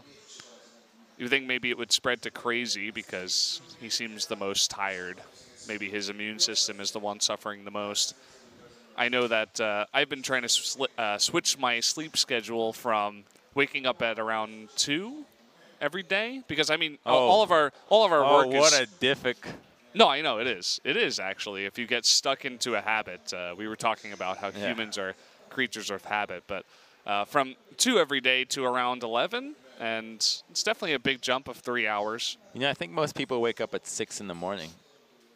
Well, most people who have like normal jobs, Which is that most go to an people. office. That's yeah, why they're I guess called normal. most adults. Maybe not a lot of the people watching. People in school, this. people in university, people in preschools. It depends on what type old your classes people, are. Young people that want to work out. Well, I mean, I get what you're saying. Probably like Farmers. 6 or 7 farmers. People Farmers that are get up at like 4. People that are People that have insomnia. people whose alarm went off too early. It's a BBQ skin issue, guys. It's too crispy. Can't take this chicken skin anymore. We're getting the zoom in on Kramer, even though it's Bless's issue. We got to check Bless out. That's Ghost. Are you a wet or dry wing kind of guy? What? What is a dry? Wet or dry wing? What do you mean wet or dry? What does that mean? Well, when you have chicken wings, yeah, you serve it either wet, which is a wet sauce, so it'll be kind of messy, like or a dry sauce. Yeah, or dry, where it's seasoned but with spices and it's typically drier. And I'm saying that because we're looking at a bunch of barbecue signs that are making me hungry. Yeah, you know what? It is making me hungry now, too. Probably a wet sauce guy. Just that explosion of flavor in your mouth. Cool. You know what I'm talking about, Crumbs? Oh. You know what I mean? I got an idea. I got an idea, but I'm typically a dry dude. Okay, that's interesting. I got to keep my hands neat. Yeah, it definitely does take away from the enjoyment if you are constantly having to worry about your hands being dirty. I mean, I don't care. I can just power through it, but it just gets, like, I get so in the zone that I start just spilling everywhere, and I'd rather not do that. Yeah. You know, if I'm going out on an important kind of dinner, an important date, whatever it may be, a business opportunity, you don't want to have wet wings by your side, unless they're into that thing, and then you just have a big mess. What? Yeah, if everybody wants to get wet wings. Oh, okay, I see. Yeah, there's definitely a bunch of foods not to order when you're on like an important meeting, such as a first date, or you're trying to Wait, make like what? Well, stuff like soups. What? Why would you not order a soup on a first Because okay, let's say you get a soup, right? Yeah. You start eating it. It's summer. The steam, or rather, it's winter. Okay, you go inside. The steam, it heats up your sinuses. All of a sudden, you got a runny nose. You're blowing your nose on a date. So what? I'm a human. You're I'm human. humiliating yourself. What? That's not humiliating. Another thing to not eat, is wet wings. Because your hands are getting all dirty. I can see wet wings, but if it's if it's agreed upon that you both love wet wings, it's perfectly fine. Also, I think the sinus, that's BS. What? That's not embarrassing. That's just being a human. If she doesn't know that I'm having to blow my nose because of the delicious food that is entering my system, then I don't even want to. She should just leave. She should just go. Yeah. I don't want to see her face. But yeah, I can see what you're saying, but generally, if you're trying to impress as much, maybe like business meeting is a better way to put it for you, where it's like you're in there and your partner, he's eating, well, not your partner, the business guy, he's eating a bunch of rice and stuff. He's eating a very clean dish. He scoops it up with a spoon, and it's totally fine. Meanwhile, you're going to town on this soup that has a bunch of soup, obviously. It's spilling all over you. You got soup all over your face. Wait a minute. Your nose starts running. You got to blow your nose. It's You know. you look inferior. What? What in the world am I hearing? No. Eating soup does not make you look inferior. Not eating soup, but the reaction that your body has does. It's just a normal reaction to food. First of all, I'm gonna eat cleanly. You know, I can eat keeping food on the spoon, on the plate. But then you can't really enjoy it as much, you know? What? Because you're trying to messy. be careful, like you're some No, you know, but you get good in that. dainty No, you don't Englishman have or to be something. careful. It's not that hard. Okay, on a scale of 1 to 10, how hard is eating soup for you? I think that's what the problem is. No, it's not that hard for me. Give me a number. Of course, I'm a fantastic soup eater. What are you trying to say? Eating soup is like hard to eat. I mean, it depends. Do you have chopsticks? You've got chopsticks and a spoon. Chopsticks and a spoon. Okay. Well, maybe like a 4 or 5. Shouldn't it be like a 1? A 1? No. I wasn't born using chopsticks. Well, we are going to get right into the game. So we'll never get to the bottom of when did Brendan or when did Valdez acquire his chopstick abilities. Okay, we're doing it. We're doing it live. They said, okay, one more time, 1/4 remake, and if it doesn't work, we're just doing it. And, well, speaking of skins, I'll just let this one play. You know what? I think we need a little more cowbell. Tushin, come on, what are you doing? Oh, look at that accuracy. Bless, he's... What is that red stuff that was coming out of the spear? Was that blood? No, that's the transformation. What? Well, it's the Warring Kingdoms Nidalee, and when it transforms, when you transform from cougar and vice versa, you get different. Oh, he's feeding little kittens, but you get, I believe it's red leaves. Okay, that makes sense. That come out of the spear as well as her transformation. If you had to pick any other time period to live in, what time period would it be and where? 20 minutes ago before we got a remake. Would it be here in the studio or right do you want to be? Right here. Right here? Wouldn't change in a your thing. Seat? Okay. I see. That's cool. Well, Bless also gets to go for a quick level 3 gank. This could also turn into a big farm route if he just pathes from Wolves into blue. Grompan can always return to the Raptor camp. We actually saw this route in the game 1 that yielded that first blood into the bottom side. He was at least that time around, so he might be going for a replica of that route, or instead we could see an invade onto Mowgli, as he now just got scouted going from the Raptor camp into the red side. So BBQ have full knowledge as to what Mowgli is up to, and we'll see how Bless reacts. Yeah, you can clear really fast, and as Nidalee, you can jump the wall. So here he comes, looking to get on top of Mowgli, gonna put the ward down, sees that the red is done. Doesn't quite spot Mowgli though as he's coming around, but Bless gonna take that blasting plant and just go ahead and steal these Krugs. That's quite curious there. Mowgli actually did sense Bless on that Tremor sense, so did not acknowledge it and instead goes straight for the Raptor cap again on mid. Okay, they do get that knock up, but the flash comes out. Is it going to be too late? One more hit will do it. Oh, so close. Flash will be the first blood for Kuro in the mid lane. Mowgli finds a way onto the mid lane, even though Bless is on this side of the way. Kuro! Ooh, the spear not going to work. And he's getting a little bit close. That red buff ticking on him. Looks like he should be okay. But he wants more. He's sticking around here.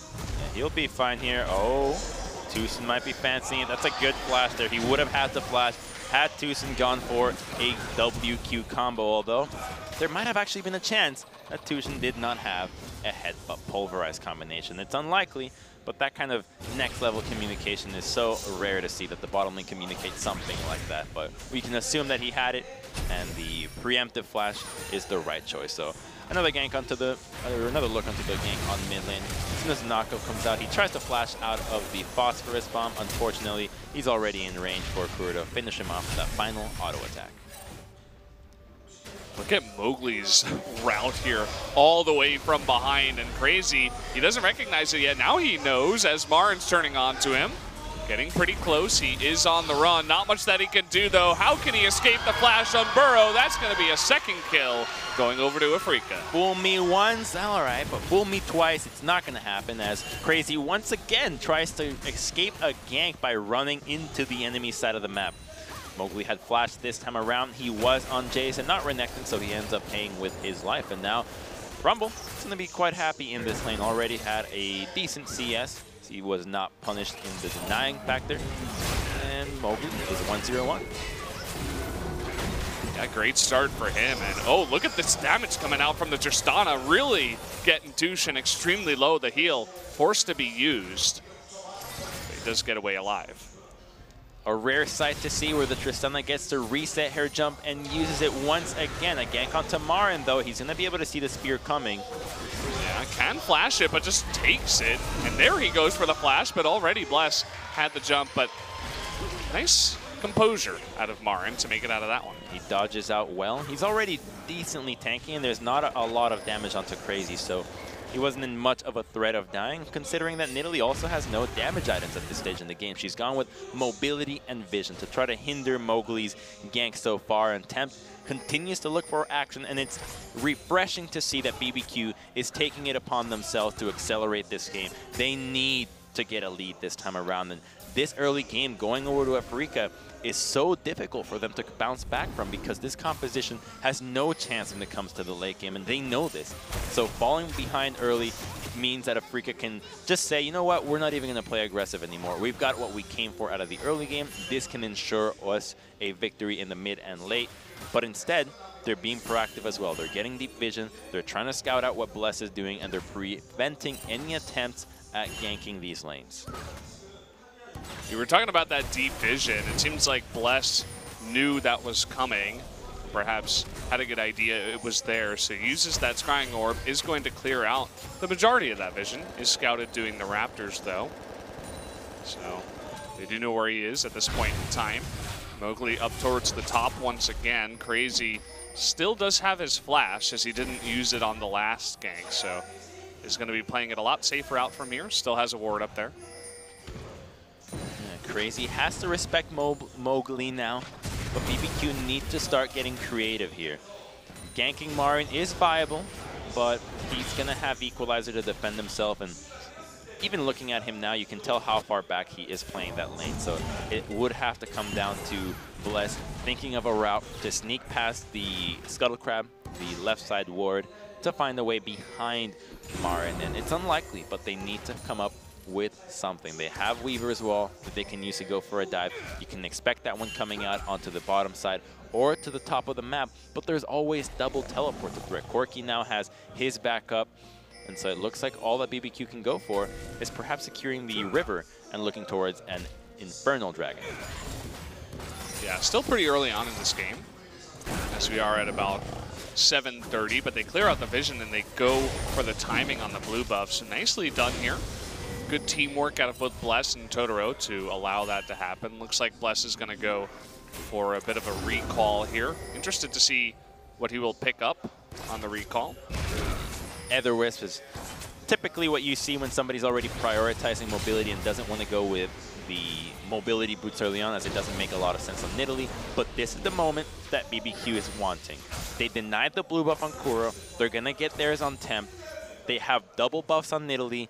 They are so strong right now that they need to make something happen. The pressure that is in mid lane has to spill to the sides. Otherwise, no better time will come than now. Just a couple of levels have come in, and more importantly, Marin does not have Equalizer, so they can gank top without the wave being cleared, and they can gank bottom without the threat of either a teleport or just a roam from Rumble there, being there with an Equalizer. So Bless needs to be stepping it up, going to the other side of the map, utilizing Temp to make something happen, because the time is ticking. Yeah, where exactly is it going to go? It looks like for mid lane as a fight begins between Tempt and Kuro, trying to knock him into the spear, but it does not work. And the flash from Burrow, the Italy is super squishy here. The Void Rush is easily going to pick him up, and Mowgli picks up himself up another kill. Oh, an overcommitment on that one. As soon as Spear misses, Nidalee just cannot go in. This is not the Nidalee that was so broken before, where all your abilities would just murder anybody. Spear has to land, and the second that it does, she's unable to assist in the fight, and now Mowgli finds a way to go into that kill. Marin still doesn't have Equalizer, but there is a teleport onto Kuro that he just burned, actually. Marin's about to die. Oh yeah, he's in a ton of trouble here, looking for that wall to come up, and just got to push that lane, Crazy. Go for it. There's the Shock Blast, looking for the knockup. Marin trying to dodge everything. Can he actually do it? Crazy taking a ton of damage. One more hit should do it, but Tempt, he's forced to flash out of there. They do pick up the kill. Here's Kuro. Can't get there in time. At least he clears out the wave, so minion denial isn't there, and instead Dragon comes out. This is greedy from BBQ, though. They're so low. Kuro has little mana. Trying to get that knockup of the Valkyrie away. He's going to turn it onto Crazy, who flashes the missile. Doesn't quite hit. And in the meanwhile, Mowgli, he's like, okay, you guys can play up in top lane. I'll go for the Infernal Drake. The spear is going to miss, and Kuro should be totally fine. The fact that BBQ wants to go for that just tells us how desperate they are. That play was not going to work, but they tried it anyways. They thought they could get the knockback onto Kuro and pop him immediately, but they just don't have enough resources at their disposal, and the chance of trading at least a 1-for-1 were so damn high. And BBQ getting so desperate, they lost the Dragon, they've lost the pressure top and mid. The jungle matchup is already won by Mowgli. And unfortunately, their only visit now is to the bottom side, but this is now a level 6 Alistar and a level 7 Xayah. That's a hard lane to gank. Yeah, good luck. I mean, he could try, but doubt he will at this point in time unless they get the perfect setup. So going to be stuck in this weird place where they want to make something happen, but they've been failing so far. And once you get behind, and if Afreeca goes for a nice dive like this, I mean, this is going to be a 5-man coming down here as the teleport makes its way. For both these players, really nice package, going to cut them off. Lots of damage eaten there, though, by Tushin. They're going to cut off the BBQ members for now. Tempt, though, always poking, trying to get them low enough so that BBQ could potentially counter-engage. Look at Mowgli in the mid lane. Or rather, Bless, he's still there. That huge attack there from the Rumble is going to kill everybody in this bottom lane. Down goes 1 and 2, make it 3 and 4. A knockup is going to be good, but it just does not matter. A near perfect wipe. Nidalee just deciding, do you go mid, do you go bottom? Instead, Afreeca makes the choice for them. You go nowhere, because we killed everybody else. They waited for them to situate themselves under the tower, and the combo came out. They still had Equalizer, they still had the Pulverize, and it just looked beautiful. They cooked up a new BBQ, and that skin issue has now been extra charred. Let's take another look at this replay, because, again, Bless, chilling mid. He had as much time as possible. The triple knockup into Equalizer is about as good as it gets at this point. That was beautiful.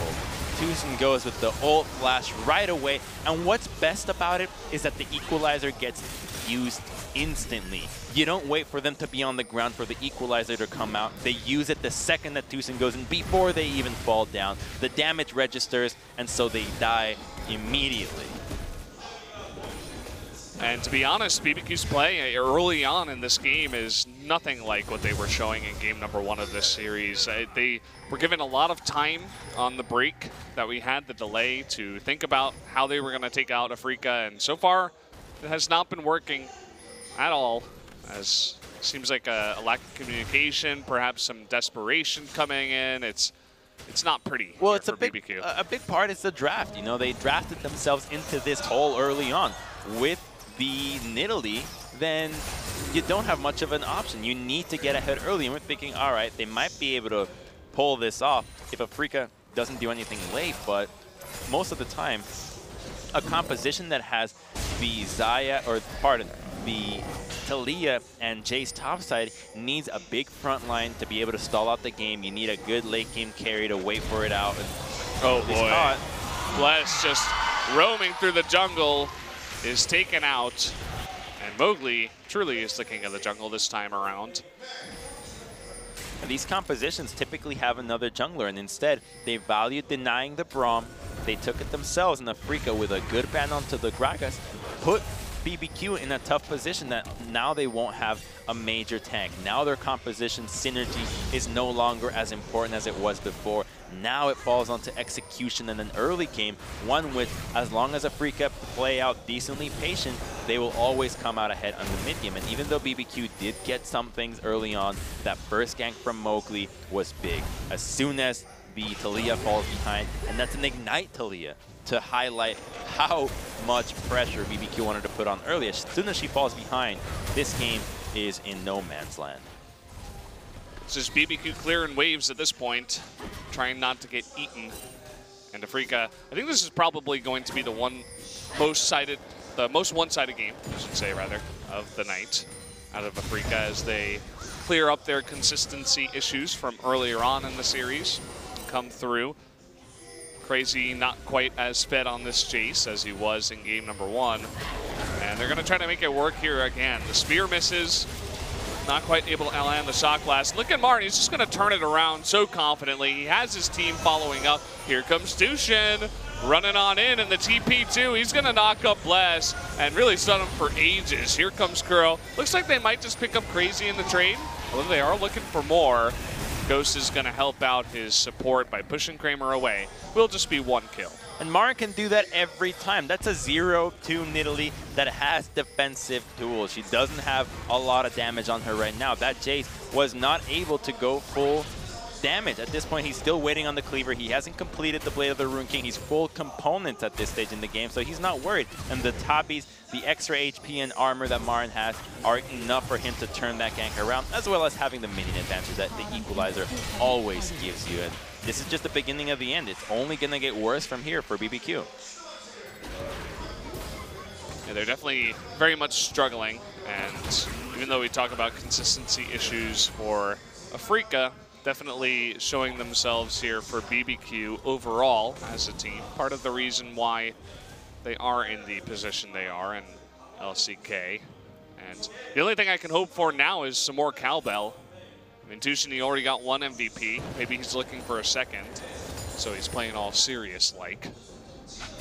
He's shooting for those MVP points, as you're saying. That was a great engage out of the bottom side. And even if this game doesn't get as clean as one would like out of Afreeca, the fact that they pulled the trigger onto that gank bottom was great. That's something that we can take away from, that this team is still trying to be working as a unit when it comes to the mid and late game, that they're actively working on their issues of consistency. And it's refreshing to see, because it's the hope that we want Afreeca to give to us, the hope that these players that have been at the top on previous teams before can accomplish on this new lineup, or relatively new lineup compared to some of the most long-standing teams in the LCK. I'm glad that Afreeca pulled it together, because, man, they're in a situation with SKT really hurting.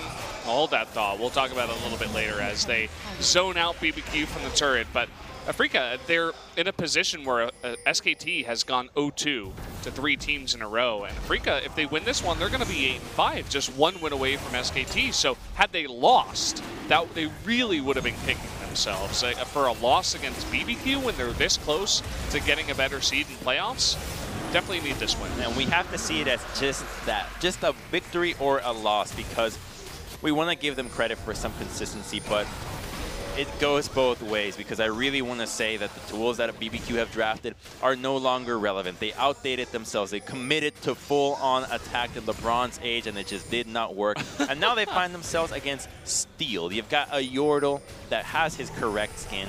They have itemized properly. They have selected the right skins, and that just means that Afreeca can do whatever they want, and they never have to worry about BBQ finding a pick onto them, because think about it. Who is going to get caught and how? Right? Tempt is too weak right now. Jace can't catch anybody by himself. Nidalee cannot. That's a support Nidalee as well. Then you've got Tristana, who's nowhere near strong enough to take out anybody by herself. And then you've got Braum, who needs the help out of everybody else. And unfortunately for them, they need to group up 4 people at this stage if they really want to get some kills, because they can expect Afreeca to respond with numbers, with the teleports, with the long-range mobility of Corki. the long-range assist of the Equalizer, and the Xayah that is always deadly and seems to just mirror anything that Alistar is doing. We got Baron coming up in about a minute.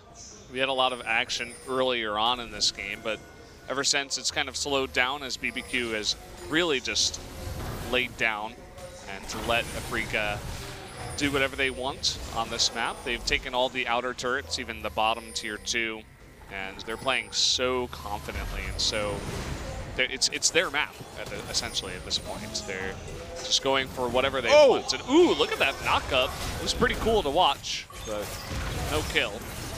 Well timed there from Tucson, utilizing the knowledge that Rocket Jump can avoid those spells to wait it out a little bit further, make sure that he interrupts Ghost channeling of that.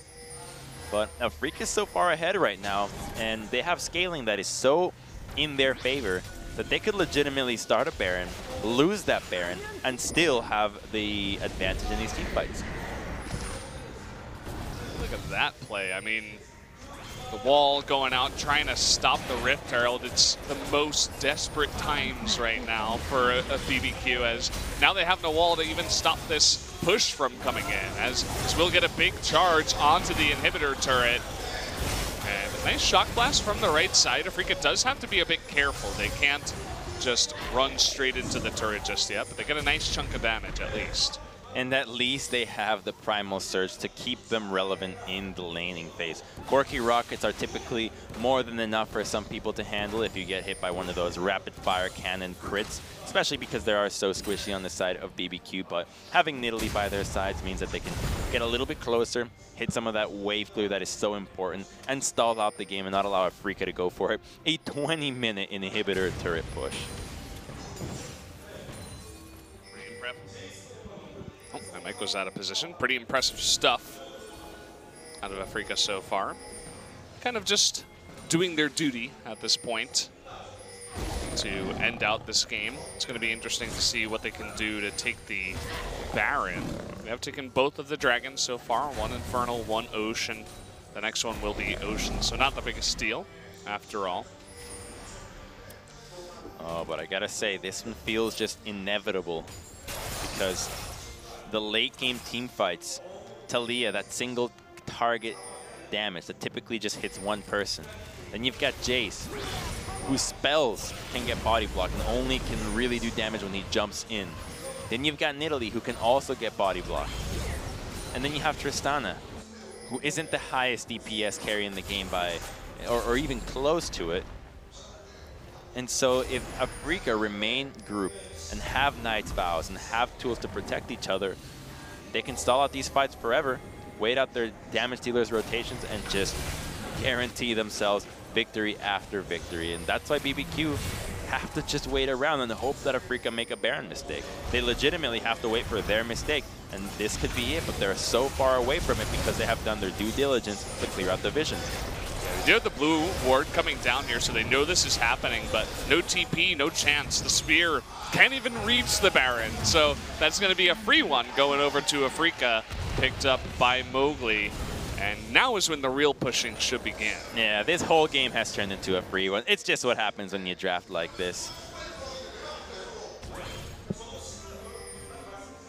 They've got too far behind at this point. The Nidalee, less than impressive. That's what I'll say. Don't really want to see this one again unless they have ways to make it work. I mean, that's what you were talking about before the game even started. Like, where are you going to land your spears? Tempt tried to knock him into a spear, but that's like the most mechanically intensive move that any team has on either side right now. So, kind of like a pipe dream. Not really going to work out for them.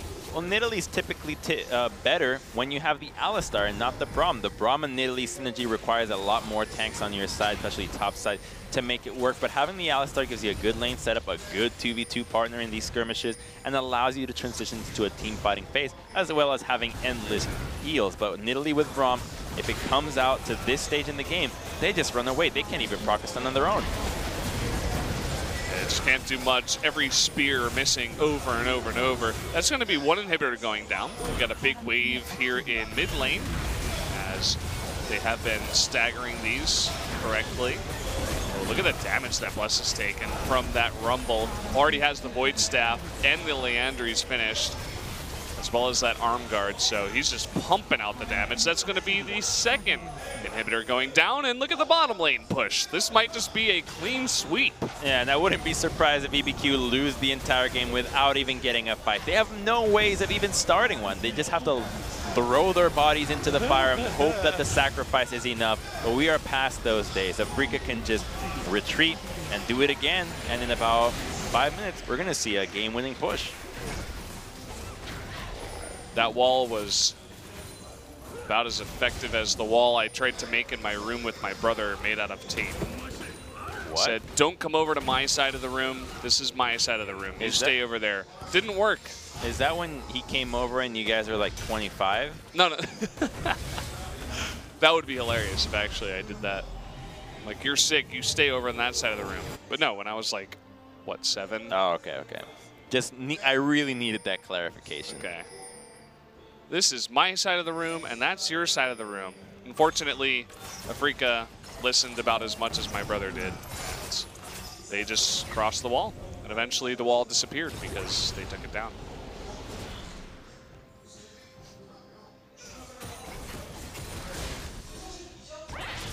You know what's also going to get taken down? BBQ right now, because this draft was so bad. Yeah, this definitely does win an award. I wish there was some kind of, Like, what do they call that award? The like Rotten Tomatoes award? Something where it's like the Well, worst actually, something of the year. there is one thing that is similar to that. In Japan, they have these competitions. That's the worst robot competitions. Wait a minute. Yeah, nothing's going to happen. Well, let's take a look at this fight here. Oh. Sotaro, he does get a big knock-up, but there's just no damage on the side. Mowgli's trying to go alone. The equalizer is really, really nice. Guro actually will die. He has shamed his team as he goes down, and that's going to be the last Nexus turret. And finally, it looks like Afreeca should be able to end this one. They're getting greedy. They want more kills. Marin does pick it up. Tushin, he's going to get the kill on attempt. What a play. That's going to be game number 3, going over to Afreeca as they finally take the series. The eventuality of the compositions meet in under 26 minutes, and what initially felt like a slow game just got blown right up 2-13 in the favor of Afreeca. That last game was nothing but a warm summer breeze for them. BBQ back to the drawing board, and hopefully with a more serious approach on this, and because, you know, maybe if Bless and Crazy and Tempt were the #1 players in their respective roles in the world, can the composition that doesn't have setup and is purely skill shots work? And we give them the benefit of the doubt that maybe they have these crazy standout performances to let this happen, but we have to recognize that if you don't snowball, the game is over. You have a small window to make it happen. They didn't do it. Afreeca capitalized, and they understood. They were well aware that they just have to slow down, and they'll win the game eventually. Good couple of games from Mowgli. He looked a lot more impressive in game 3 compared to game 2. Was very smart with this play. He's like, okay, Nidalee going top. Marin, you just play it safe. I'll go mid and look for the gank. And from there on out, definitely was winning that jungle in terms of just him against Bless. Got pretty nice leads for his laners. Even went up into top from way far behind to take out Crazy, which was another nice play that he made. But I'm sure we're going to get to see some of that in the replays right now. Yeah, that's a first blood where he snuck past the Nidalee, finds a way onto the mid lane, and then all it takes is Kura.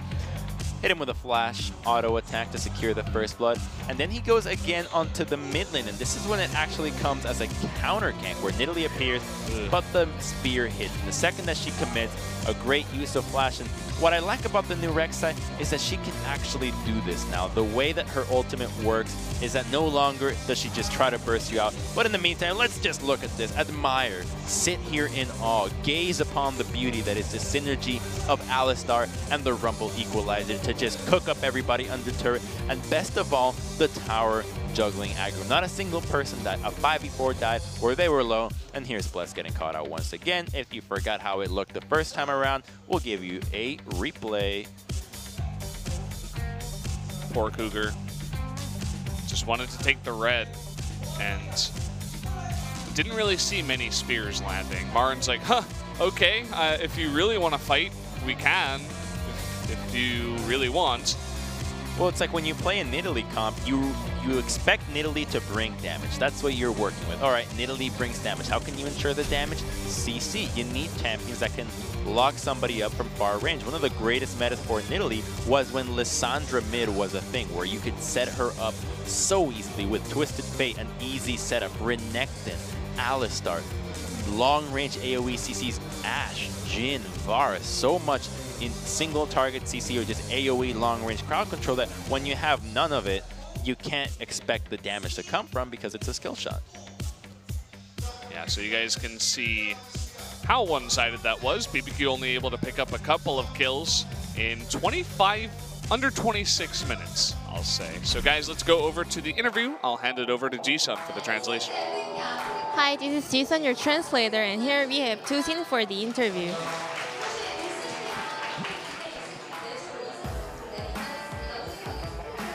So how was today's match?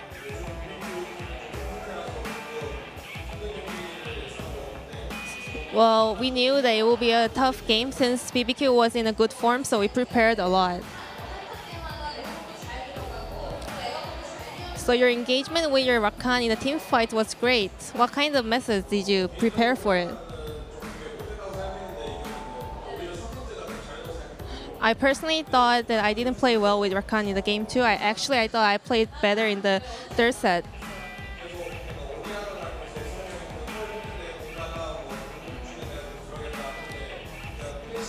I tried to make engagement with Orianna, but it didn't work out really well. And it actually made our game more risky, but we kind of figured it out well, so we won the game. So it was 3 Jaya in a row. As a supporter, how is Jaya?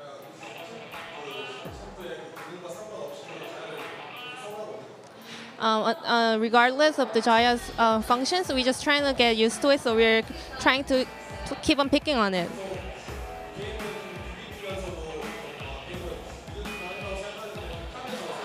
And when the game 2, the momentum for the game was that when we got kills in the top lane, we thought we were going to win the game for sure. And then let's check out the MVP for the last set. Who will it be? I have to wonder. It's going to be Mowgli. Not dying a single time, setting up all of his laners, and doing a great job as a jungler. That could be the record for the fastest 100 MVP points. Only 3 games and already in the scoreboards. How impressive. These were definitely the 2 big ganks that got his team way far ahead, whereas the Italy was relatively useless. Crazy just forced into this fight, so we will be hearing from Mowgli as well. We're back with Mowgli. So how do you feel about being the MVP? I'm really happy, and I'm gonna work harder to get more MVP points. Give him any compliments for Mowgli. Yeah, he's been practicing a lot recently, so I'm really happy to see him performing really well on the match. Then what kind of feedback did the coach give you before the game 2? He told me to get ready, so I prepared by myself a lot before the game, and that's how we won the game.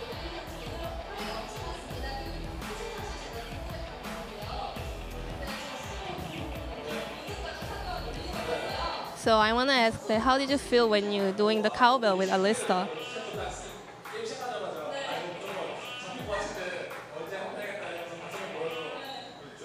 I just did it because I wanted, and I just trying to do as fast as I can as the game began because I knew I was in the shot.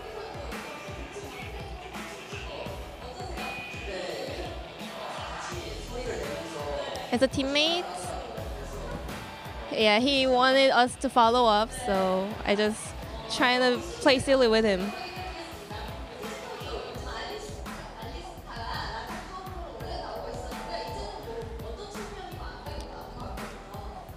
So is Alista OP right now?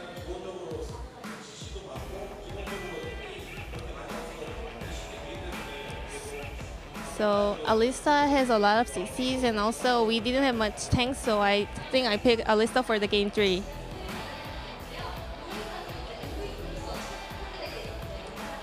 And last message for your fans, please. So it's my first MVP interview as a pro gamer. So thank you for the support always. And also I would like to thank our coach, our head coach, and the coaching staffs. And I would like to say the same as Mowgli.